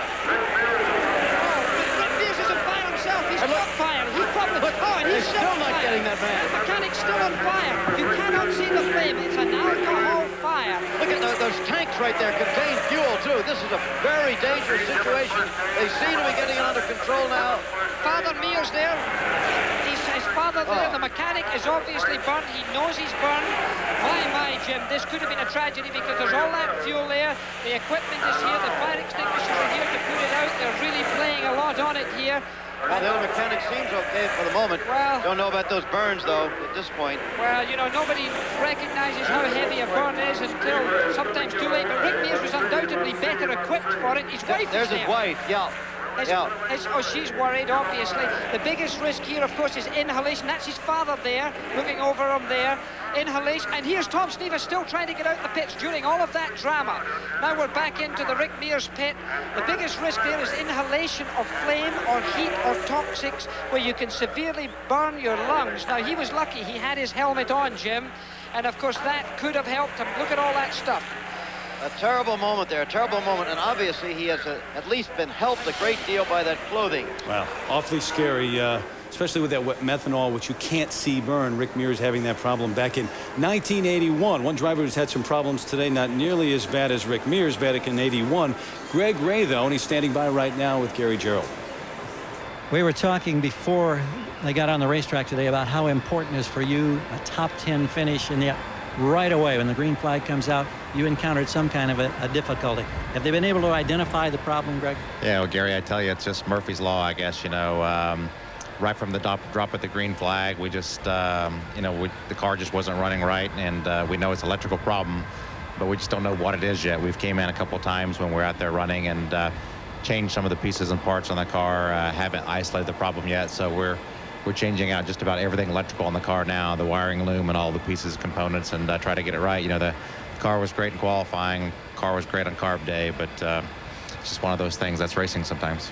You come in here as a single car effort, and obviously it's kind of a bare bones put together thing that came right down. You only got, what, 30 miles of testing basically before you qualified, and you qualified so well. Is it to your advantage that this race be delayed until tomorrow? Would that help you at this point? Well, I think we're working on the components now. We don't know. We won't know for sure, I guess, now until we get on the track whether we've got it right or not. You know, and really right now it's about trying to make sure we have enough time to get the full race in. You know, it's hard on the fans to come out here and sit through the rain and really not get it all in. So, you know, Brian Barnhart will make that decision, and the IRL, and they normally do a real good job. And so just unfortunate. It looks like they got some good shots of our new sponsor, Renner Center, sitting on the car there in pit lane, but that's not the kind of attention we want to get them. We want to give them some good racing action. And right behind these closed doors, guys, they are working feverishly on this car. The Honda people are so, they don't want any cameras seeing what they're working on, and we respect that as we slip it over to Vince. Thank you very much, Gary. Watching the Andretti Green team here work on the car of Brian Herta, just going through it, making sure that everything that needs to be dry is dry as we just passed the 4 o'clock Eastern mark on the watch today, and teams trying to make sure that they have their machines ready to go if indeed the track is dry enough to eventually go racing here this afternoon. As you see, working on the pit lane and making sure that all of their work areas are dry. And now we'll walk across here and just going to take a look down the front straight, and as you can see, the racetrack, it looks dry to the common eye, but when you get down very close to it, there are wet spots, and the cracks in the racing surface have water in them. Earlier today, they were literally down with tiny syringes trying to suck the water out of the cracks in the racetrack. So you know, if you have that situation after that earlier rain we had early this morning, then they're going to have a similar type situation here this afternoon. Trucks are on the race course, though, trying to get it dry, and we're hoping that before too long we'll be able to get this thing back under green and maybe even get this race completed today. Terry? All right, Vince, thank you very much. A little while ago, Brian Barnhart said if there is another raindrop out here, forget racing today. So there hasn't been since he made that statement, so perhaps we can get it back underway this afternoon. They have not yet raced 30 laps. It's Dan Weldon who's in the lead over Helio Castroneves and Tony Kanaan. Back to Indy in a moment.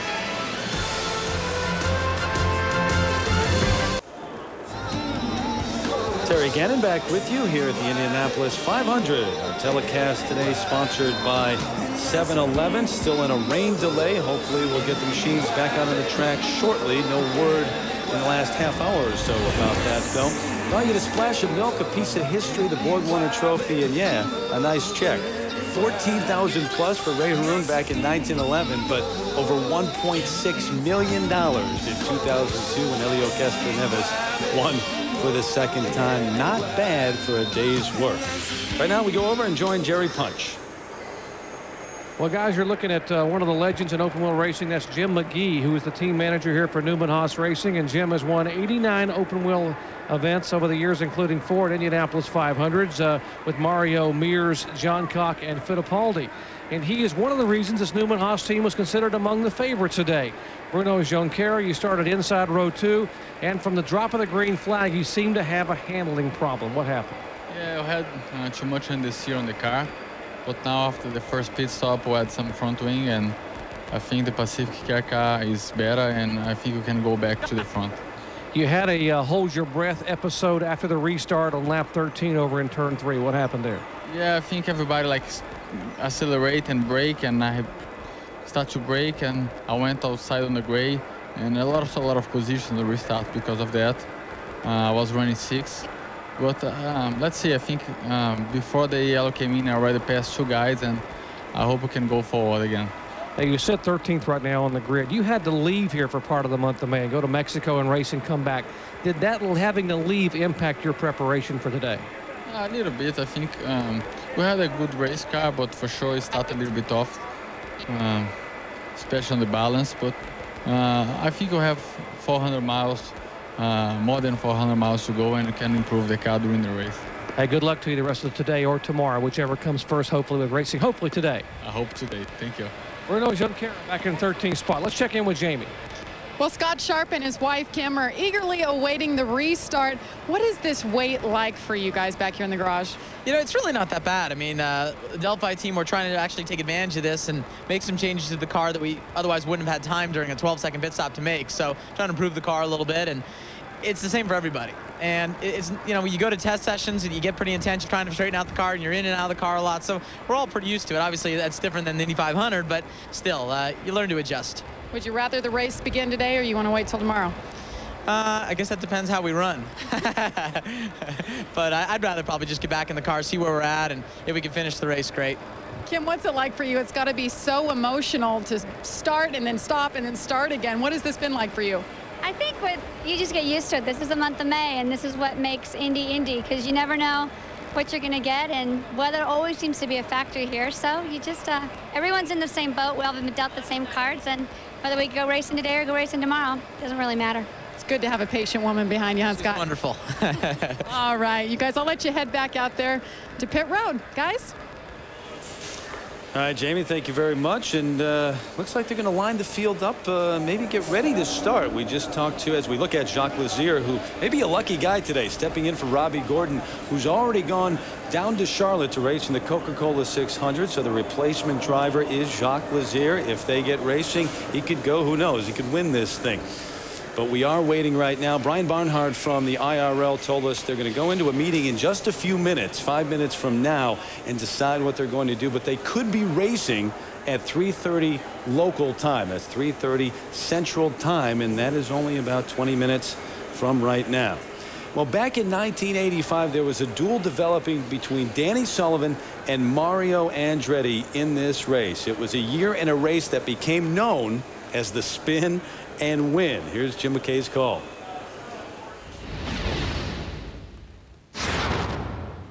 Danny Sullivan going down low. Can he make the move? Sullivan down low. Side by side, Sullivan has the lead. Danny Sullivan, Kentucky, and just at that moment, losing control of the car, doing a magnificent job of not hitting the wall and continuing in the race. It's unbelievable. The incredible move maybe ever in Indianapolis, and Mario didn't hit him, Jim. That's even more incredible. Andretti subtly moving to the side like a fighter, taking a punch but letting it slip by him. Sullivan at 200 miles an hour recovering from that spin. You have to go back to Jim Clark in 1964-5, Jim, to get a move like that on this racetrack. I've never seen anything like it on the Indianapolis racetrack.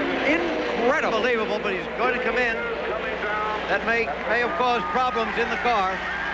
That is absolutely unbelievable what we saw. Of course, he must now stop because he's flat-spotted those tires. He's coming down that very rough pit lane there, which keeps the speeds down. Listen to the cheers for him. Oh, it's incredible. This place has come alive, and of course, Andretti is in the pits too, both the leaders. But Sullivan is going to have to change all 4 tires because of that. Mario will go back out. You see, they're even changing that left front tire, which they never change. Well, that'll cost him the lead, no question of it, but Danny Sullivan is back out on the race course. I have never seen a person take a spin like that and begin to slide towards the wall and still recover. Let's have another look at it. We're going to have slow motion here in just a moment. I'll tell you exactly what I think happened, Jim, even before seeing it. Aerodynamic effects. Watch what happens. I'll bet you that as Sullivan gets in front of Mario, no, I'm dead wrong. It's running over that the white line. The very thing that he was doing that made him so fast, I think, tripped him in this one move. Yeah, Mario's too far back, I think, to have had a rear guard aerodynamic effect. But all right, now, Andretti faced with the moment of his driving life. He can't see where he's going. Fades slightly to the left by a miracle. Sullivan stays wide enough to the right, hits nothing, and we may have seen the most dramatic moment of racing, certainly that we're going to see this year. Incredible. Danny Sullivan was big before that, before the 85 race. He was huge after the spin and win, and he won in 85 for Team Penske. Roger Penske, of course, the winningest team owner ever in the Indy 500. He has won 13 Indy 500s, including the last three. See, back in 85, Danny Sullivan, and then Kester Nevis in 2001, 2002, Gilles de Ferran last year, and two entries with Kester Nevis and Sam Hornish Jr. in this 88th edition. Hopefully we'll be racing soon. We'll come back to Indy in just a moment.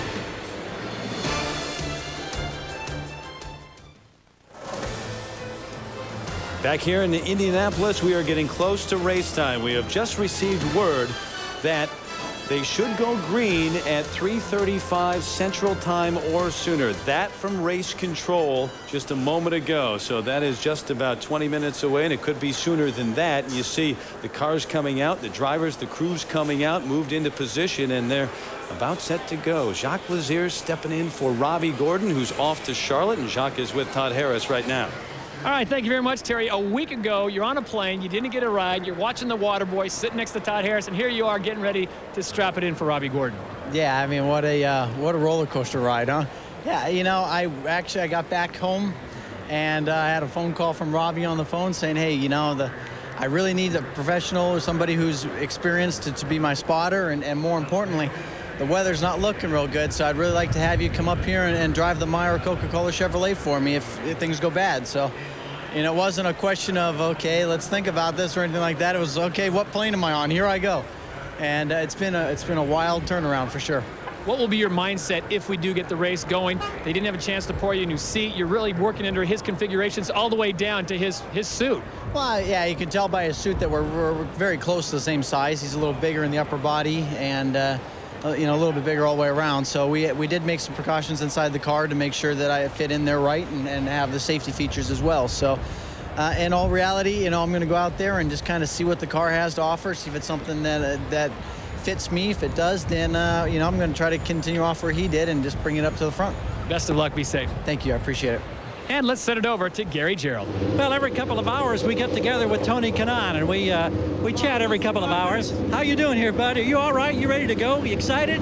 Oh yeah, I'm ready to go. I think you know, Mother Nature helped us out, and we're able to, you know, dry the track. Great job from the Speedway getting the track dry, and I'm ready. Somebody said that if the milk stays overnight, we'll get bad. So we're trying to get, you know, to drink the milk today. Well, I just tell you, we're excited down here because we got cars, we got drivers. We're getting ready to do it again, Jerry.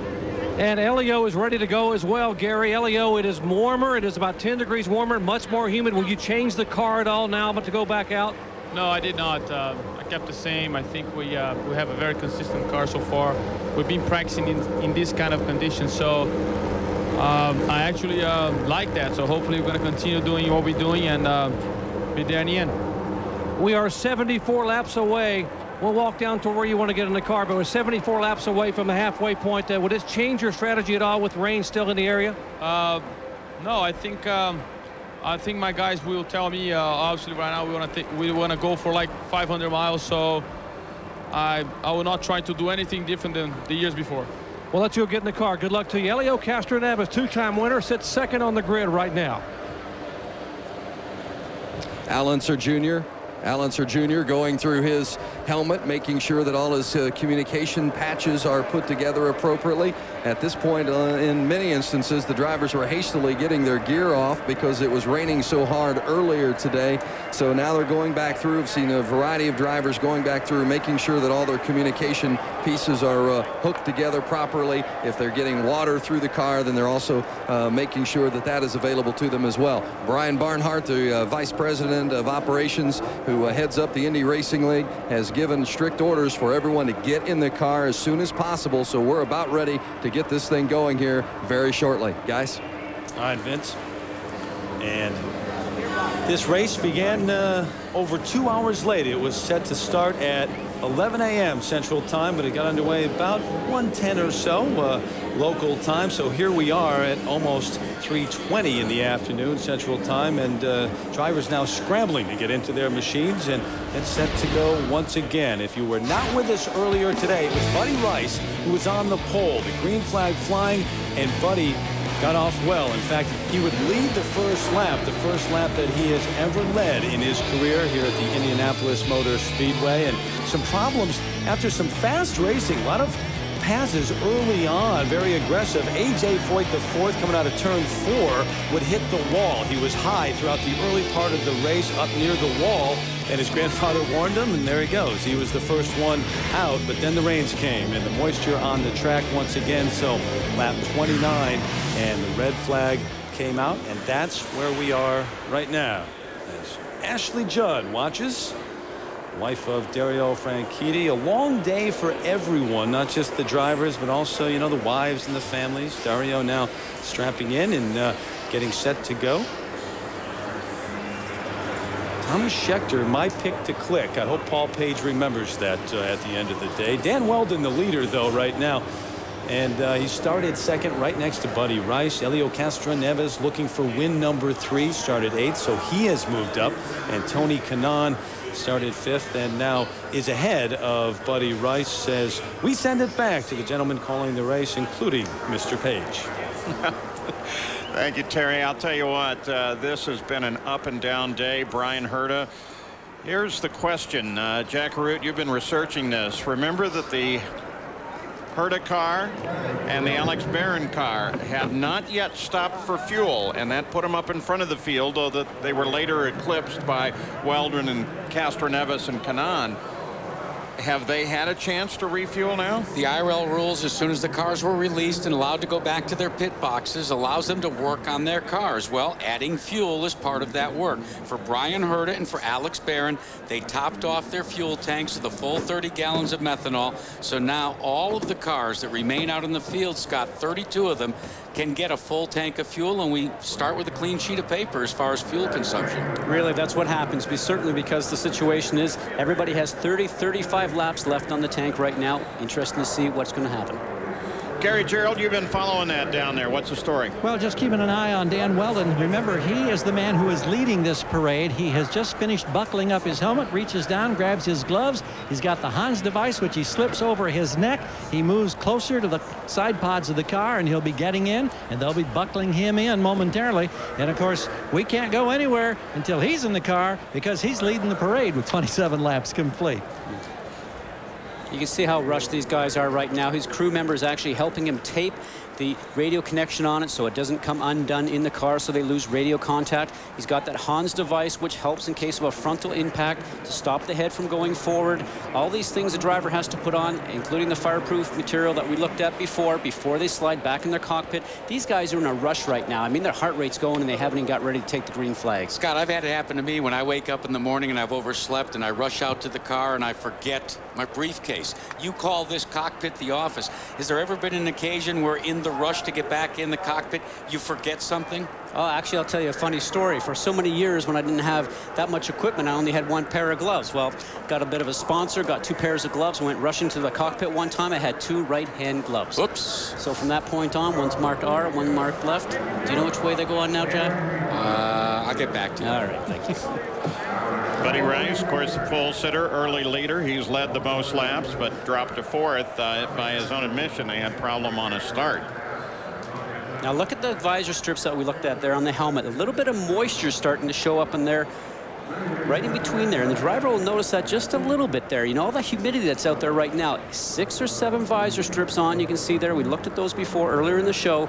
A little bit of moisture comes up in there. These guys didn't have time to turn around and put a new shield on. I'm surprised because it's not that difficult, as you showed at the show and tell area, to put those tearaways on, and they're fairly disposable, but that may be a classic example of, gee, I didn't think about that. It could be. You know, you need 2 or 3 shields ready for each race. I always used to do that. And matter of fact, I used to always have a clear shield ready. These guys are using a slight tint right now because if the sun starts to come out and you've got that dark shield on, that's wonderful. But if it starts to get a little bit darker here, if we keep running, you know, you might need the clear to be able to see correctly. You saw him pulling up Richie Hearn's car. If I may add, Paul, a clear shield right there with Buddy Lazier. Exactly. Buddy's there now. He'll be racing his brother Jacques in the race because he's in this car, the 70 car that was originally occupied by Robbie Gordon. When Jacques Lazier first came to the Indianapolis 500 to try and qualify for his first race, he had sufficient speed but got caught in a rainstorm that precluded him from going out to finish his qualifying attempt, start his qualifying attempt. Certain symmetry to what's happened here today because he didn't make the field as the fastest 33, didn't have a ride, but rain has given him a seat in Robbie Gordon's car this time around. Thomas Scheckter, his father, 79 world champion Jody Scheckter, is here to watch Thomas. And Thomas had some good moves early on, and the fastest lap with his Chevrolet powered car just before we went to the red flag. They will be resetting to lap 27 in the scoring. Todd? Well, Paul, they've got some final last-minute preparations on Felipe Giafoni's 24 car. Major problems they're having right now, but they've got it buckled up. They've been making tune-ups. The IRL came by and said, if you're not ready to go, we fire the engines up, you will be passed and put to the back. So they are working post-haste, as we would say. And again, it's that rush that doesn't really help things right now. That's when things are forgotten. No batteries, or actually they use a battery assist, Scott, to try and get ready. They download some telemetry back into the mapping of these cars. So many computers on board now that it's necessary to get all of that done. And in the rush, that's part of it. You've got to, it's like booting up your computer again. Well, it's a checklist, you know, and that's what the crew has to do whenever they get the car ready to go back out. We talked about Penske before, how he's really a taskmaster, you know, and they never really have any problems with their cars. They have to check that checklist off and make sure everything is ready to go. Well, the magic is, after all, in the details, and in this race, which is by 200 miles plus a further distance than they see at the beginning of the season, there is a great area of unknown there. And now you add to the unknown the fact these cars have been in, they've gotten wet, they took that, in theory at least, extra lap around. That gets into the electronics. They try and dry it out, but there are many, many more question marks that start to come up now for these teams, and the ones that have done it time and time again probably have a little book and say, okay, rain, here we go, let's do this, let's check that, let's make sure this is working, because these cars are incredibly sensitive to atmospheric conditions. Well, it's like a checklist that airplane pilots must go through before they decide to rotate those planes upwards. It makes sense. These cars have reverse wings to create downforce. And we are going to ask our gang up and down the pitch to make sure that we know who, and in fact everybody has refueled. It's an assumption, but it'd be what I'd do, and hopefully everybody figured that out. Jerry Punch? Paul has set the field for you. Danny Weldon's changed no tires on lap 13. Took that lead on a daring move and has been leading here with the red flag on lap 27. His car is in good shape. Castroneves has 4 new tires, lots of fuel, no adjustments on his car whatsoever. Tony Kanaan here, back in this car. Kanaan, a little bit of an understeer. Kanaan concerned a little bit about the car pushing in the corners. Watch for that on the restart. And take a look at our pole sitter, Buddy Rice. Very loose early in the race. Came in, made a wing adjustment. The car much better dialed in, but he lost spots on pit road. Here is Sam Hornich. Remember, he wants to win Indianapolis. He came here to win this race, driving for Roger Penske. As they line up behind him, you see Brian Herta. Remember, Herta got to fill up. He didn't pit on lap 13. And behind him, Dario Franchitti. There is Dario Franchitti in the ARCA car, one of the Andretti Green machines. Behind him, the impressive rookie driver, Kosuke Matsura. Matsura, who was quickest rookie in the field.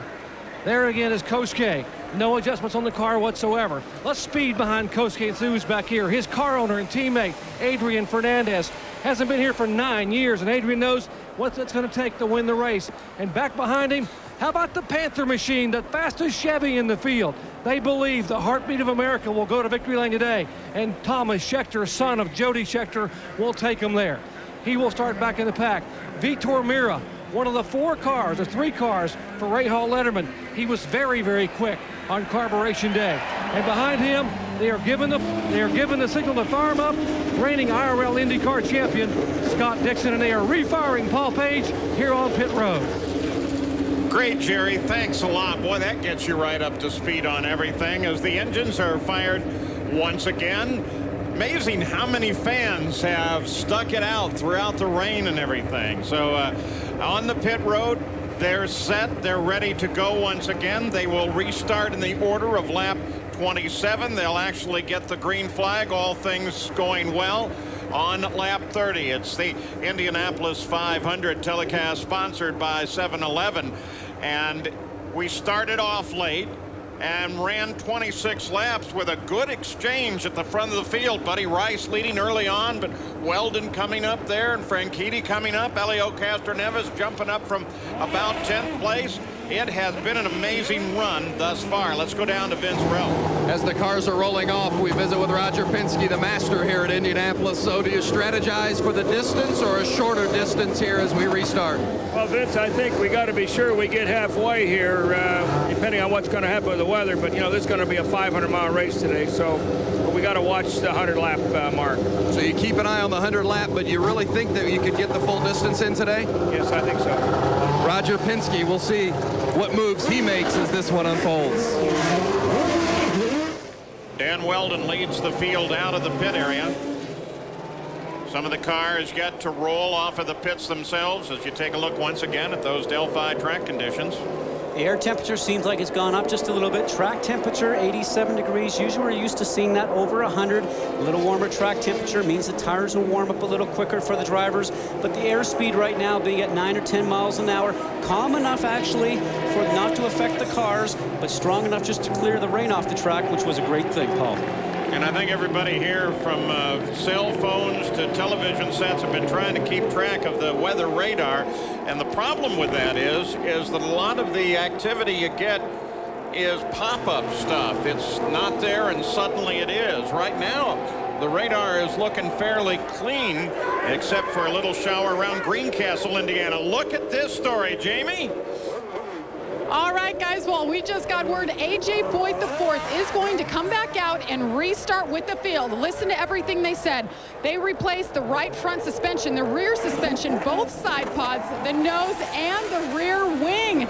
Congratulations to the Foyt camp. They made it happen. He's coming back out. Oh, yeah, kudos to that crew. And thank you to the Target team that provided the starter to get A.J. Foyt IV back out on the field.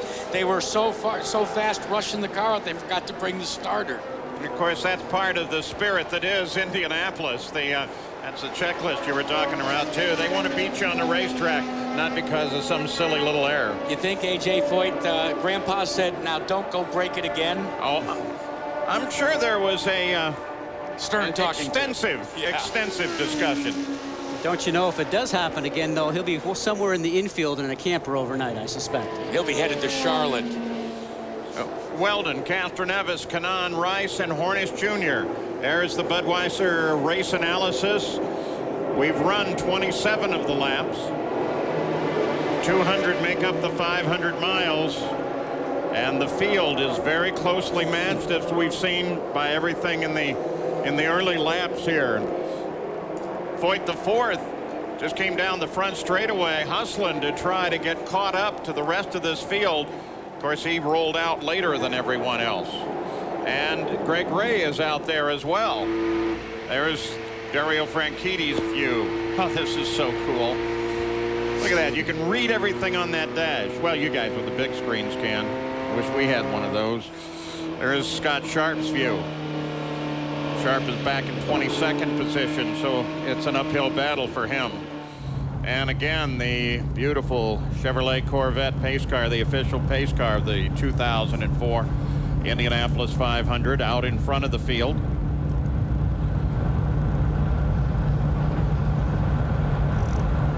Michael Andretti's car is currently in front in 3rd place, back in 6th place.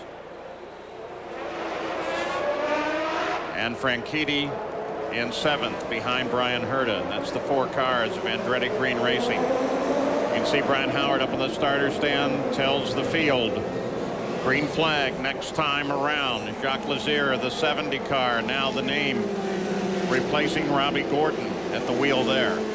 Boy, talk about a lot of pressure. He didn't get that much time in the car this month, has not been in the car for about a week and a half, did not run on carburation day, that last day of tune-up for all these drivers last Thursday, so now he's coming in sort of cold. A.J. Foyt the 4th coming in. You saw him on the pit road. You also saw the pit close flag waving. And that was to take on fuel because they were repairing the car back in the garage area, Paul, so they have to go to the fuel tank, which is located out there on pit road. Real penalty through that. He was going to be back there anyway. All he has to do now is catch the field, which is over on the backstretch. So it's time now for everybody to settle down and to think about the distance yet to go. Green flag on the 30th lap should come out. This long red flag period is come to an end. Here we go again at Indianapolis. Official time of the red flag, 1 hour 47 minutes. Look at this. Rice coming down the inside. And now Castroneves makes his presence known as he comes around Kanaan. Hornish Jr. comes in behind Kanaan. Look at Hornish. He comes over to the inside, that number 6 car. Side by side, he runs alongside the 7-Eleven car of Tony Kanaan. Kanaan got pushed up into the gray. A nice move by Hornish. Gave him enough room to get through the turn, but not enough to be able to get by him.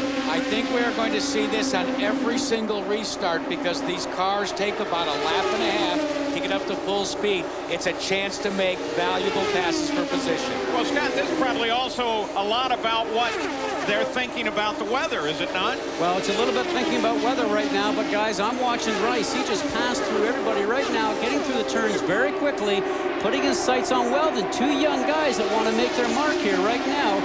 This is going to be a duel. That's Weldon out in front. The 15 red, white and blue car of Buddy Rice is in 2nd place, owned by Dave Letterman and Bobby Rahal. You're looking on Thomas Schechter's number 4. Nice move there for Schechter as he comes forward. Schechter has actually jumped up a couple of spots since the green flag.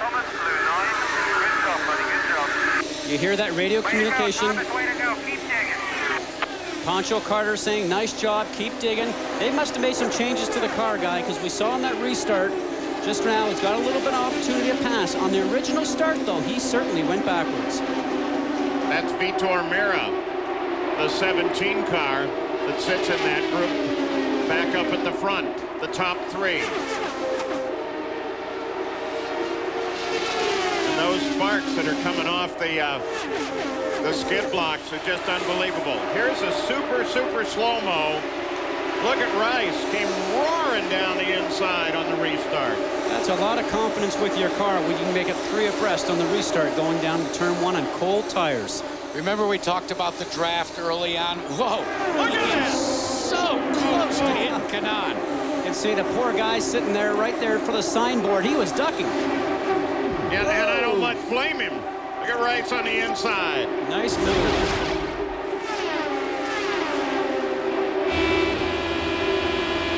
As we come back and on board Weldon with the look back there.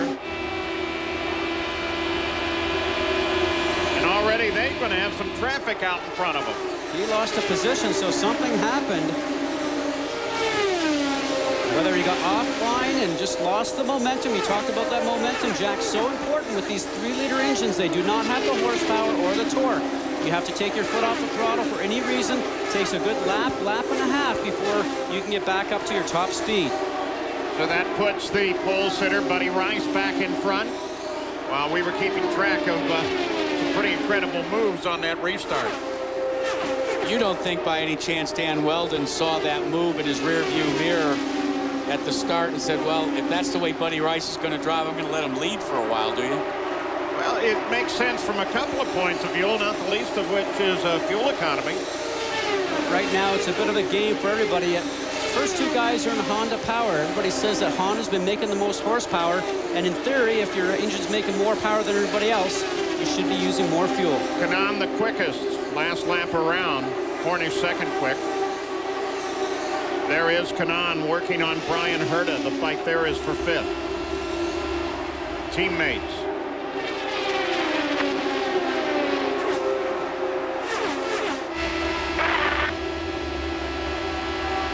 Now watch Kanaan's right hand as we're going along the straightaway. See if he does any shifting with the wind. He's running a draft right now, picks it up the gear. Watch to see if it goes down a shift going in through the turns. Pretty happy with it going in turn one right now. That left hand tire down below the white line, catches a gear between turns 1 and 2. He'll be back on the throttle all the way down the backstretch now. Remember, 5/8 of a mile long, getting up to about 225 miles an hour.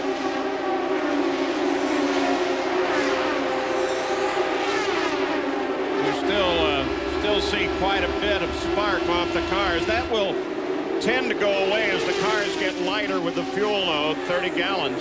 That's at 7 pounds a gallon, and I'm not a math major, but when the cars only weigh about 1,900 pounds, well, when you burn that fuel down, it lightens the car up. Well, it is brilliant not to do math in public for any of us, I'll tell you that. Looks like Kanaan's a little stronger coming to that turn 3-4 segment down the front straightaway. Looks like turns 1 and 2 sort of suit Herta. He seems to be able to get through that segment of turns a little bit better. Now, even though both ends in these 4 turns look the same, guys, I can tell you by experience the car operates different in all 4 turns. No one can ever figure it out. The banking's the same, 9 degrees all the way around the circuit, but the car will act differently on each end of the turns. Last lap around, it was Vitor Meira. Ran around at 215.4 miles an hour. That was the fastest lap then. But they are all averaging up 214, 215. Look who has taken the bit. Jacques Lazier gaining 3 positions in that Robbie Gordon relief drive today. I bet you under that helmet right now, Jacques Lazier is smiling ear to ear. Jack, that is simply amazing. You think of, like I mentioned, he's not been in the car for a week and a half, missed that carburation day. Talk about pressure, getting in here with all your peers who've already run 26, 27 laps. I mean, give this guy top award. That blue and white 17 car behind this car, Thomas Scheckter, that's Vitor Meira. Pretty amazing little driver. Picked up this ride from the Rahal Letterman team. When Bobby Rahal announced that he was going to form a 3rd team, he told me that Vitor Meira was the first guy that arrived on his doorstep applying for the job. He got there at 6:30 in the morning, Paul. You know, everywhere you go, you seem to see Meira. Here is Thomas Scheckter. Comes out of South Africa, lives here in Indianapolis now.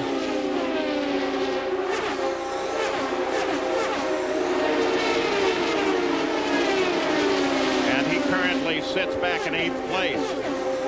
And if Vitor Meira has anything to say about it, that will change shortly. At the front, it's still pretty close there. The front 4, Rice, Weldon, Hornish Jr., and Castroneves.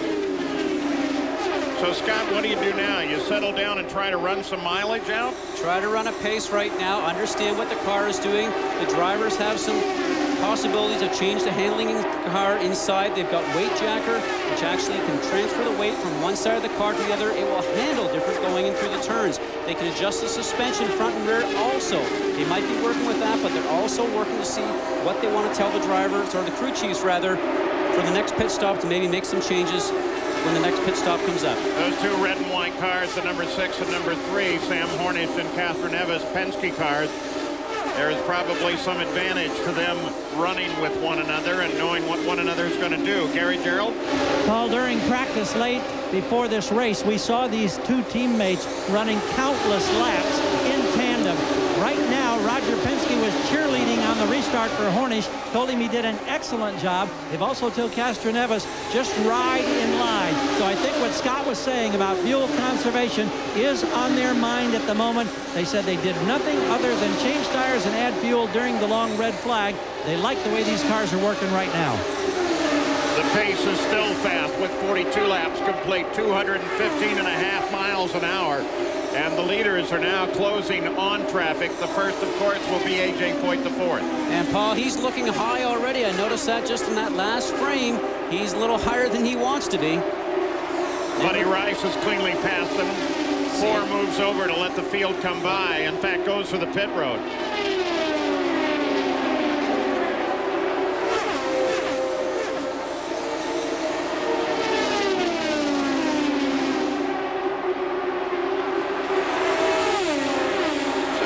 Heading for the pit lane.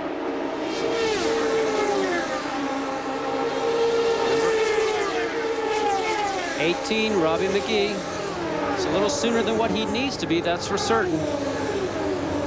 Let's see what they do with this car. There's Foyt the fourth coming in as well. See the man working on the front right there. He's actually doing some wing changes. Might also do some tire pressure changes. Clear high means that he can come up into this fast lane right here.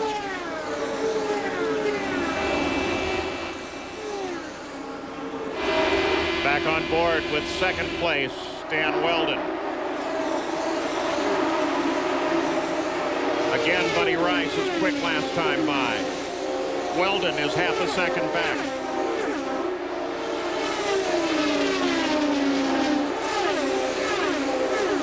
So now 45 laps, the first 100 miles crossed at the 40th lap. There's your top five. Will Rice continue in front?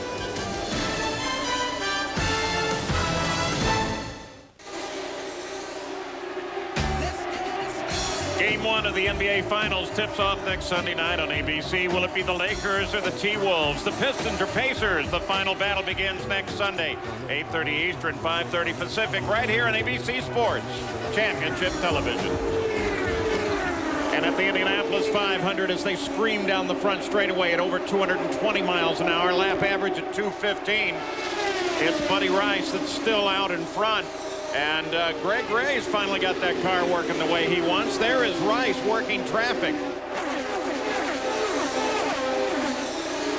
Buddy Rice was first introduced to Bobby Rahal, the car owner that he drives for, by baseball's Robin Yount. See how baseball is synergistic in terms of Buddy Rice's racing career? In fact, Buddy had to make that decision one way or the other. Well, Buddy Rice still out in front on laps, though Dan Weldon had a nice run in front.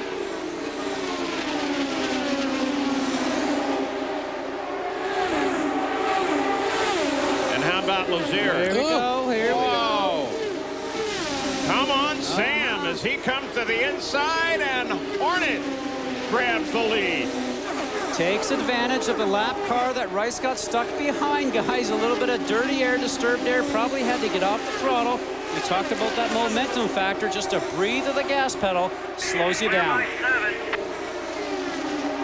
Clear by 7. That means clear by 7 car lengths. Hornish, Rice, Weldon.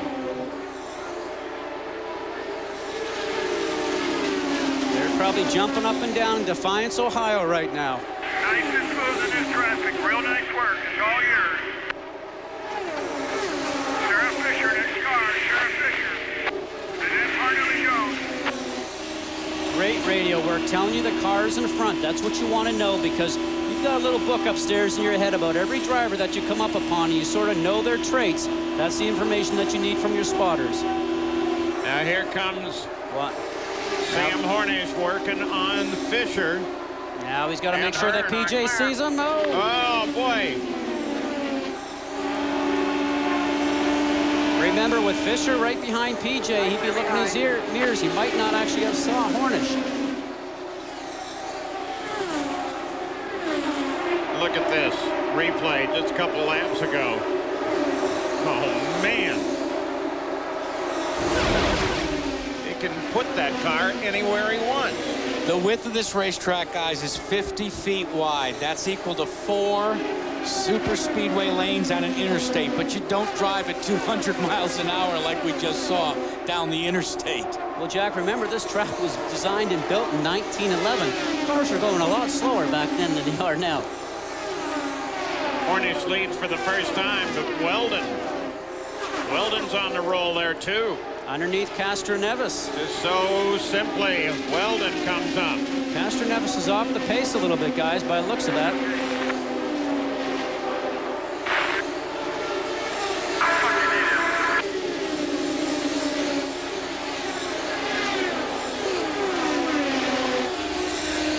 On board Weldon. Herta right behind him. Castroneves down in 5th now.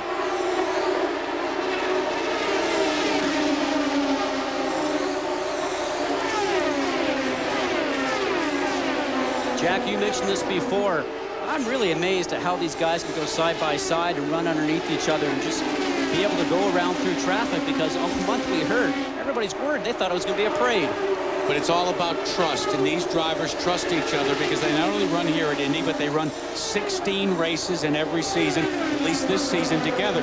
And you start to, as you say, get a book on each other, and you do. You watch each other's back. Right now, everybody in traffic. That's a little high, guys, for that one. Oh. Don't want to get up in that gray section there. No grip. Here we go. Kanon's running right down on the inside. Talked about that momentum factor, Paul, and caught Kanon out. And we've talked about Mira, and he's really good. All month long, Vitor Mira's had a nice smile on his face. He likes what he's got. And Matsura there on the 55 car. Lined up now.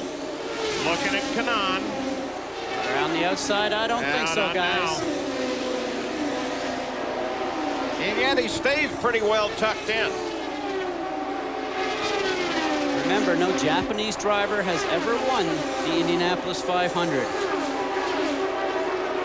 Matsura says he patterns his style after the Brazilians rather than having a... Whoa, another car into the wall. Caution comes out.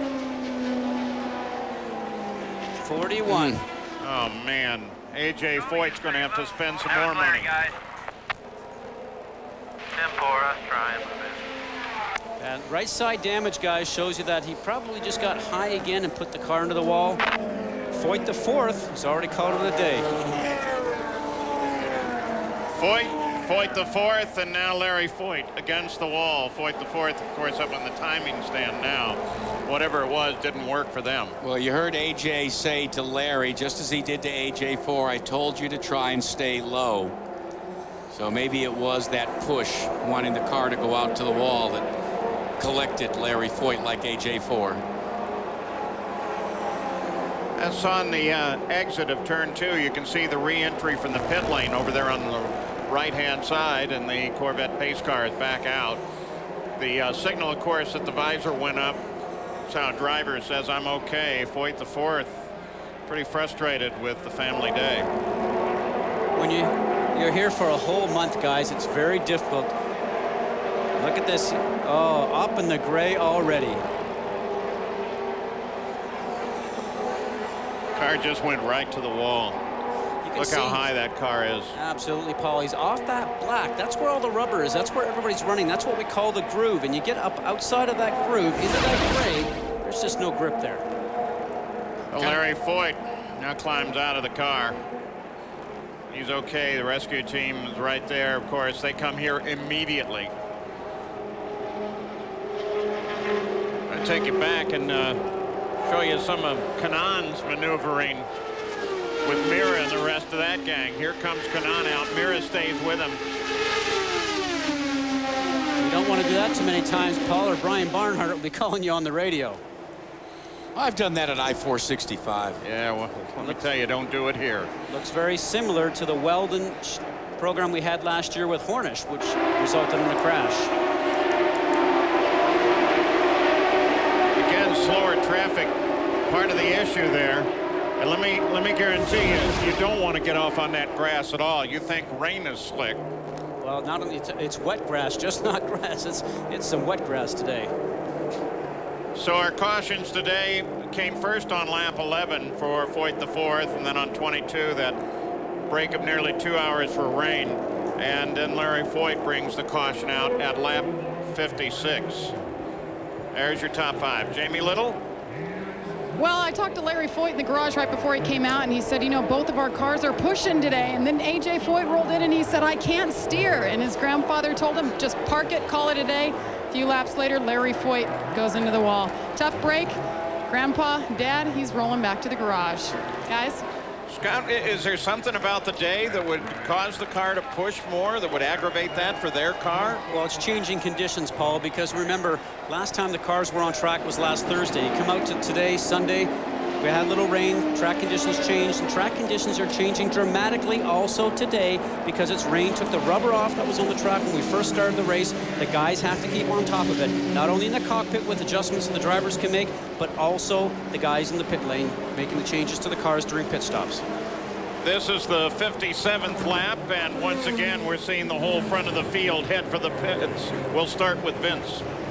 In the pit box of Brian Herta. Remember, Herta started 23rd today, and he gambled a bit with that fuel strategy early on. He was one that was saved by the bad weather, and ever since then, he has been running up in the front. So much of this team's attention has centered around Dan Weldon and Tony Kanaan and company, but Brian Herta has believed that he is more than capable of winning this race, and now he's up from the 23rd spot in the top 5. So far, the stop is flawless, and away he goes. Let's go to Gary Gerald. Sam Hornish in and out, very clean. Penske said, leave it alone. That's exactly what they did. Fuel and tires. Castro Neves was loose. They made an aero change. Jerry? And Buddy Rice is, a lot of congestion here. They're trying to leave pit road. A lot of congestion. It's a good thing we didn't have any contact. These drivers definitely on their toes, trying to leave at 60 miles an hour. Buddy Rice far into pit road. No adjustment, but a great pit stop by the team that won the pit competition on Thursday. Everybody came in but Robbie McGee. Man from St. Louis going to get a little television time now. Well, but he was trying to make some time up, too, because he was a lap down already. Guys, we saw a lot of aggressive driving, you might call it, in the pit lane, but I'll tell you something, these drivers know that it's passing on the restarts and passing in the pit lane. These guys are going to take any option they can. That's the line at the pit exit as they came out of the pits last time out. You saw Weldon go by. There's Herta. Boy, look at this group. But generally, they're lined up in single file. Kanaan goes by. Well, look at that tight little gaggle. So now they've stopped again, this time on the 57th lap, and with the caution for Larry Foyt. Roger Penske looks on. We'll be back with more after this message and a word from our ABC station. Terry Gannon back at the Indianapolis 500, telecast sponsored by 7-Eleven. Been here since 10 o'clock local time this morning. The race was over 2 hours late getting started originally, and then an hour and 47-minute rain delay under red for almost 2 hours. But we are racing once again. Buddy Rice, quickest out of the pits. His team won the pit competition on Thursday, as Jack mentioned, and once again out to the track first. Back to Paul Page.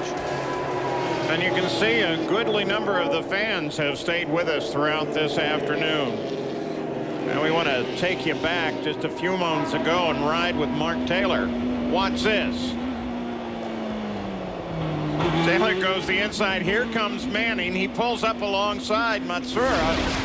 But, of course, he wasn't in front of Matsuura when it got to the line, so he had to drop back. All that aggression didn't mean a whole lot. Pretty risky making that 3 lanes wide in the pit lanes, guy. I can tell you that. Jerry Punch? Hey, guys, the previous restart, Buddy Rice had turned the fuel to full rich and was a rocket on the restart. And what the idea here is to do the same thing again. Pull it full rich, become a rocket, pull away from Hornish and company, and then back to click to 3 or 4 on the fuel and save fuel. Watching him to be aggressive again on the restart. Let's check in with Todd. All right, thank you very much, Doc. Thomas Schefter came into that pit in 8th position. They had a problem fueling him. He was in the wrong position. The car, they got a full load in, but it cost them 5 seconds on the repit, and now he's dropped back to 15th place, guys. There's Thomas Schechter, currently 14th, as the pace begins to pick up. Paul, when you hear those guys talk about full fuel, full rich, what ends up meaning is that you've got lots of fuel going into the engine, and that makes more horsepower. They'll do that very quickly on the restart, then throttle back to leanness so they can actually start to save fuel. And Vitor Meira has been penalized for running over an air hose, so now he has got to go to the back of the line from 6th to 23rd. Oh, man, that is costly. And the green flag comes out once again. Buddy Rice acknowledges. Followed by Hornish and Weldon. Once again, the front of the field is grouped together. Weldon's and looking. Once again, look at him go to the battle. Weldon gets Hornish. Herta tries to get inside of Hornish.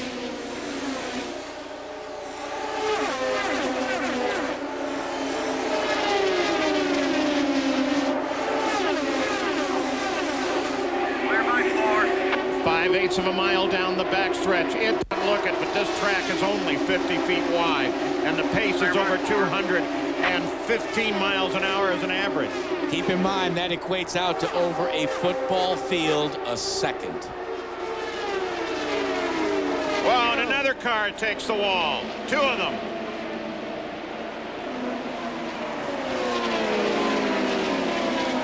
Everybody tries to get it slowed down to make sure they don't get on that carbon fiber debris. That brings a caution out. This is the 63rd lap.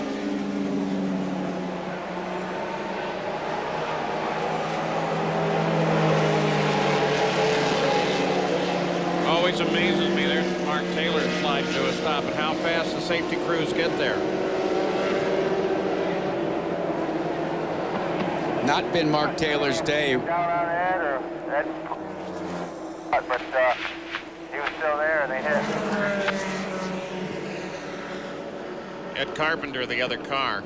Ironic, guys, that both Mark Taylor and Ed Carpenter are side by side in the pit lane. You think about it, you know, these two guys ran here in the Menards Infiniti Pro Series against one another last year.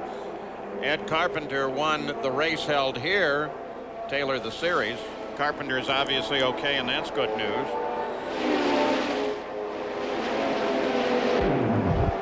Well, Scott? Well, guys, 2 guys going for the same piece of real estate, and it just doesn't work like that sometimes. Fortunately, the cars came around, scrubbed off a lot of speed in doing so. And they end up in the safer barrier, that steel and foam energy reduction barrier that the IRL has in place. Now, it looks like Taylor's trying to go around the outside of Carpenter. Remember, Carpenter's on the low side, but there's cars in front. Does he get a little bit of dirty air and the cars start to push up front? Here we go. We'll get a good sense of what's going on right here. Nice passes. Aaron went right through him. Now, guys, that's a side-by-side, and I got to say that Ed's just maybe a hair high going through the turn. Could have made it work, but they just went for the same piece of real estate. Scott, do you remember when we talked about the dirty air that's created when you get up behind another car? Looked to me like that is part of what happened in that accident. Cars got awfully light, kind of bounced around a little bit. Well, Ed Carpenter's teammate Alex Barron, there's his pit, kind of figured into that one because he came running down hard on the inside. Oh. Watch his hands there. Takes his hands off the steering wheel. Watch how much his head moves there. We talked about that before with the Hans device. You take your hands off the steering wheel because you don't want to hold on the steering wheel. When you hit the wall, that wheel snaps around and you can break your wrist. And I've actually got a left wrist here, guys, that's been broken before. Mark Taylor's got the wind knocked out of him. He's sitting on the ground right now. You talked about those accelerometers that these drivers wear and their earpieces to measure the G-forces of the crash. You know that the IRL will be downloading this information because that was a big crash. Absolutely.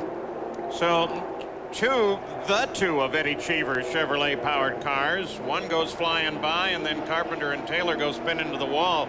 Vince, you're with Eddie Cheever, former winner and owner of one of those cars. Eddie Cheever was watching the replays of that incident just as everyone at home was. Eddie, could you get any indication from the replays what might have happened? It's very difficult to see from here, but it looks like Ed was down on the bottom of the track and Taylor tried to come down on him and make it around the corner on the outside, and they touched. It's a pity because those are two Chevy cars that have just been knocked out, which is really unfortunate. But I have to see the replay again. Disappointing end of the month for Ed Carpenter, who's been a very bright spot for the Red Bull Cheever Racing team in the month of May. He's been very competitive, and we were very happy with how things are going. We now have to have a look at it and see what happened, but that's racing. When you're in the middle of the pack like that and you get caught up with some traffic, those sort of things happen, especially when you have two new drivers that are trying to figure out what to do. You can always wait another corner. You can always wait another lap. I think we haven't even done half the race yet, so very unfortunate. But I'm sure the IRL will look at the tapes and they'll sit down with both drivers and figure it out. Running out of patience. Costly for Red Bull Cheever and driver Ed Carpenter, and also the Johns Manville Menard machine of Mark Taylor. Right now, Buddy Rice in the lead at Indianapolis. Back at the Indianapolis Motor Speedway, a reminder, tomorrow night, 8 o'clock Eastern, 5 Pacific, you've got the Calgary Flames taking on Tampa Bay for the Stanley Cup Finals presented by Nextel. Game 4, Calgary up 2-1 at this point. Well, if you were not with us after the hour and 47-minute rain delay, we were under red for almost 2 hours. Rain early in the day. The race started almost, well, a little bit more than 2 hours late. And then the restart after red. Buddy Rice, who started on the pole, racing for Team Rahal Letterman. And look at the move on the inside. Buddy Rice goes to work and moving up. In fact, on lap 34, Buddy Rice once again, watch him pass Dan Weldon, the youngster from England. So Rice moving ahead of Weldon and taking the lead there. However, he would hold the lead until lap 51. Sam Hornish Jr., who has won the series twice but just has not had luck at all here at Indy, he makes a move to take the lead. A couple of crashes, too. Remember A.J. Foyt, the fourth, early in the race, hitting the wall. Well, Larry going into the wall. So Team Foyt, not a good day at all. And on lap 64, just a moment ago, a couple of rookies, Mark Taylor, Ed Carpenter, they raced together last year in the Infinity Pro Series, and both of them out of the race after that crash just a moment ago. Let's get out and join Todd Harris right now. All right, Terry, I'm here with John Barnes, principal owner of the Menards Panther Racing. You talk about a rookie, but it wasn't a rookie mistake, was it, for Mark Taylor? No, Mark has done a great job in Johns Mansfield Menards Chevy car. I mean, just doing an awesome job. He got back to 20th there, 19th right before the rain started. He drove his way up to 12th and just went in turn 3, and I don't know who ran into him or what happened, but somebody got into him in the rear when he was turned in the corner. For a rookie, you pointed out he was having a great race thus far. He's doing fabulous. You know, Mark's impressed us all year. He's really coming into his own, and can't wait to go to the next one. Well, for John Barnes, your day's not done. You're on your way to Panther Racing. Yeah, we'll go down here with this yellow team here and see what's going on. Good luck to you. Thank you. Back up to you guys. Buddy Rice will lead the field back when we're ready to go green once again. It'll be Honda, then a Toyota, then 2 more Hondas. Rice, Weldon, Hornish, and Brian Herta at Indianapolis. 67 laps complete. We're still under caution.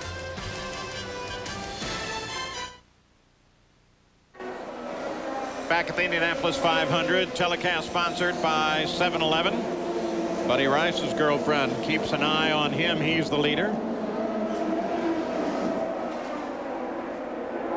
Carol is here. Buddy is still fighting his way forward. Currently sits in 18th. Buddy Lazier. So the pace comes up. We expect green, but there's a question about this car. He's having trouble with 4th gear. Jerry Punch just reported that to us, and he may not be able to go up through the gears nearly as fast as everybody around him. We're going to ride with Scott Dixon. Green flag is out. Oh, it bottles up quick. Firestone telemetry there. Look at this right there on the bottom, Paul, that little indicator. shows tire temperatures and pressures are not up yet. The guy's got to wait a couple of laps for that to happen. Oh, Dixon got Castroneves on the restart.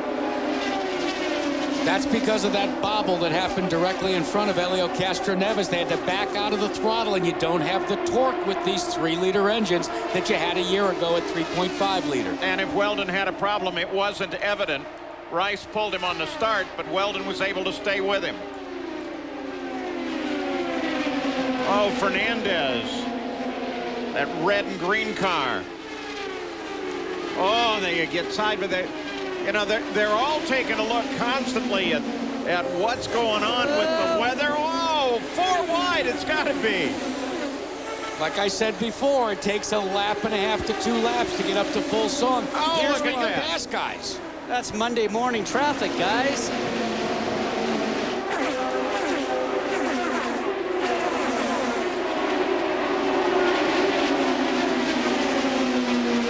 Now they're sorted out a bit.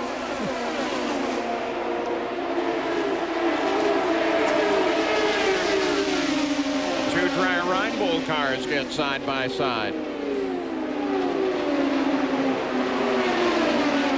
And there's Sarah, that red and black, number 39.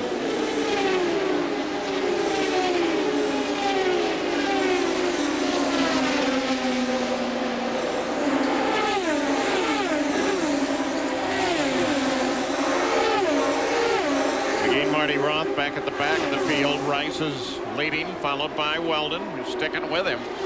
Then Hornish, then Herta, then Kanaan, then Franchitti.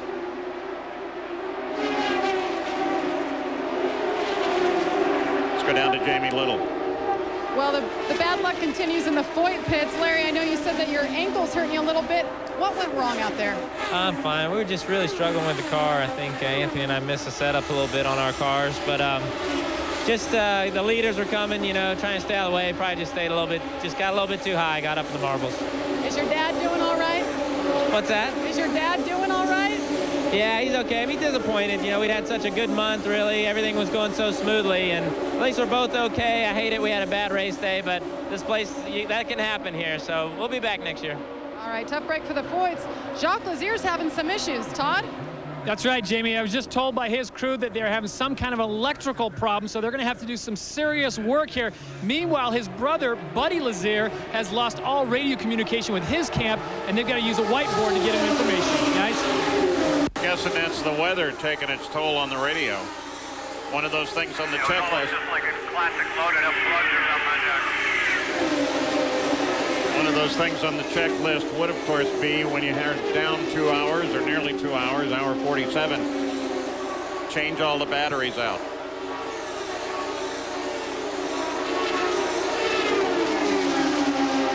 Manning is 6th, the red and white number 10 car.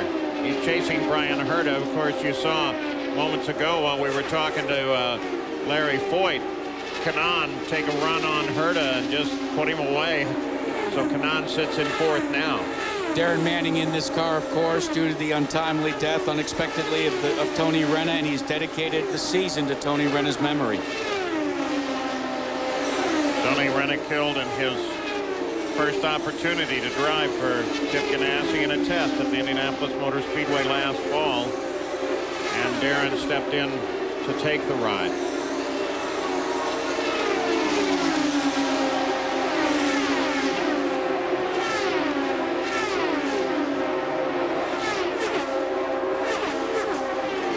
Manning is being straddled by 2 of the Andretti green cars. This would be a little early, I would think. Roger Yasukawa.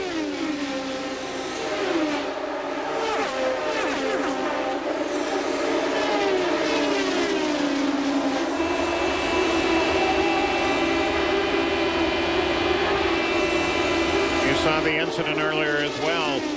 Ed Carpenter and Mark Taylor. Jamie Little, how's Ed doing? Well, we're in the Red Bull Cheever pits right now, and Ed, it's got to be so frustrating, but what happened from your perspective? I got a really great restart, and Alex and I was trying to pass Alex and Mark. I knew I wasn't going to get by Alex, so I gave the corner to him and dropped in behind him, and I thought I had the corner on Mark Taylor anyway, and he just tried to race me in too wide, and I pushed up a little bit, and there's nowhere to go. I mean, it just, Brian says in our meetings, this is a give and take racetrack, and it just, there wasn't any give. After a whole month of anticipation and build up to be here, you were one of the first drivers here. What is the feeling right now when you're on the sidelines and the track's going on? Huge disappointment. I mean, we had a great month, ran a lot of miles, had a great car. I mean, my guys gave me an awesome car, and all the guys from Red Bull are here. It's just really disappointing. The motor was running the best it's ran all month. Chevrolet's done a really good job this month. It's just disappointing. We're 65 laps into a 200-lap race, and just, you got to give. Tough day for the rookies. 3 out already, guys. Well, at least good news is so far they're all able to talk with us. But take you back to that last restart. We talked about the guys had a good time. Jacques Lazier did not. Boy, look at that. Probably fishing for a gear there somewhere. Or the development of his electrical problem that put him on pit road. Man, that really has to hurt. Fortunately, everybody gets around him, though. One car looked like it may have been Takagi, got way down right on top of the wall to get around there. That looked like the left rear probably just touched the wall, Paul, I'm sure. Back at the front, Rice, Weldon, Hornish. Only 0.8 of a second between first and second. There's Buddy Rice, number 15. Weldon right behind him, and the 6th car is Sam Hornish Jr. He calls himself an extreme athlete, extremely fast. You bet. Though he shaved off his facial hair and turned his cap around for this season and new sponsors.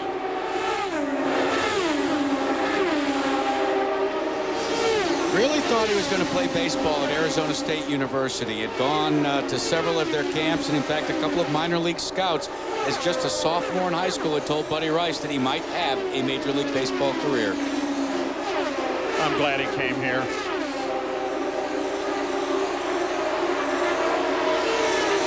And all these guys are, the young ones are into all the extreme sports. Rice, that crew, of course, we've got a couple of triathletes, Schechter, Kanaan. Pretty amazing how fit they are. Let's go to Gary Gerald. Quick update on Sam Hornish, Paul. He was concerned that he may have had a problem on a shift. Roger Penske checked with the electronics people and the telemetry people. We understand that there is no concern. Hornish seems to be on track. So you've talked a lot about how unusual it is to have so much shifting in Indianapolis this year. One of the team managers this week told me that you can expect that 1 out of 30 shifts, the dog gears may bang against each other. Potentially, that could create havoc in the gearbox.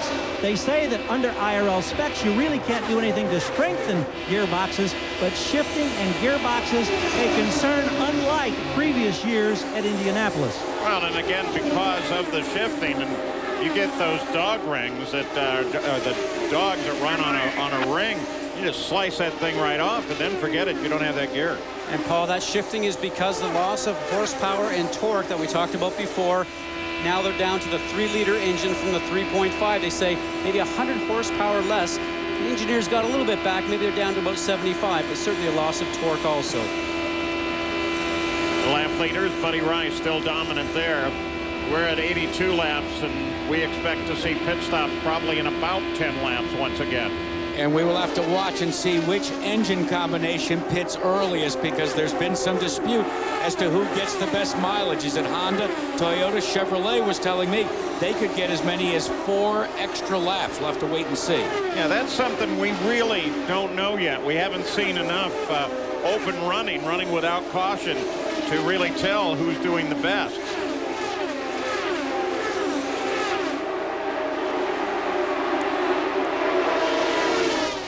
And Jack, I wrote exactly what you were saying. Buddy Rice is getting outstanding fuel mileage despite the fact that this Honda engine is generating a lot of horsepower. They just told him on the radio, you are making fuel mileage, buddy. So just if you need to use a little more fuel to stay up front, go ahead and use it.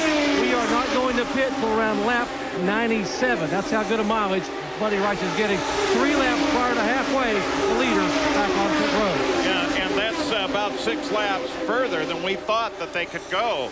But a lot of the teams have said we think we can go 34, 35, 36 laps without a stop. That's burning what? Right at a gallon a lap.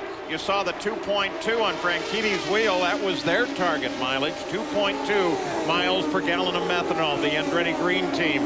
Weldon, Kanaan, Herta, Franchitti, 2nd, 4th, 5th, and 7th. Nice going, Michael. Gary Gerald. Paul, we were talking about that fuel mileage. One team manager told me this week, he said, if we stay in the draft, we think we can run 38 laps. And I said, you've got to be kidding. And he said, no, we actually did it. So if you stay out of the draft, and they'll say that if you're out in front, you're going to lose about 2 to 3 tenths a gallon, miles per gallon. So you may go from a 2.7 to a 2.5 or a 2.4. But they said they could go as many as 38 conceivably. That's huge. That's Buddy Lazier, the dial number 91, slows down on the course and heads into the pits. And don't. Quarters of the way down the straightaway, Robbie, something went wrong. He pulled up out of the groove. When he got down here, it looked like it was bottoming out, going into 3 hard to turn. He got it down. He's coming to you. And you're hearing that relay because Buddy doesn't have a radio. Spotters are trying to help out. Actually, you can see the left front wheel, guys, right there, came in and was not actually in contact with the road. When he said the car bottomed out, possibly he's had a suspension failure. Be a Canadian life. Sam Mornish Jr. on the move, fellas, has moved into 2nd position. All right. Clear by 6. And now Kanaan's going to start working on Weldon. Buddy Lazier pulled back out of the pits, guys. Looks like it was just a flat tire that he had.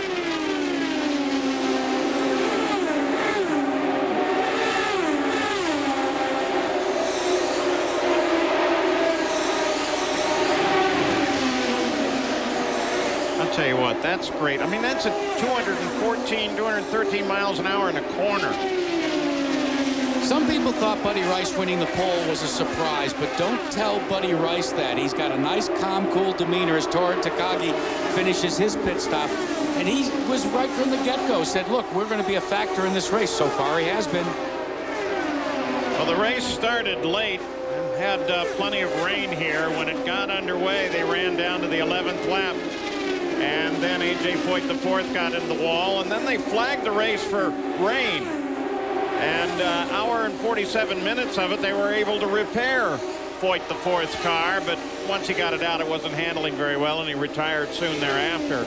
On the 56th lap, it was Larry Foyt into the wall. And then only 6 laps after they got that one cleaned up, Ed Carpenter and Mark Taylor, both rookies, got into the wall. But we have seen this rather constantly in the 88th running of the Indianapolis 500, the telecast sponsored by 7-Eleven.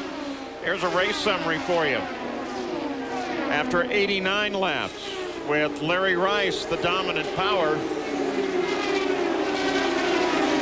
And remember, too, in the interest of safety, they have reduced the engine size from 3.5 to 3 liters. And also put some aerodynamic stuff as we watch Adrian Fernandez, who a lot of people think is going to be there at the end of the day. They put some aero stuff on the center of the car, center line wicker, to try and keep the car more stable once it gets sideways. Wow, Matsura, Franchitti, and Fernandez. Takes advantage of those guys getting caught in traffic. And that's the trick right there. Pick up a little bit of the toe, get by. But remember, even though it's classified as a super speedway, as you ride with Dario Franchitti and the visor cam, only 9 degrees of bank. Not much at all. I want one of those steering wheels. You can get it if you want to drive at the Indy 500. How much is it going to cost me, Jack? Somewhere around $40,000, guys. You can have one of those. Oh, cool. Hard to believe that in an open cockpit car, a guy's head can stay as stable as it is, but you showed us, Scott, in Show and Tell, the aerodynamic devices that they put on these helmets. They put helmets in wind tunnels now. They do, and they actually work with the car manufacturers to see exactly how the helmets work with each individual car. Mario Franchitti actually set him up with a helicopter and licensure and everything for a marriage present. Look at this. Dixon to the inside of Franchitti, and he makes it. Dario's been flying back and forth to their home in Nashville in his helicopter. He loves the thing. And you saw how he downshifted there when the lights came back up. He lost momentum and tried to grab a gear just to try to propel the car back up to speed. In years past, Scott, most of the top teams would use 2 top gears, one kind of an overdrive and one for just regular, trying to make a pass. But this year they've had to go to 3 gears. And Jack, that brings up a good point. We've seen some restarts where some guys take off. We're not sure whether it's the Honda engine with maybe a little bit more power and torque over the Toyota and the Chevrolet, or whether it's the gear selection that you're talking about inside the gearbox. And when we say that, our team's using 3 top gears or 4 top gears. If there's only 3, more gears available for restarts. If they're using 4, then they have a situation where maybe their restarts might not be as quick, but they're betting on a race pace at the very end. Be interested to see if it comes down to a shootout, who's got the gearbox for restarts and who's got the gearbox for fast speeds. But just 7 laps away now from the halfway point, and that's when it becomes an official race. Should rain visit us, but the sun is shining down on us now. And we expect the pit stops, another round to occur between now and the halfway point of this race. Normally they take the Indy 500 to the 400th mile as we watch from on board Sarah Fisher, and there comes Buddy just cruising past. Hornish Jr. will now have to get down on the inside of Sarah Fisher, and he gets past as well. This track is so big, and no seat can you see all the way around, and that means you can't put spotters in one position. Most of these teams are using spotters located in 3 different positions. That makes for some pretty heavy radio traffic. Jerry? And Dan Weldon will come down pit road, and we are being told by Michael Andretti and this Klein Tools Jim Beam team they will not make any changes, although Danny had said that the air pressure adjustment on the last stop had made the car a bit twitchy. You hear him counting him down for 1 on pit road, and Danny gets the car stopped exactly on the mark. 4 tires, they got to get it full of fuel. And there is Tony Kanaan as well on pit road. And bad timing, the yellow, because of an incident on the racetrack, guys. It's the 5th caution of the day, and it's a P.J. Jones car, number 98, wearing the colors and livery of his father, who won in '63, an old Calhoun 98. I guess this is new Calhoun, and it's going to go lame now. Waited so very long to start in his first Indianapolis 500, and now he is the 4th rookie of the day to end up in the concrete. It's a strange place for the car to end up. It's well down the stretch. There again, right side damage we saw in the car, so it sort of leads you to believe that he got high coming out of the turn, just grazed the wall, took off the right side. You can see the rear wing is actually not disturbed. Here he is just trying to get out of the car. Remember, there's a 6-way seatbelt on there. Takes off the head surround, which actually helps absorb impact in case the driver hits the wall, especially going in backwards. A lot of belts, hookups, radios, Hans device, all to get out of there. That's a signal that the pits are closed until they get the field backed up behind the pace car. And again, we see an opportune caution, so all of the field will be able to pit under caution. But don't let that fool you. It is still frenetic times on pit road these days, because you can gain track position by saving just a second on pit stops. Even though the race is slowed out on the track, there is still a race in the pits, and you can affect a pass in the pits.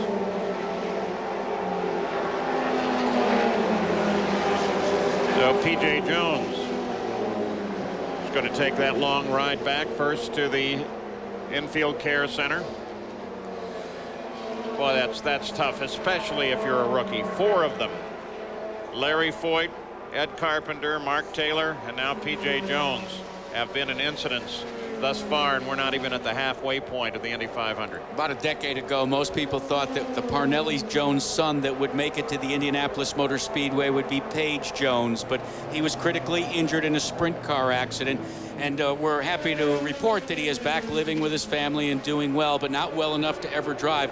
PJ Jones told me he wanted to dedicate this race to Paige because PJ said he should have been the first Jones of the second generation to drive in an Indy 500. Weldon and Kanaan both stopped, and then the yellow came out. They'll stay out now as the rest of the field is going to head for the pit road. Rice will lead them down. He'll be followed by Hornish and then Manning.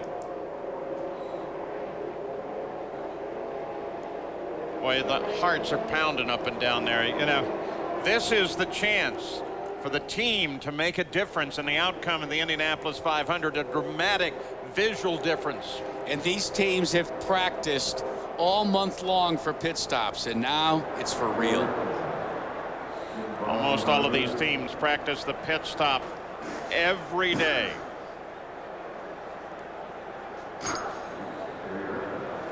So both Dan Weldon and Kanaan, the way they stopped, end up with track position now at the front of the field as here they come.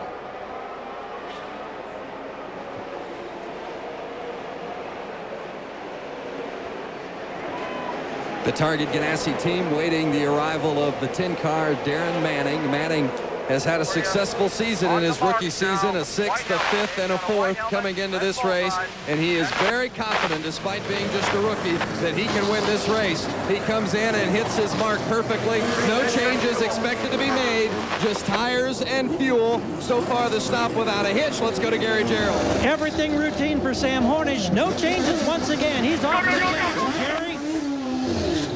Buddy Rice says do not change a thing. Bolt on 4 farts, and he stalled the engine. Buddy Rice has stalled the engine. It was supposed to be a routine stop. Manning and Rice both stalled it, and now Buddy Rice has been refired, but that cost him about 7 spots here on pit road. And the great work of Team Penske won that battle. Well, Paul, actually... What's this?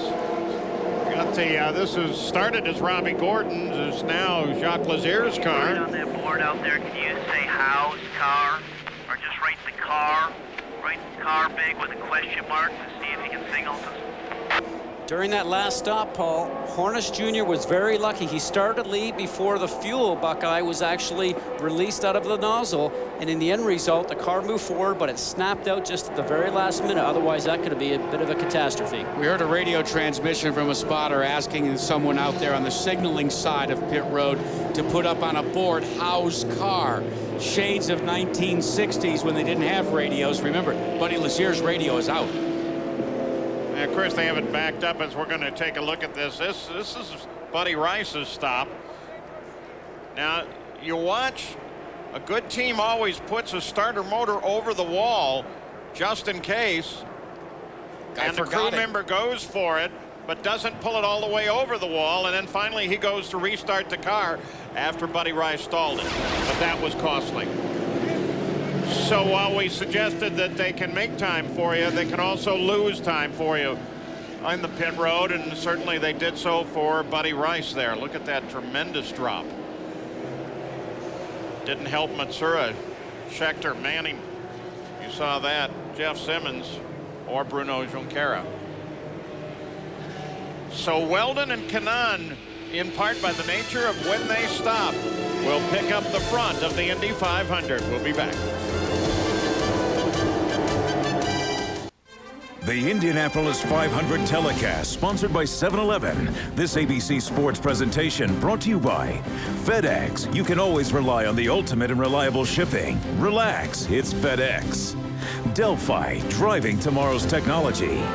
Rust-Oleum Epoxy Shield for the ultimate garage floor. And Nikon Digital. If the picture matters, the camera matters. We just got word on Mark Taylor. He is being sent to Methodist Hospital for observation only. They say he's okay, but as soon as we get word, we will get back to you guys. Right now, Gary Gerald has an update on Hornish.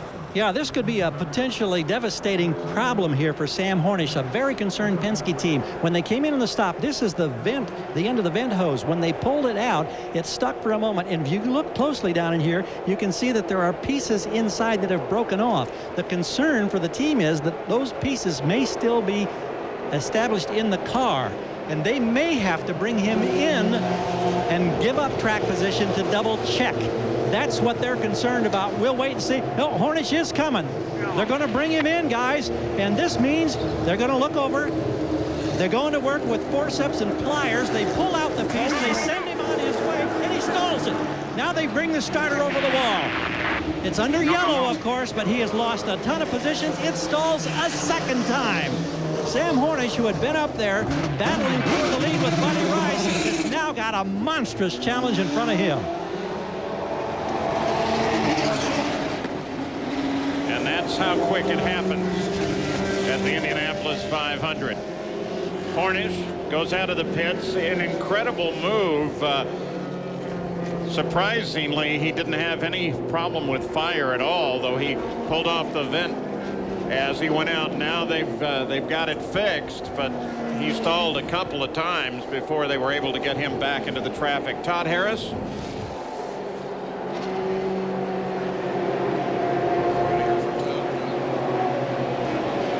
All right, guys, a little audio problem there. The Meyer Chevrolet, I'll tell you what, it ran great today with two drivers. You guys pulled off something that hasn't been done in 27 years. Jacques Lazare, I know you don't want to be standing here talking to me. What went wrong? You know, the funny thing is you've been with me every step of this roller coaster ride, you know. Unfortunately, at the end there, it looks like we broke an axle trying to leave the pits, and it's really too bad. I mean, I got to thank everybody, especially Meyer, Grill to Go, Coca-Cola, and Robbie Gordon for, you know, I mean, he went out on a limb for sure. I had not been in this car before, and we jumped in the car. It was a little different than what I was used to, but at the same time, once I got used to it, you know, the car was good. We had a couple laps, I think, at 2:13.7, and you know, I feel bad for the team, too, because they worked extremely hard this month, just from what I've seen, and the car was good enough, you know, it could have gone up. We had a little problem over in turn 3 and had to clean the tires off for a lap and a half, which cost us a lap. But, you know, I'm very grateful for Robbie for giving me this opportunity, and we'll see what happens. Well, Sam Hornish is back in, so let's quickly send it back down to Gary. Crew anxiously await him now for a third time. They thought that they'd pulled out. Well, they did pull out the damaged piece. He comes in tight to the wall. This time, I think they're just going to top off the fuel. A couple of gallons, and he's back out of there. No more track position to lose, so hopefully they can get a couple of more laps as they're feeling with the added fuel. Yeah, sure. Why not? And the reason that we're in there, of course, is because on the stop, Hornish had problems, and the stop came during the caution when P.J. Jones got the wall. Look at that pyrotechnic display. Paul, like we've seen earlier today with a few other cars outside that black groove where all the rubber is, up in the gray where there's no traction at all. And it really benefited Tony Kanaan and Dan Weldon. They had pulled down on a pit road, the caution came out, and they were able to get track position.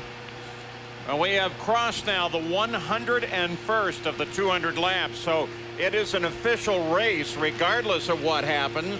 We don't have any clouds that look like they could produce rain, though they were certainly earlier in the day. In fact, we have sunshine down on the front stretch at Indianapolis. Jerry Punch? This yellow was a huge break for Tony Kanaan and the 7-Eleven team. He had to pit when he did. Why? Because his left rear tire here had a hole in it and was going down. It was basically flat when he came down pit road. He had no choice. He had to pit, and then the yellow came out. So Tony Kanaan's luck finally changing maybe here at Indianapolis Motor Speedway. And remember, part of the telemetry system allows them to monitor the tire pressures as they circle the track, so that's very helpful.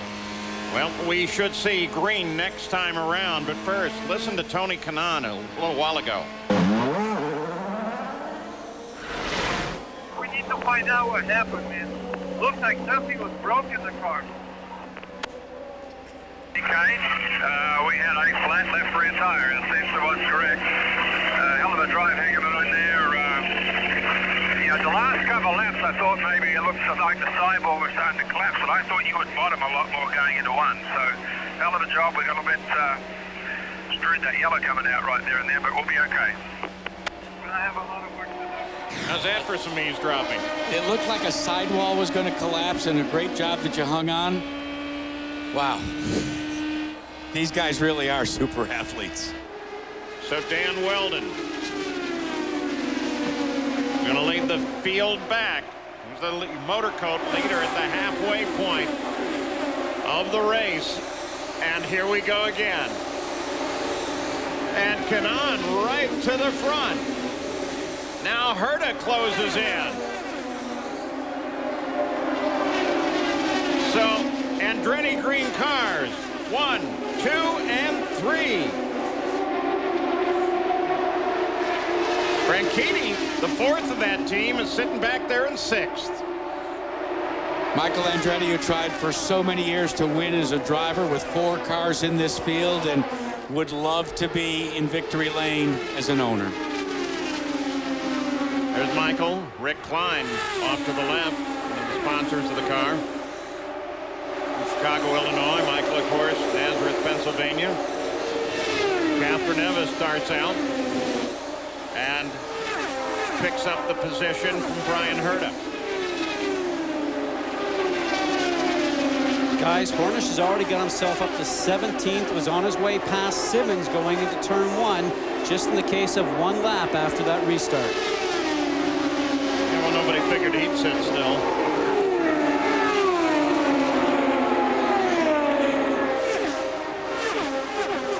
First time in the lead today for Tony Kanaan. He's now 3 for 3 and leading the Indy 500. Buddy Rice on the move as well. That blue-red car with the silver. And the yellow comes out again. Whoa! 2 cars right at the pit entrance. Greg Ray is one of them. There are 3 cars. One of them is a Target Chip Ganassi car. It looks like Hornish and Manning. Well, he was hustling the car. Look at the damage to that thing. You can see the disgust with Hornish. He threw his steering wheel out. He wants out of the car. Both the left and the right side of it. He's probably obviously just ended up clipping the guys in front of him. So Hornish climbs out, no problem. Greg Ray is the blue number 13. Ray is out of the car. Guys, this is real lucky because that's in pit lane right now. It came in, hit the end of the attenuator. All 3 cars came in. If there was any pit stops going on at that point in time, that would have been very difficult. Oh, look how angry Manning is.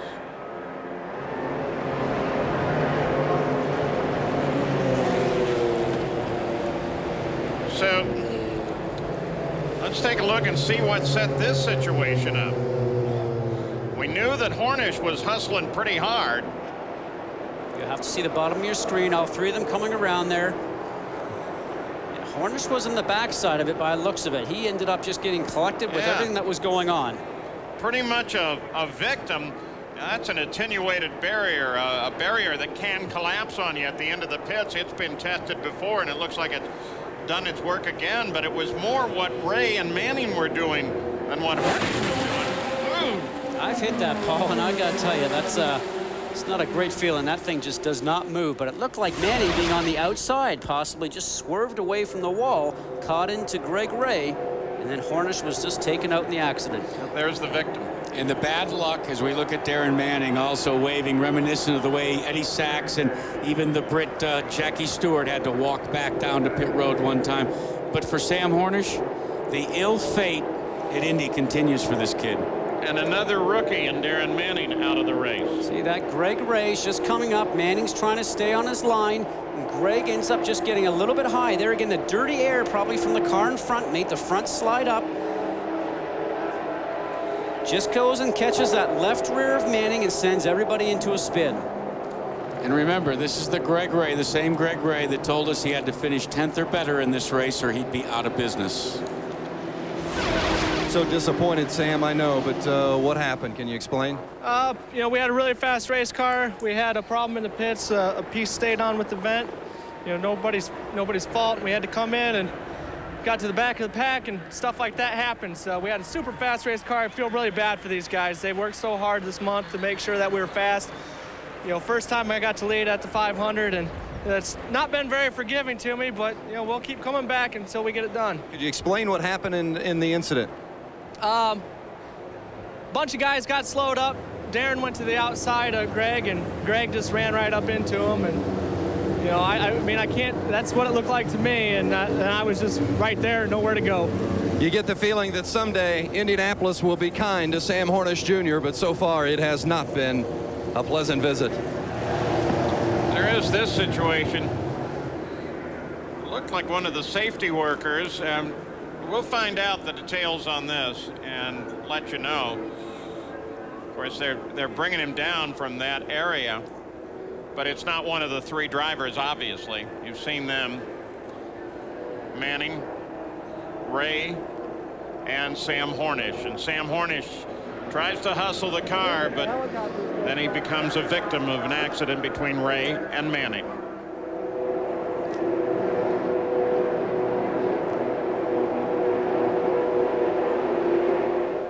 Back live here at the Indianapolis 500, our telecast sponsored by 7-Eleven. Terry Gannon with you. We are better than halfway through this 88th edition, so it is an official race. Should the skies open up, should we have rain, it will go to the history books. But right now, no real clouds overhead. Full lineup tonight: America's Funniest Home Videos, Extreme Makeover Home Edition, ABC Premier Event Line of Fire coming your way. Our primetime lineup, and you will see them in their entirety following our coverage of the Indy 500.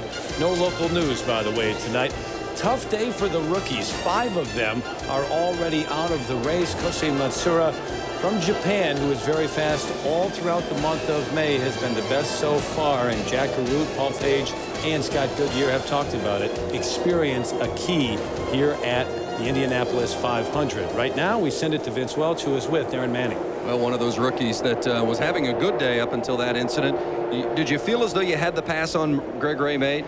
Yeah, I was actually trying to pass Unser Jr. as well at the time, but so I don't know what was going on with Greg. I don't know if his spotter hadn't told him that I was there, but you know, he just kept coming and clipped my my left rear. So you know, he should have maybe even seen me because I was well alongside him. So just a shame. I guess it was my fault really, because for being at the back of that in that position anyway. You know, I didn't have it in gear in the pit stop, and that dropped us right to the back of the field when we were running in third. So. Just a great shame for Team Target and Toyota, because you know, that we were right up at the front of the field by that second stop with you know 120 laps to go, and you know, I had a quick car. We were setting fast laps. I was able to overtake and run with everybody out there. So just a shame for all these guys to put such hard work in. So a bit disappointing. It was your first Indianapolis 500. Did it live up to everything you had hoped it would be? Well, it bit me. That's for sure. You know. Yeah, just I think this is what the month is all about. You know, the highs and lows. You know, somebody's going to be on a big high at the end of another couple of hours of racing, and you know, me and Sam, two favourites, we're out already. It's a bit of a shame. Let's go to Gary Gerald. Roger Penske has had such grand success at Indianapolis, but you've experienced a lot of lows. How disappointing, from your standpoint, Roger, when an incident like what happened in the pits puts you in track position where your driver ends up in peril? Well, I think, as we all know, we have to have perfect execution in the pits. We had a problem with the vent, and I didn't want to take a chance of leaving it in there because we knew a piece was in. We came in, and unfortunately, when you're in the back of the pack, things happened, and unfortunately, Sam got collected. But he drove a great race. He led some laps at Indy, and we'll see what happens here with Elio. What are you telling Elio in terms of weather? Because I understand you're reconnaissance guys, and you're always on top of this. Say we're in for another round of wet stuff? Well, I think you can feel it in the weather right now that something's coming. I don't know exactly what Cindric is telling Elio right now, but hope they get this thing green pretty quick. All right, thank you, Roger. Jamie? Well, finally, P.J. Jones got in the field at Indy. Unfortunately, your day was cut short. What happened, P.J.? Yeah, and had a good way in your first 500, but just, you know, we were struggling a little bit. I mean, that's no secret, and short on laps, and I just didn't have the car the way I wanted it, so we were just trying to run laps, and I thought everything was fine. I was a little loose, and all of a sudden, next thing I know, I'm in the fence. I don't know if I got high and then just hit the fence, or if a tire went down or whatever. I don't know. It just, I unfortunate. I mean, Hitachi and Mike Curb and Curb Records and Agajani and Fab and Greg Beck. I mean, just not how we wanted to end it today. But I just thank for their help, and hopefully we can do it next year. Well, the first half of the race, were you feeling all right with your feelings? Was everything you thought? Oh, I was great in the car, and we were getting good restarts, but just couldn't make it happen. Perfect. All right, Jerry? I'm with Kim Green, and Kim, your driver, Tony Kanaan, seeing the skies getting darker and the wind picking up. What are you telling him? You know, I mean, I hope we get to run the full 500 miles. Obviously, if it poured down rain and washed us out right now, you know, we are in a position to take advantage of that. But from what we are seeing of weather and informing on weather, it's so patchy that it could hit or miss. So I think that, you know, we've got to try and hold the point when we go back to green, and you know, see if we can just run our normal race at this point anyway, and you know, and hopefully fate will be okay for us, because you know, when the pit's open, if you stop right now, the risk's just as bad the other way. So you know, I know Brian and the IRL said to us at the last stop that they want to run the full 500 miles, so that's what we want to do too. All right, they're trying to keep Tony Kanaan calm. Terry Gannon, they're trying to calm him down, not to overdrive the car, because weather may be moving in. And the clouds are moving in right now, Cherry, as you look at the radar and you look at those storms to our southwest. The race is official, though. Remember that. So Tony Kanaan in the driver's seat in more than one way at this point.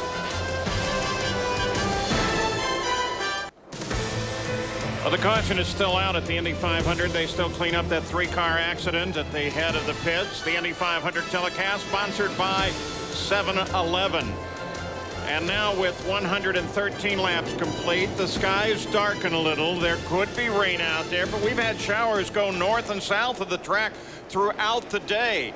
And here's something to remember. 19 cars are on the lead lap. And the way they have been bunching, that means that there are 19 cars within about 1/3 of a mile of one another, which means they're all within 1/3 of a mile of this guy, car 11, Tony Kanaan, the current leader of the race. But it's still very much anybody's game. And you heard Roger Penske's told him to go ahead and go full rich for Helio Castroneves. Todd Harris? Well, gents, how tough is Sarah Fisher? She's battled through the flu. She's doing fine. She's gotten through the weather. The car's running great. Unfortunately for the Bryant Kelly Racing number 39, someone has hijacked her radio frequency. So every now and then some fan or someone in the area just pipes in and starts talking to Sarah, and she's asked them repeatedly, and I quote, "I don't know who you are, but will you please stay off this channel until the race is over?" Paul? That's dangerous. I hope they find out whoever that is, and it costs them a lot of money, if not some time at the government's expense with rent. At least Sarah Fisher continues to persevere. She may be back in 22nd spot, but usually by this point in Indy 500 in the past, she's been watching from pit road. Kudos to her. The pits are now going to come open. Remember, obviously they had to be closed because of all the debris that was at the entrance to the pits, because that accident happening off of 4 came right down, hit the barrier at the end of the pit wall.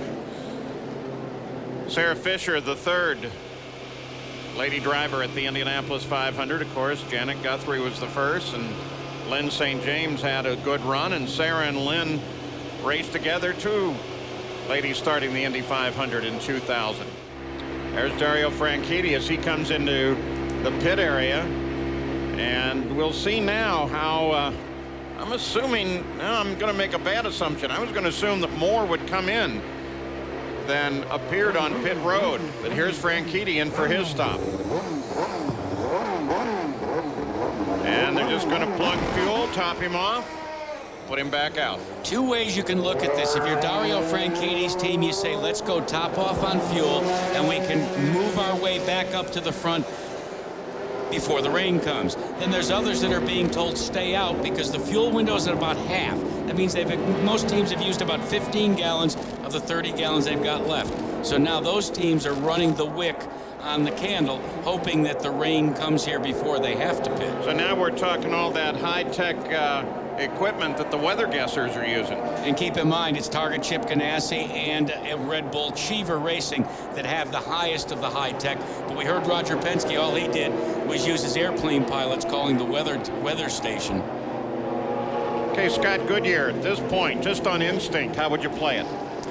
Well, I think Jack hit it right on the head, because right now Kanaan and Weldon are just going to sit there right now and have to look at this and go, man, I hope that we get another yellow if we need fuel. If they have to pit underneath green, we'll probably end up losing a lap, and then it's wide open to what might happen after that. On ABC on Wednesday, 4 couples choose to test their relationship's biggest issues to see if it's truly meant to be. The series premiere of the Ultimate Love Test at 10, 9 Central. ABC on Wednesday. Now they're telling the front of the field that it's 1 lap back to green. Chevrolet Corvette pace car out in front. Tony Kanaan follows that pace car. It pulls off, and now Kanaan controls the field. First 19 of those right together. Roger Yasukawa, he's had the target fastest. Green, next time by. Remember, use fuel position 1. Target fastest lap of the race at over 2:16 on the 55th lap. Remember, every restart, we've seen these guys buckle up and then really start to dice it up for about a lap and a half. Let's see if it happens again, guys. Down the long backstretch. This may become the critical restart of the Indianapolis 500. Kanaan, Weldon, Castroneves, Herta, Fernandez, Dixon, they're all right there. Remember, Weldon's been plagued with a problem in the 4th gear. Kanaan picks the pace up. That problem didn't show up on the last restart. We'll see if it comes up now. Green flag is out. Back to speed at Indy. Weldon stays right with Kanaan, right in his wake. Kanaan was smart, stayed on the low line, tried to make him go around the high side. Side by side, Weldon goes to the lead of the Indianapolis 500. And used the draft on his teammate and was able to work through the unstable air to take the lead in the Indy 500. So much for 4th gear, too, huh? Yeah. Elio Castroneves now trying to set up Tony Kanaan. Brian Herta comes in behind Castroneves. This could go 500 miles. It could end at any moment. Anything seems to be able to happen on this day.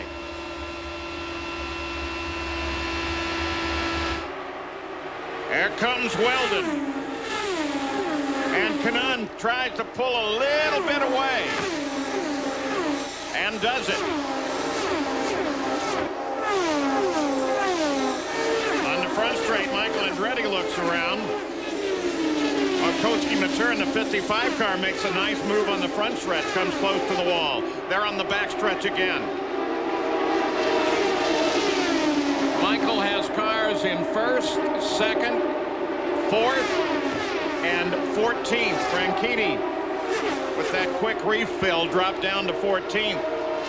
But of course, if they go the distance, that's going to carry him further.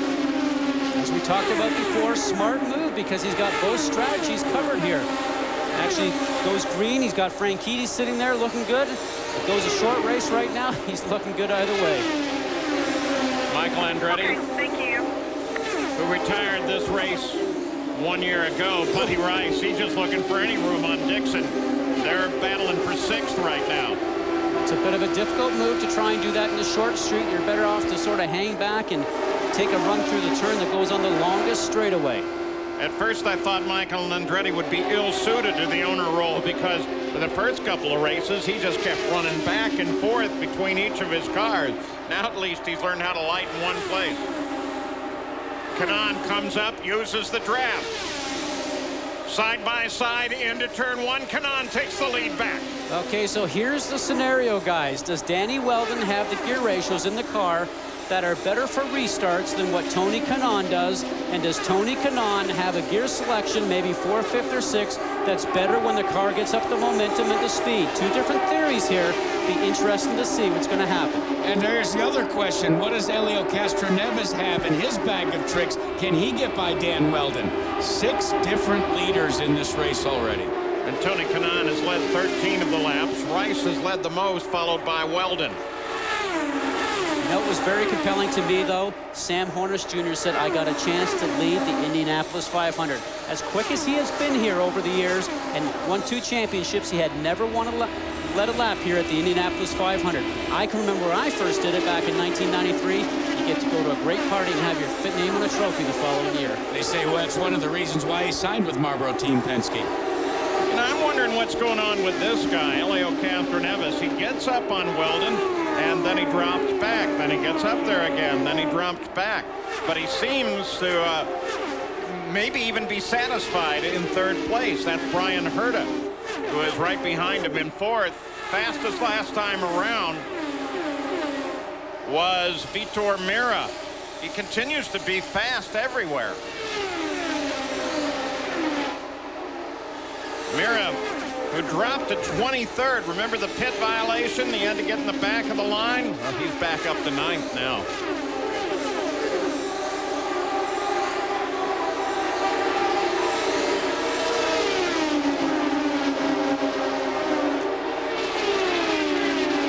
What a great day for Brian Herta. After not so great day on pole day during qualifications, into the safer barrier. The team went to work, rebuilt the car. He qualified on second day, and then in practice, another crash. That relegated Brian Herta to the back of the field, but he's worked his way up to run in fourth position with his teammates. And that second one was the qualified car, so it was overnighted to Aerodyne, and they did some great work on it, got it back within 24 hours. Top three. There's Weldon second. And Castroneves. Now look, Castroneves closes up again.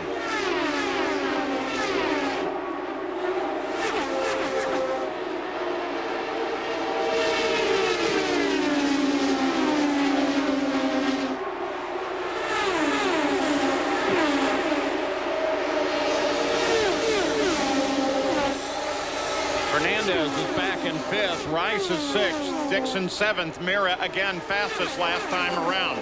Jamie Little? Well, Greg, there's certainly been three sides to this story. We've heard two. What's your take?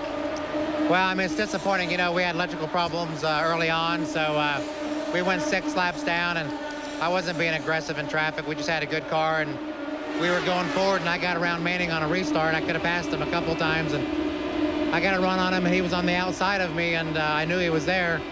You know, I didn't know Sam was quite as close as he was, but I gave Daring room, you know, but he's out there. It's pretty slippery on the high side, and, you know, I looked at the replay, and it's one of those things we got together. But he had room there, but it was tight, so it's unfortunate for all of us, unfortunate for our new sponsor, Rent-A-Center, before MasterCard. So, you know, it's kind of like, well, I knew we had a good car, but that's the way the day goes. All right, Greg. Well, tough day. We heard that he wanted to try and get 10th in order to keep racing this year. Guys, we'll have to find out. We'll get back to you. One of the few owner drivers in IndyCar racing, Greg Ray, has been facing a financial crisis. Fellas, we'll just have to stay tuned and see if he makes it to his home track, Texas, in a couple of weeks. We watch Castroneves do it again. I mean, he drops back, and then he comes up to within 2/10. That's where he sits now.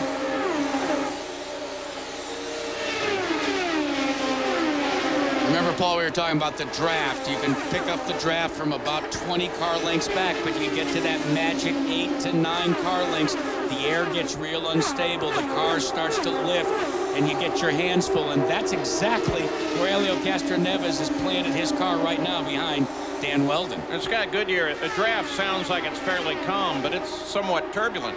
25 lengths back. There's a lot of turbulence around here, Paul, that the drivers don't experience all month, simply from the fact that you've got 33 cars out here starting this race, and it becomes a little bit of a swirl pot. So the more cars in front of you, the more dirty air you have, and the more difficult it is to drive the car.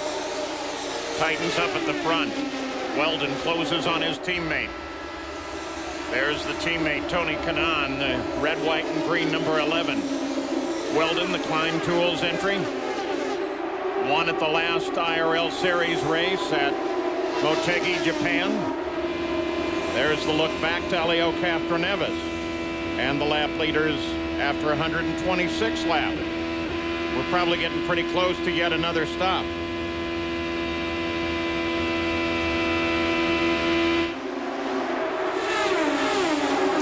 You look at these first 3 cars, and you've got Tony Kanaan, who's best friends with Helio Castroneves, who runs in second.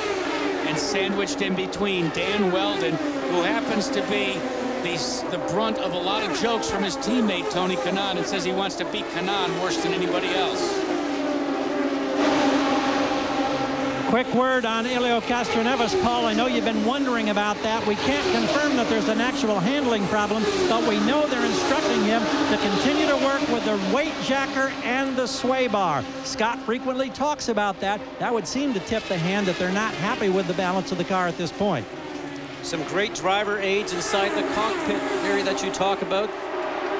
The weight jacker actually helps transfer some weight, maybe over here to your left-hand wheel if the car's starting to push, then goes up towards the wall. The weight jacker is located in the little button on the steering wheel. Like I said, puts weight over here. A little bit of drafting going on. Here's seeing Al Unser Jr. for the first time today. Franchitti takes him away. Down through the turn, now through the short chute. They talked about the weight jacker. The weight jacker's over here just underneath this left hand that we talked about. It's right there. Also, the roll bars are there. He can adjust the weight on the car in the front and the rear.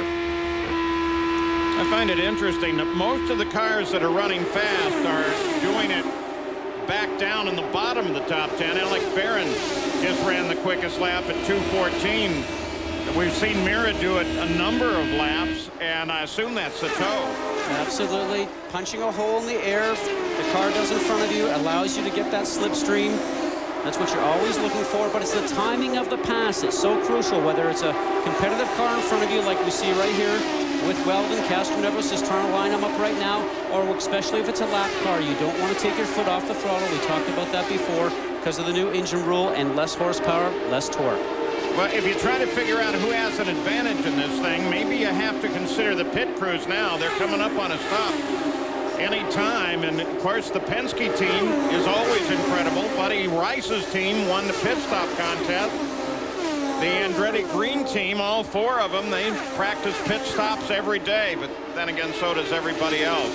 They're so closely matched now, and change those tires off in 7 seconds, and now with a smaller fuel tank, 30 gallons, the fuel goes in about the same time it takes to change the tires. But the most important thing that these crews will have to concern themselves with is being calm during the pit stop.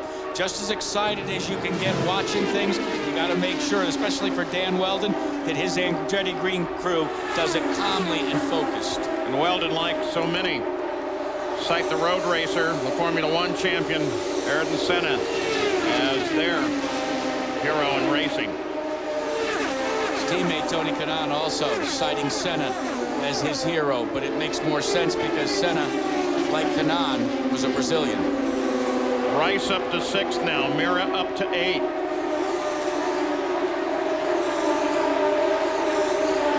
Oh no, another one into the wall. And it's Marty Roth, another rookie. There again, just right side damage, guys. We have to speculate. Maybe just a little bit too high up out of the groove. Gets in that gray and then ends up hitting the wall. 7th caution of the day. He crosses the straightaway and will come to a rest down at the end. But this will close the pits, and then they're going to be stretching the fuel tank, though under yellow conditions they get as much as 10 miles to the gallon. So at this point it shouldn't be a problem, and it looks like Marty Roth is fine. 45-year-old rookie, and as I said at the top of the show, you had a situation where experience is so important because you make so many pit stops, the car changes so much, and we've seen it take its toll on newcomers here at the Indy 500. Getting the safety crew right there. Yellow is out for the 7th time on the 132nd lap, and 36 laps since the last pit stop for most of these cars. We'll be back.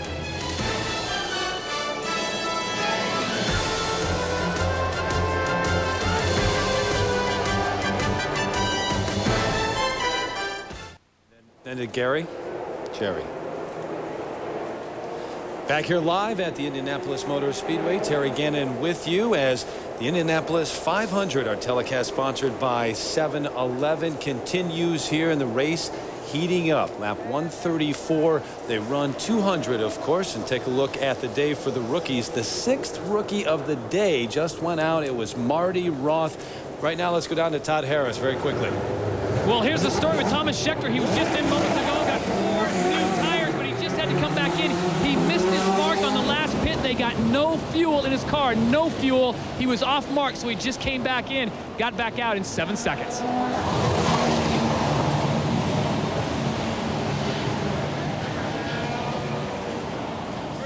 So the problems continue, this time for Thomas Scheckter, and we saw all the problems for the rookies in this race. And Marty Roth, that was just a moment ago before we went to break. The crash, Marty Roth, the 45-year-old rookie, hitting the wall and right down by pit row. They did obviously open up pit lane a little bit early. The guys were talking about them closing that and the miles that you can get under caution, but they opened it up. Castro Neves had a problem during the pit stop as well. Let's go back downstairs to Jerry. Terry, I'll tell you, this is something that I can't remember seeing with the Penske team. Elio Castro Neves, apparently a miscommunication on the radio. I heard him saying something about they wanted him to, he thought he meant to go right. He pulled to the right side. He missed his pit box entirely. They had to back him all the way up, roll him in, and then up on the jacks. The rear wheels were spinning. You can't drop it off the jacks with the wheels spinning. They had to get that slowed down. By the time he got out, he went from 3rd place to 17th. A huge, huge blunder here, and oh so costly for the guy who's never finished worse than 2nd. Jerry Punch. Well, teammates Tony Kanaan and Dan Weldon came down pit road 1-2 in that order, but on the way down pit road, Danny Weldon begged his crew, guys, you have got to get me out first. I think it's going to rain. Please. All the way down pit road at 60 miles an hour, and guess what? They did by about a half a second over Tony Kanaan. They beat him to the end of pit road with a 4-tire stop, so they did what he wanted to do, get him out first. Let's go up to Vince. As one of the teams that has had a splendid day today is the Andretti Green team of Brian Herta. Remember, he started 23, but his Dallara Honda took advantage of an early stop when everyone else came in, and he stayed out. They played the fuel mileage game and then got a break with the rain that came. Since then, Herta has been up near the front, and his car has been splendid. They have made 2 very minor adjustments, and that's the only time that they've even touched the race car today. Brian Herta, maybe the less publicized of the foursome of Andretti Green, now running 4th. Let's go to Jamie Little. Well, guys, I got an update on the IMS safety worker who was injured when those 3 cars came together earlier. He is awake and alert, but he is going to Methodist Hospital to get x-rays on his feet. We wish him a speedy recovery, and our hats go off to the safety workers here at the races. They're doing a heck of a job. Terry? All right, Jamie, that was during that 3-car crash that we saw a little while ago. Let's go back to lap 64. The 2 rookies getting together, Ed Carpenter and Mark Taylor, into the wall. They competed against each other last year in the Affinity Pro Series. They go into the wall here at Indy. Lap 59, this will be critical. Buddy Rice in the pits. He was leading. The bottom of your screen, he stalls the engine coming out of the pits, and that allowed Tony Kanaan to go ahead. Here's Kanaan passing Dan Weldon. This is lap 104. Kanaan and Weldon going head-to-head, so Kanaan getting the better of him there, but just 1 lap later, this is where the 3-car crash took place. Manning, Cornish, and Greg Ray, and they go down near pit lane. And for Sam Hornish, you know, all the problems he's had at the Indianapolis Motor Speedway. He's won the series twice, but just can't get it together and have any kind of luck at all here at Indy. And there is Sam, who actually led the race for the first time in his career at some point earlier today. And Weldon making a move for the lead. And Weldon, you've got Kanaan, you've got Brian Herta, all 3 driving for Michael Andretti. So perhaps Andretti could get a win as a team owner, even though he couldn't win it as a driver. And again, the battle, and Kanaan taking the lead a little while ago, and all the action in the pits that we just saw. Let's send it back to the guys calling the action, including Paul Page. But Terry, this is going to be real interesting now. Bruno Junqueira, this is a one-time deal. Newman Haas comes over, puts together a really eclectic group of guys to run the team. He won the pole here in 2002, and right now he's in a position to win the Indianapolis 500, but he is out of the fuel sequence. He's probably 14 laps from his stop as the green flag comes out, but I'm sure they're gambling on weather.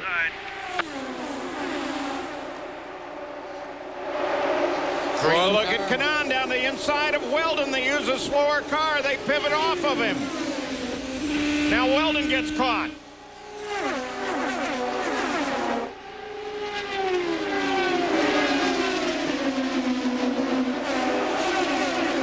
Well, if the pit stop was costly for Helio Castroneves, that restart was pretty costly for Dan Weldon. Now this race, Rice is in that one. Oh, man, look at this. 6th place, Dixon.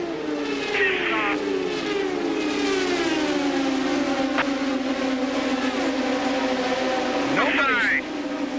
You're clear. Again, the sparks off of Weldon's car because it's heavy. Just been refueled, bottoming out on the track.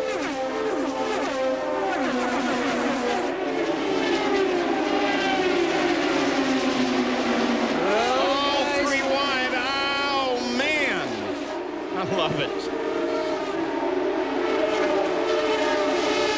Franchitti tries to get a nose in way down on the low side. He loses momentum.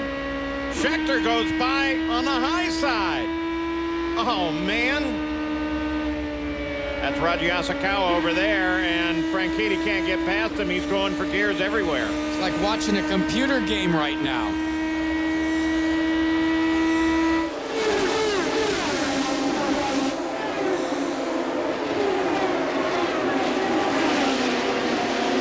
Neves in 15th now.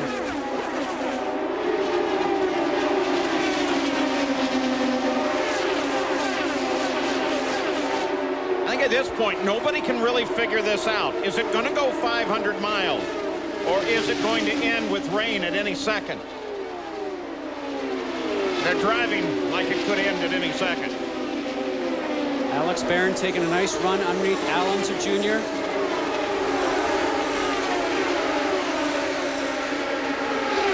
Sitting down.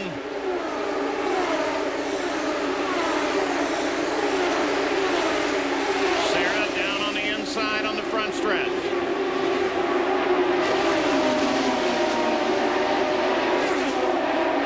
know, it's truly amazing. You look all up and down the gigantic grandstand, 5/8 of a mile on the front stretch alone, double deck, and everybody's standing.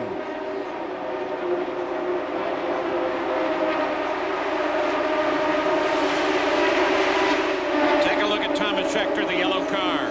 Whoa, that was on that restart. You got the momentum, use it. Well, the one thing I know for sure, Scott Goodyear, is that he's got the correct restart gears. Correct restart gears, and he's got a lot of bravado, I think, too, to be able to do that around the outside. Firestone telemetry on Scott Dixon. And by the way, tip of the hat to Firestone, who put together some amazing tires to be able to run at Indianapolis so efficiently. Junqueira, Kanaan, Weldon, Herta. So 3 Andretti green cars lined up behind Junqueira. Junqueira is probably 9 laps from his next stop. Everybody else going to go a lot further. Bruno Junqueira, another one of the Brazilians that came up through karting. He, along with Tony Kanaan and Helio Castroneves, spent most of their younger days down in Brazil racing against each other in go-karts. That last lap, Rice made quick work of Herta, got a nice draft, slid underneath him, and pulled out a good 15-18 car length lead. There's Buddy Rice, the 15 car, making his presence known back at the front of the field. And Carl Haas never won the Indianapolis 500, and it's strange to see him without a cigar. He normally doesn't light it, but he normally has it. Hasn't had the cigar all this month here, and I asked the folks why that was, and they just said, well, he wants to change his luck. He's never won the Indy 500. Look at that, too. He constantly writes on a pad. Very superstitious guy. Castroneves has moved from 18th to 12th. Now, what will assist Castroneves, guys, is if there's another yellow, he gets to make up the space that he's sort of lost from the guys that are up front and didn't have to deal with the traffic. He needs another yellow to be able to come in for fuel and then pack up and have another opportunity to make up some spots on the restart. Rice is beginning now to reel Weldon in. There's the look from Weldon's car back to Buddy Rice, the pole sitter.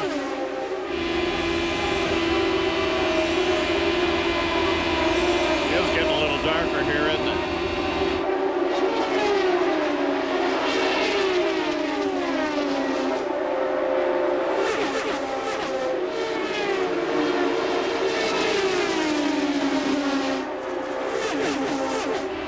Michael Andretti working the gum overtime. Here we go. And Kanaan, just that easy, goes around Weldon. What's up with that? And here comes Rice. Is something wrong with Weldon?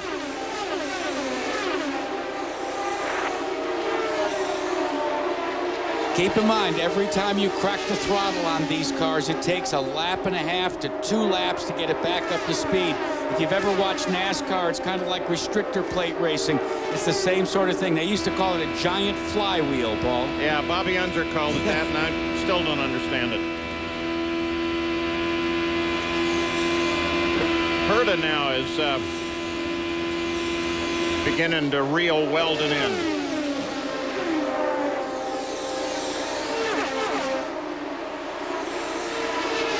Jamie Little.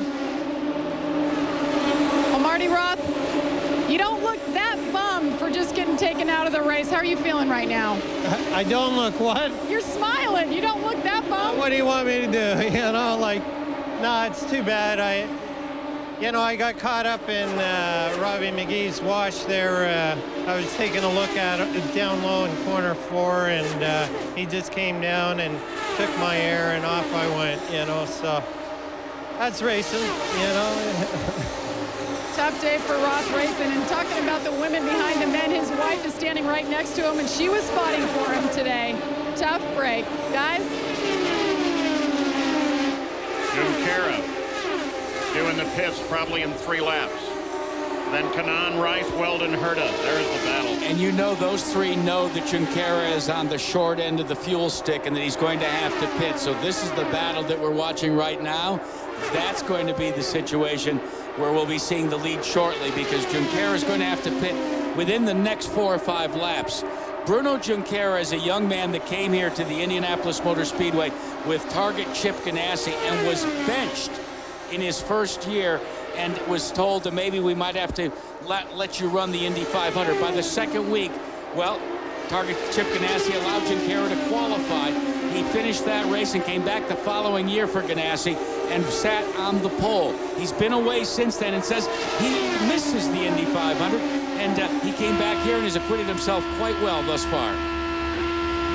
One of those quiet Brazilian road racers that take to the high-speed oval like a duck to water. And you can bet that Carl Haas probably trying to do a rain dance down there. So if he can get it to rain in the next couple of minutes, well, next minute and a half, this race could end with his guy in front. Remember, we talk about a football field a second for Bruno Junqueira right now. It'll be interesting. Do they short pit him? And what I mean by that, when he pulls onto pit road with weather approaching possibly, do they just put a little fuel in to try and stay out there? The way he's building this lead, Scott Goodyear, at a football field a second, I think that might be what the plan is for Jim McGee's. One possibility. And the other thing I wonder about Weldon, guys, is that maybe as he leaned the engine out to maybe try a different strategy, maybe possibly to run a little bit leaner, maybe make a few more laps on this tank full of fuel. On the sweep of the top 5 positions, though. And Toyota down in 6th, Chevrolet's first mark comes at 11. We talk about Hondas, Jack. Right now, there's only one Toyota in the top 10, and that's Dixon in 6th. The other ones, 1 through 5th, and then 7th through 10th, is all Honda. With a 3.5 second lead, 3.4. Junqueira will drop well back About all they can do is what Jack suggests, just short fuel the car. And Junqueira is on the pit road, so is Takagi. Copy. Remember, keep your foot on the brake. Keep your foot on the brake during your stop.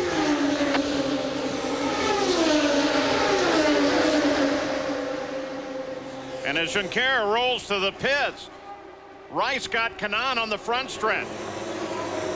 Bruno Junqueira is in. 221 years of Indy experience on this team for Newman Haas Racing. Everything routine, no aero changes, revs up, full load of fuel in, he's gone.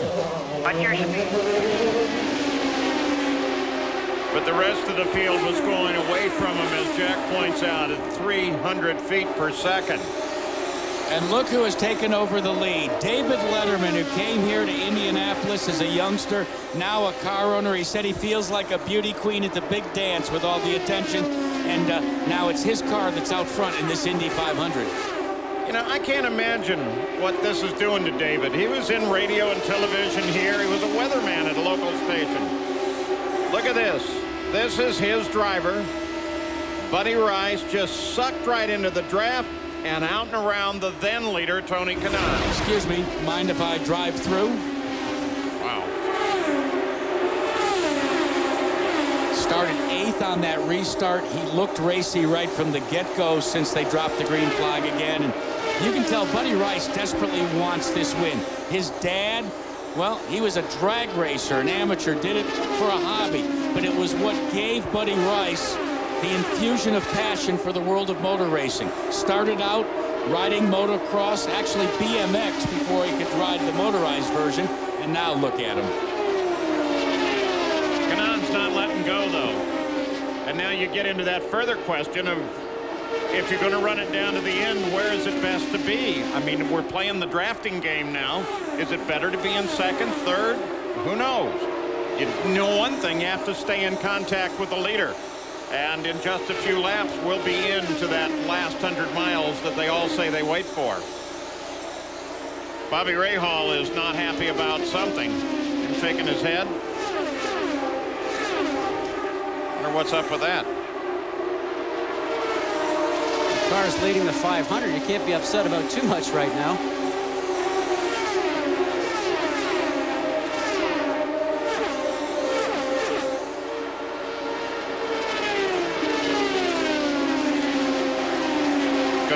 Slower traffic ahead. Maybe that's what's concerning Bobby, because anytime you come up on a slower car, that can be an issue for you. Try to get word down to them and let them know here comes the leader. Give him a little room.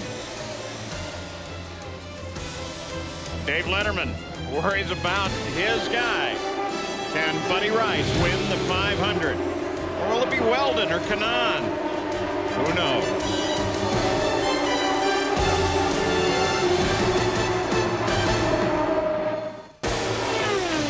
400 miles are complete of the Indianapolis 500. The telecast sponsored by 7-Eleven.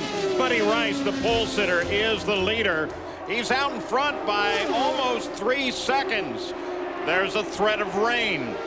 There's these pit stops coming up in about 10 laps. And for some reason, there is a very frustrated Bobby Rahal, who's been running up and down the pits. Second place is Tony Kanaan, followed by his 2 teammates, Dan Weldon and Brian Herta, and then the reigning IRL Series champion, Scott Dixon. We're going down to the final minutes now, the final 100 miles, and it rolls off pretty quick at 215 miles an hour. And also with that whole threat of rain, who knows what can happen just in the next few seconds. And David Letterman from the pits, man, what can he be thinking? Jerry?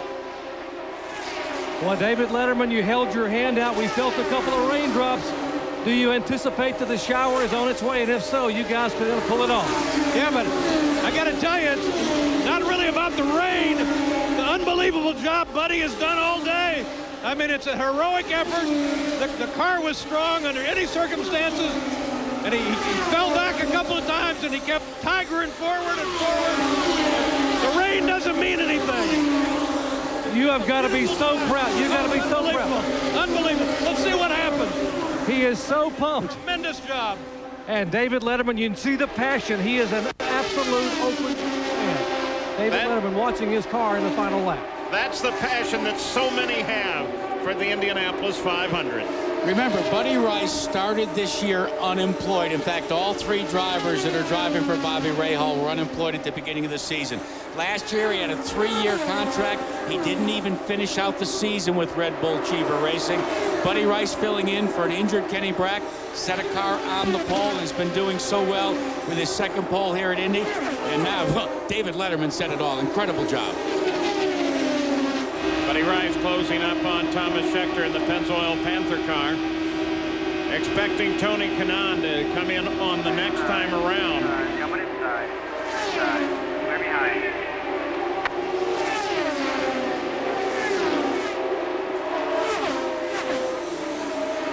You know, an absent a caution, if he stops next time around, what do you think? Is he going to go the distance, or are we looking at a last-second stop?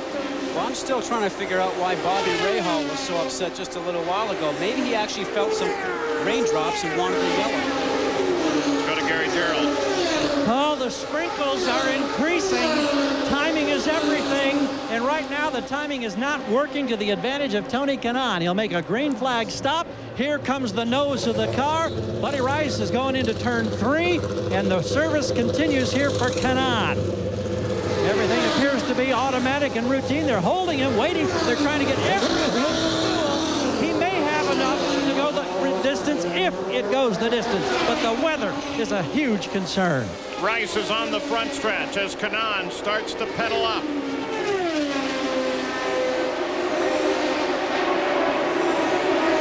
So what happens? Got reported some sprinkles a couple of different places. Will they call the race?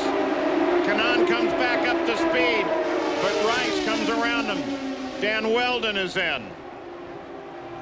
And guys, they have told Buddy Rice you're going to have to pit within the next 3 laps. But the question is, does the rain come? Do we run out of gas, or do we win the Indianapolis 500? You've got to be on pit road in less than 3 laps.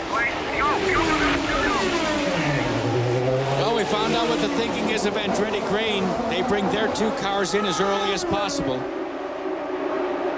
So do Rice and Weldon, or Rice and Letterman, take the gamble of their life and keep that car out with the possibility of rain? 91 car Lazier. Did he run out of fuel? I'm guessing. No, he didn't go that far. He's only 31 laps out since his last stop. He shouldn't have. Again, the crowd continues to stand. And there's the call. They bring Rice in. Brian Herta will pick up the lead.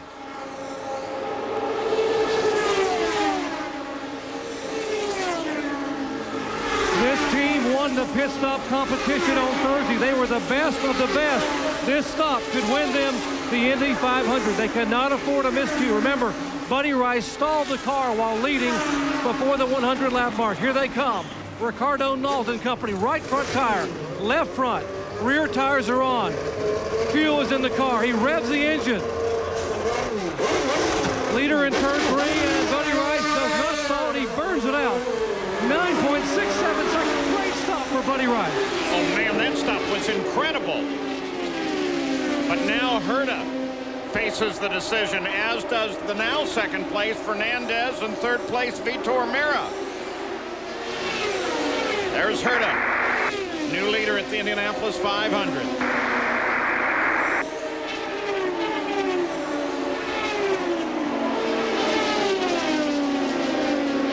Now the top 5 cars, Herta, Fernandez, Meira, Matsura, and Castroneves. They all still have to stop within a lap or 2, unless they pull something out we've never seen before. Took a while, but Vitor Meira has worked his way to the front of the field. Remember, he ran over the air holes during a pit stop, was relegated to the back. Here comes Brian Herta. So Fernandez now will pick up the lead. 60 miles an hour along pit lane, guys. Seems like an eternity when everybody's going over 200 on the front stretch. Dave Sharpley has a crew cam on the right front for Brian Herta's car. Vince Well. This crew has been flawless all day long. The fuel is in, the tires are changed, and down he goes. Excellent work from the Andretti Green team, and they slap high fives with the satellite radio team. There's Fernandez, the new leader, and he stays out.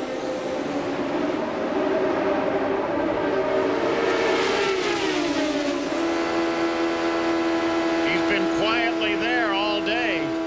Look back from Dixon.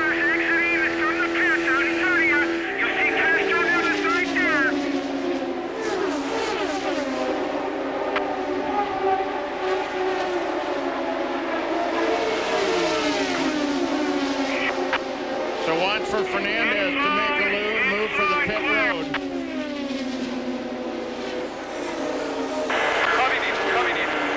He's milked 37 laps out of that car. Now he says he's coming in. Pulling on tires, guys. Pulling on tires. Got that? Gonna clear pits all around you. Fernandez gives the instruction to the crew. Gary Gerald. All the raindrops are getting bigger. The crew looking to the skies. They were pleading for it to open up and rain. But no, now it's Fernandez's time to come in and make a green flag stop. With 29 laps to go in the Indy 500 and weather imminent. Adrian at the top of the leaderboard, but he won't be there long. Here's the service. It should be the final one of the day. Fueling complete. Adrian is gone. Let's see how far he drops on the pylon. Buddy Rice just went flashing by. Buddy Rice has the lead again. Kanaan second. There's Buddy, the 15 car. Weldon third. Herta fourth. Junqueira back up to fifth.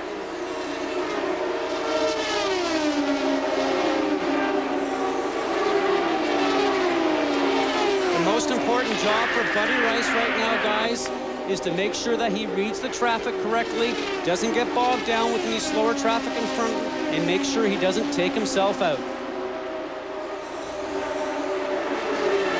Is it going to rain? Are they going to finish the race? 28 laps to the end? And then there's that pesky little fact about guys leading at this point tending not to finish in front at the Indianapolis 500.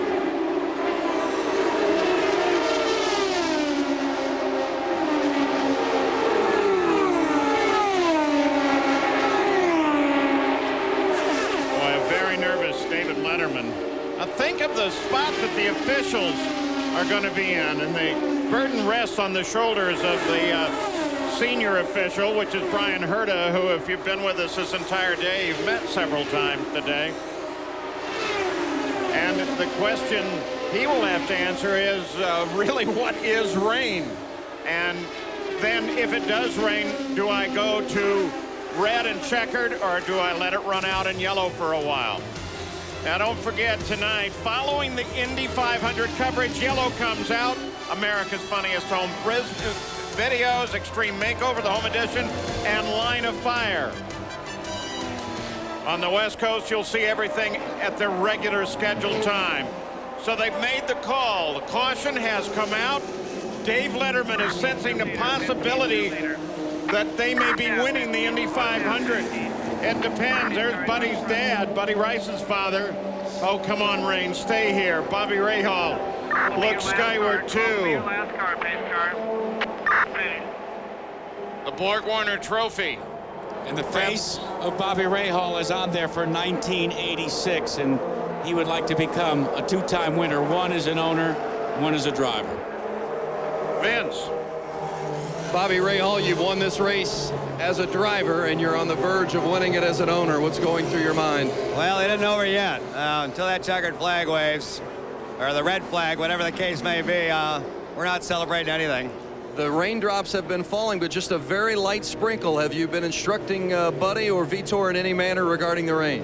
Well, we told them sometime right about half distance it looked like rain was coming in a half an hour, and took a little longer than that, but we know it was coming. And, you know, I know that down there, Scott Remke and Dave Letterman, I know they were telling Buddy to go like crazy. So he made a lot of great passes to get to the front. We saw some video of you earlier, and you looked very agitated, like you were upset about something. What was the situation?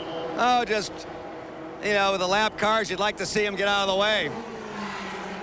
Bobby Rahal, 26 laps away from achieving victory as car owner. We showed you a moment ago the Borg Warner Trophy. Again, there's Buddy Rice's dad. There's 62 silver likenesses carved on that trophy. Will Buddy Rice's be carved on there today? The officials have to evaluate this weather.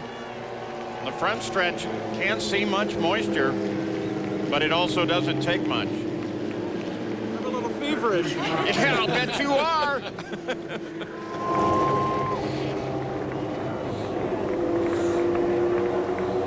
Again, Dave Letterman, growing up here north side of Indianapolis. All of us that have worked here in Indy for so many years know him well. In fact, he and I even exchanged some correspondence from time to time. Consider two good correspondents, I might add. Consider two, Kenny Breck was the guy originally to have been in this car. And then he had that devastating accident in the last race of last season. And he is watching the car he was scheduled for in front of the Indy 500, closing laps, yellow out, and some raindrops falling. Jerry Punch?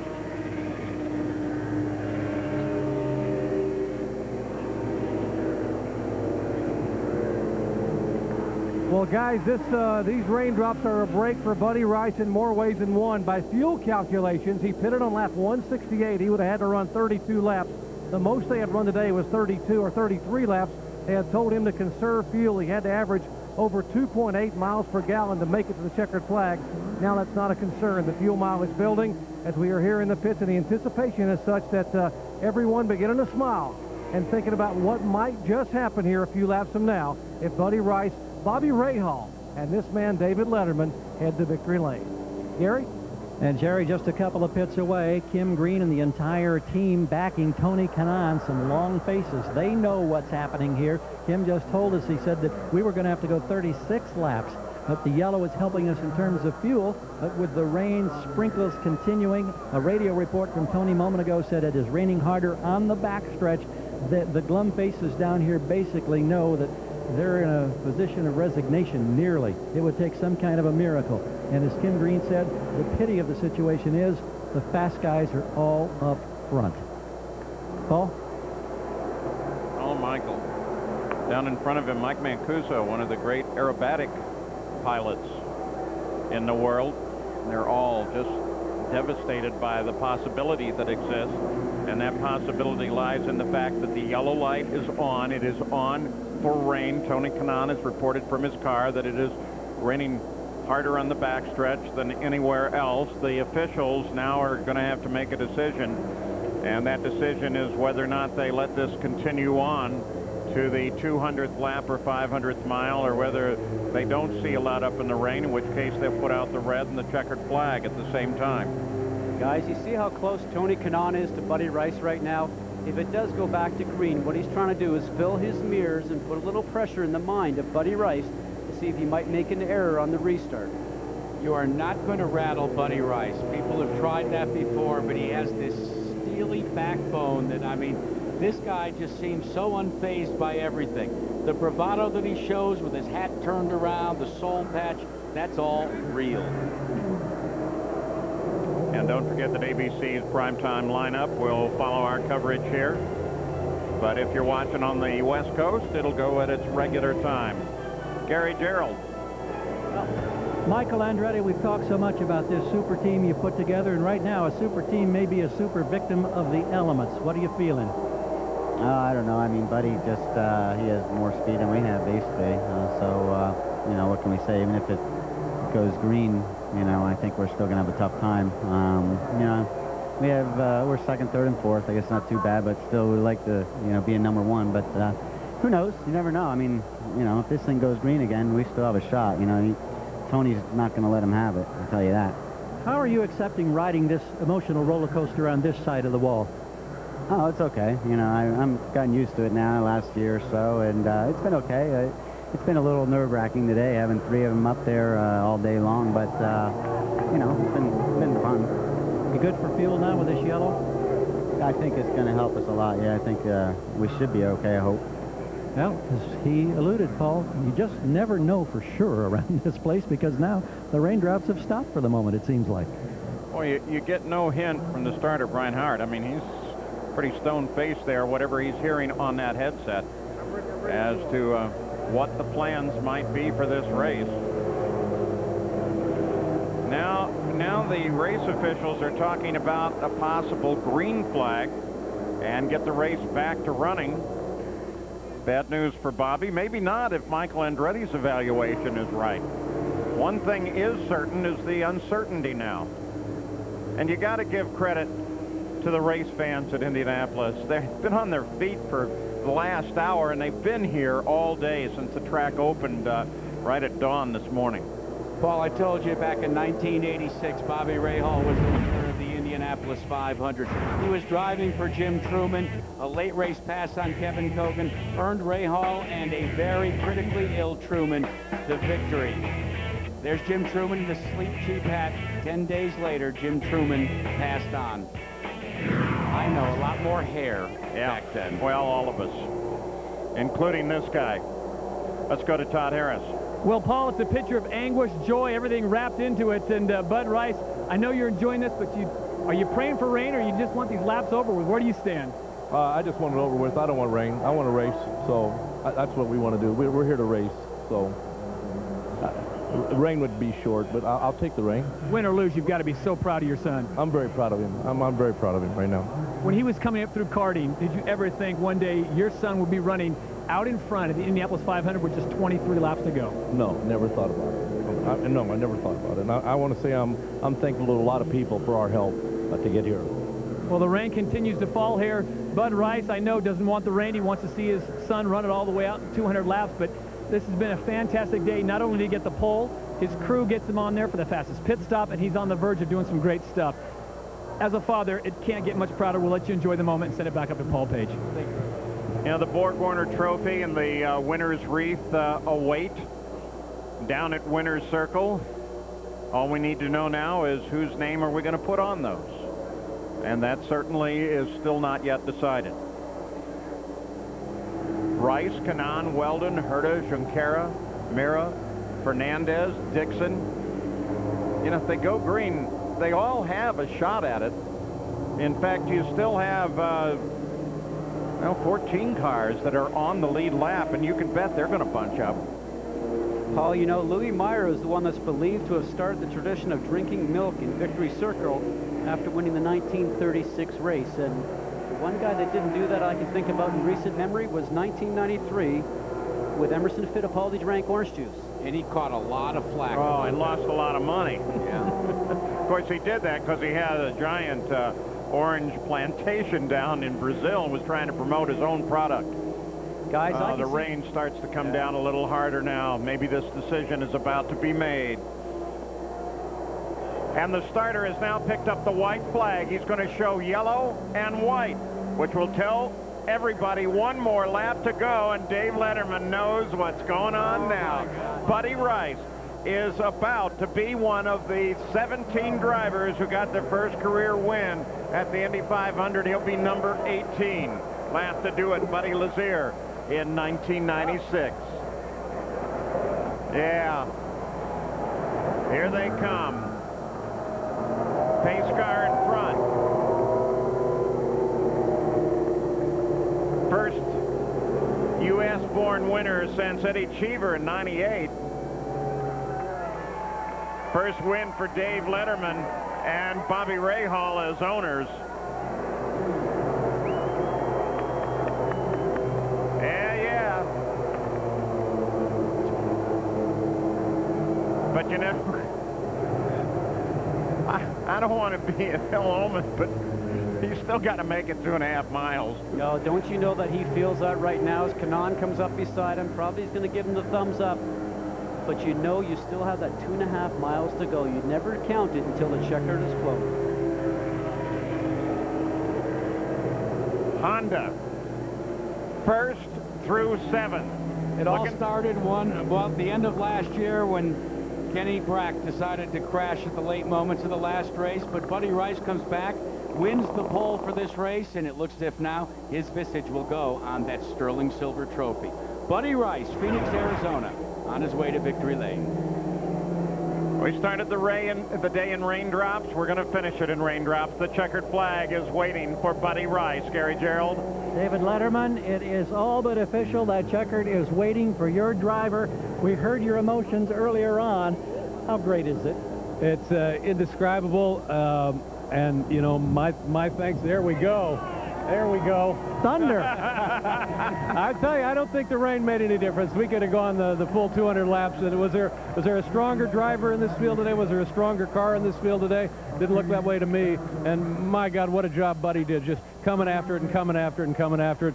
And my thanks to Bobby and to Scott and Honda and Argent and all of these people that really, really work hard and smart, brave, tough guys, and it's just a thrill to be a part of this. Did you ever permit yourself, David, to think about the possibility of this very moment? No, are you kidding me? No, not at all. I mean, when Buddy put it on the pole, I called Scott. I said, what happened there? And he said, well, we made it go as fast as it could go, and Buddy made it go faster. And by God, that was the case, wasn't it?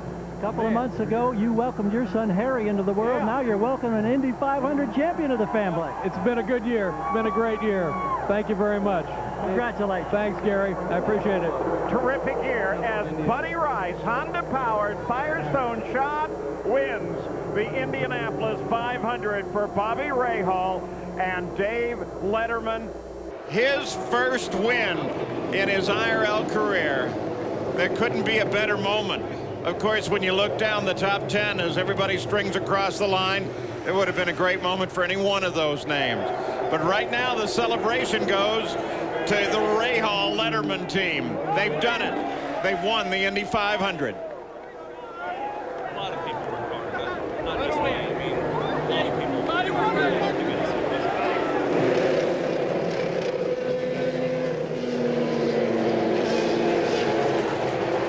Everybody comes up to congratulate Buddy Rice. Todd Harris. Well, he's a very happy dad. He said he was the first Bud, but his son's not Bud Jr. And I'll tell you what, you got to be pretty happy for Junior today. I'm very happy. I'm very happy. Well, the rain really didn't cause the race. Moments ago, David Letterman said, was there a stronger driver? And I think everyone answered no. Today, it was your son, and that 15 car was unbelievable. It was very good, you know, and it was prepared well, and they did a good job for him. So. When you talked to him last night before he came to the track and today, was this anything that you talked about with him, the possibility of victory? Anything? Did you even mention it to him? No, this has never been mentioned. So I just told him have fun and good luck. And now you can go back to Phoenix and tell everyone you know my son is an Indy 500 champion. Yeah, I can do that. Thank you. Thank you very much. Well, with Buddy Rice's victory, the race has been won from the pole 17 times. That's unbridled joy right there. The Indianapolis 500, bragging rights for the year and a big leap in the IRL Series points. Jamie Little. I'm with Michelle Noonan, the girlfriend of Buddy Rice. What has the last 12 hours been like for you? Just absolutely crazy. Just nuts. I can't imagine standing on the side. You can't talk to him. You just have to watch lap after lap. Yeah, it's been very brutal. How bad do you want to give him a kiss right now? Extremely bad. Congratulations, girl. Go celebrate. Thank you. Yeah, head down for that winner's circle. Nice thing about a new team, sometimes they're not even sure where to go. You've seen that, Jack. Well, there's one reason why we saw sunglasses in this rain. It was to hide some of the tears of joy that both Michelle and Bud Sr., I'm sure, are shedding right now for the son and the boyfriend that is now an Indy 500 champion. A final left-hand turn.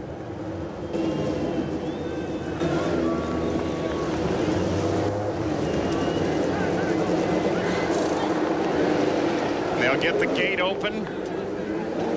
Buddy Rice will pass through it and into history as a winner of the Indianapolis 500-mile race. Rahal wins as an owner, but let's give some credit to Andretti Green. They finished second, third and fourth. Kanaan, Weldon, Herta, Franchitti finished in 14th. A very special moment in a man's life.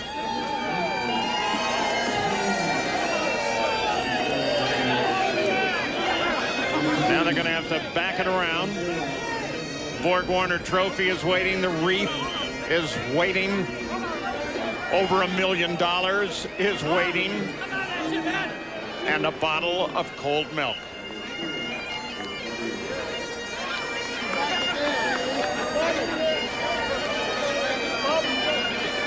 The Gordon Pipers pipe the new champion. Tradition that began when Jimmy Clark came here. But with their pipes, they bring him in. Well, back into take it back into the garage, get it out of the rain. Probably, I'm sure, because the lightning's coming, Paul. They're not going to be standing out there, and you know the Borg-Warner Trophy's not going to be out in the elements. That's for certain. That's what Indy means, right there. And this open day he had for the rest of the year, guys, has now been filled with promotional tours. Yeah, forget it, buddy. Your life is not your own for the next 365 days.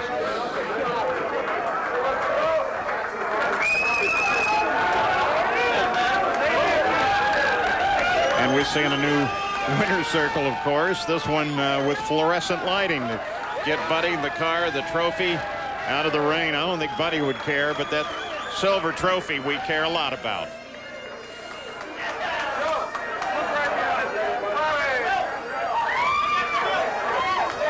Well, the celebration is ongoing. Decades of dreaming, years of planning, and weeks of testing. And Buddy Rice has won the 88th running of the Indianapolis 500. He puts the huge Firestone hat on in the wreath and gets high fives from this Rahal Letterman crew. Scott Remke, the general manager, and now Buddy, the ceremonial sip of milk, indicative of the winner here at Indianapolis. Hey, Buddy, you began today first and you finished today first. Congratulations on an outstanding effort. Decent amount of mistakes, and we had to go through some diversity. We had a little bit of an issue in one of the pit stops, but hey, these guys been fighting all year. We had a couple of these deals won, and they just had little mishaps and stuff that was none of our own fault, so this is great. Recap your life for us and the dreams you had over the early years to get to where you are today. This is just great right now with everybody, what they've done for me and my family and everything to help me out. This is it's pretty unbelievable.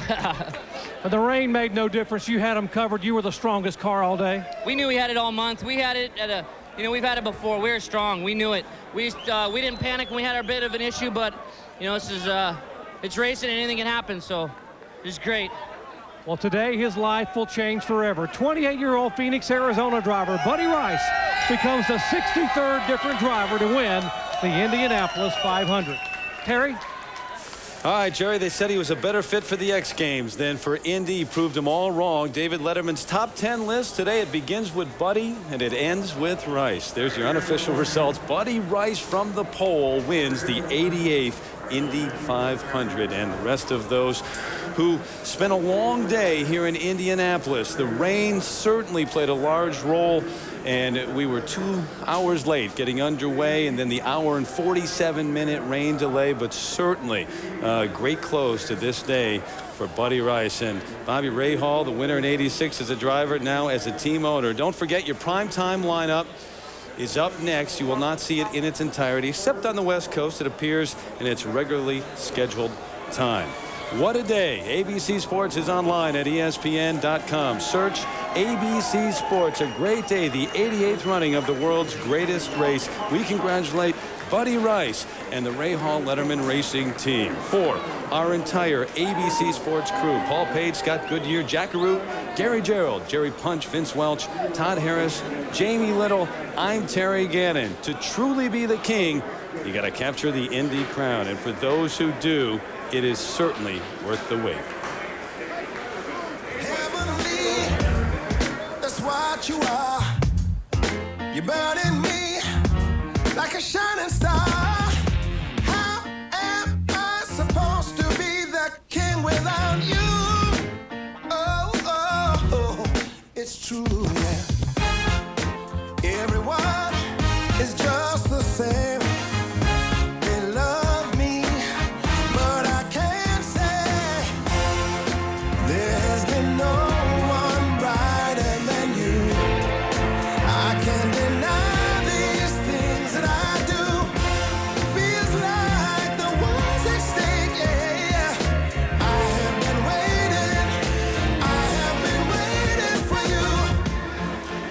wait for the Borg Warner Trophy is over for Buddy Rice, the 28-year-old from Phoenix. He wins the 88th Indianapolis 500.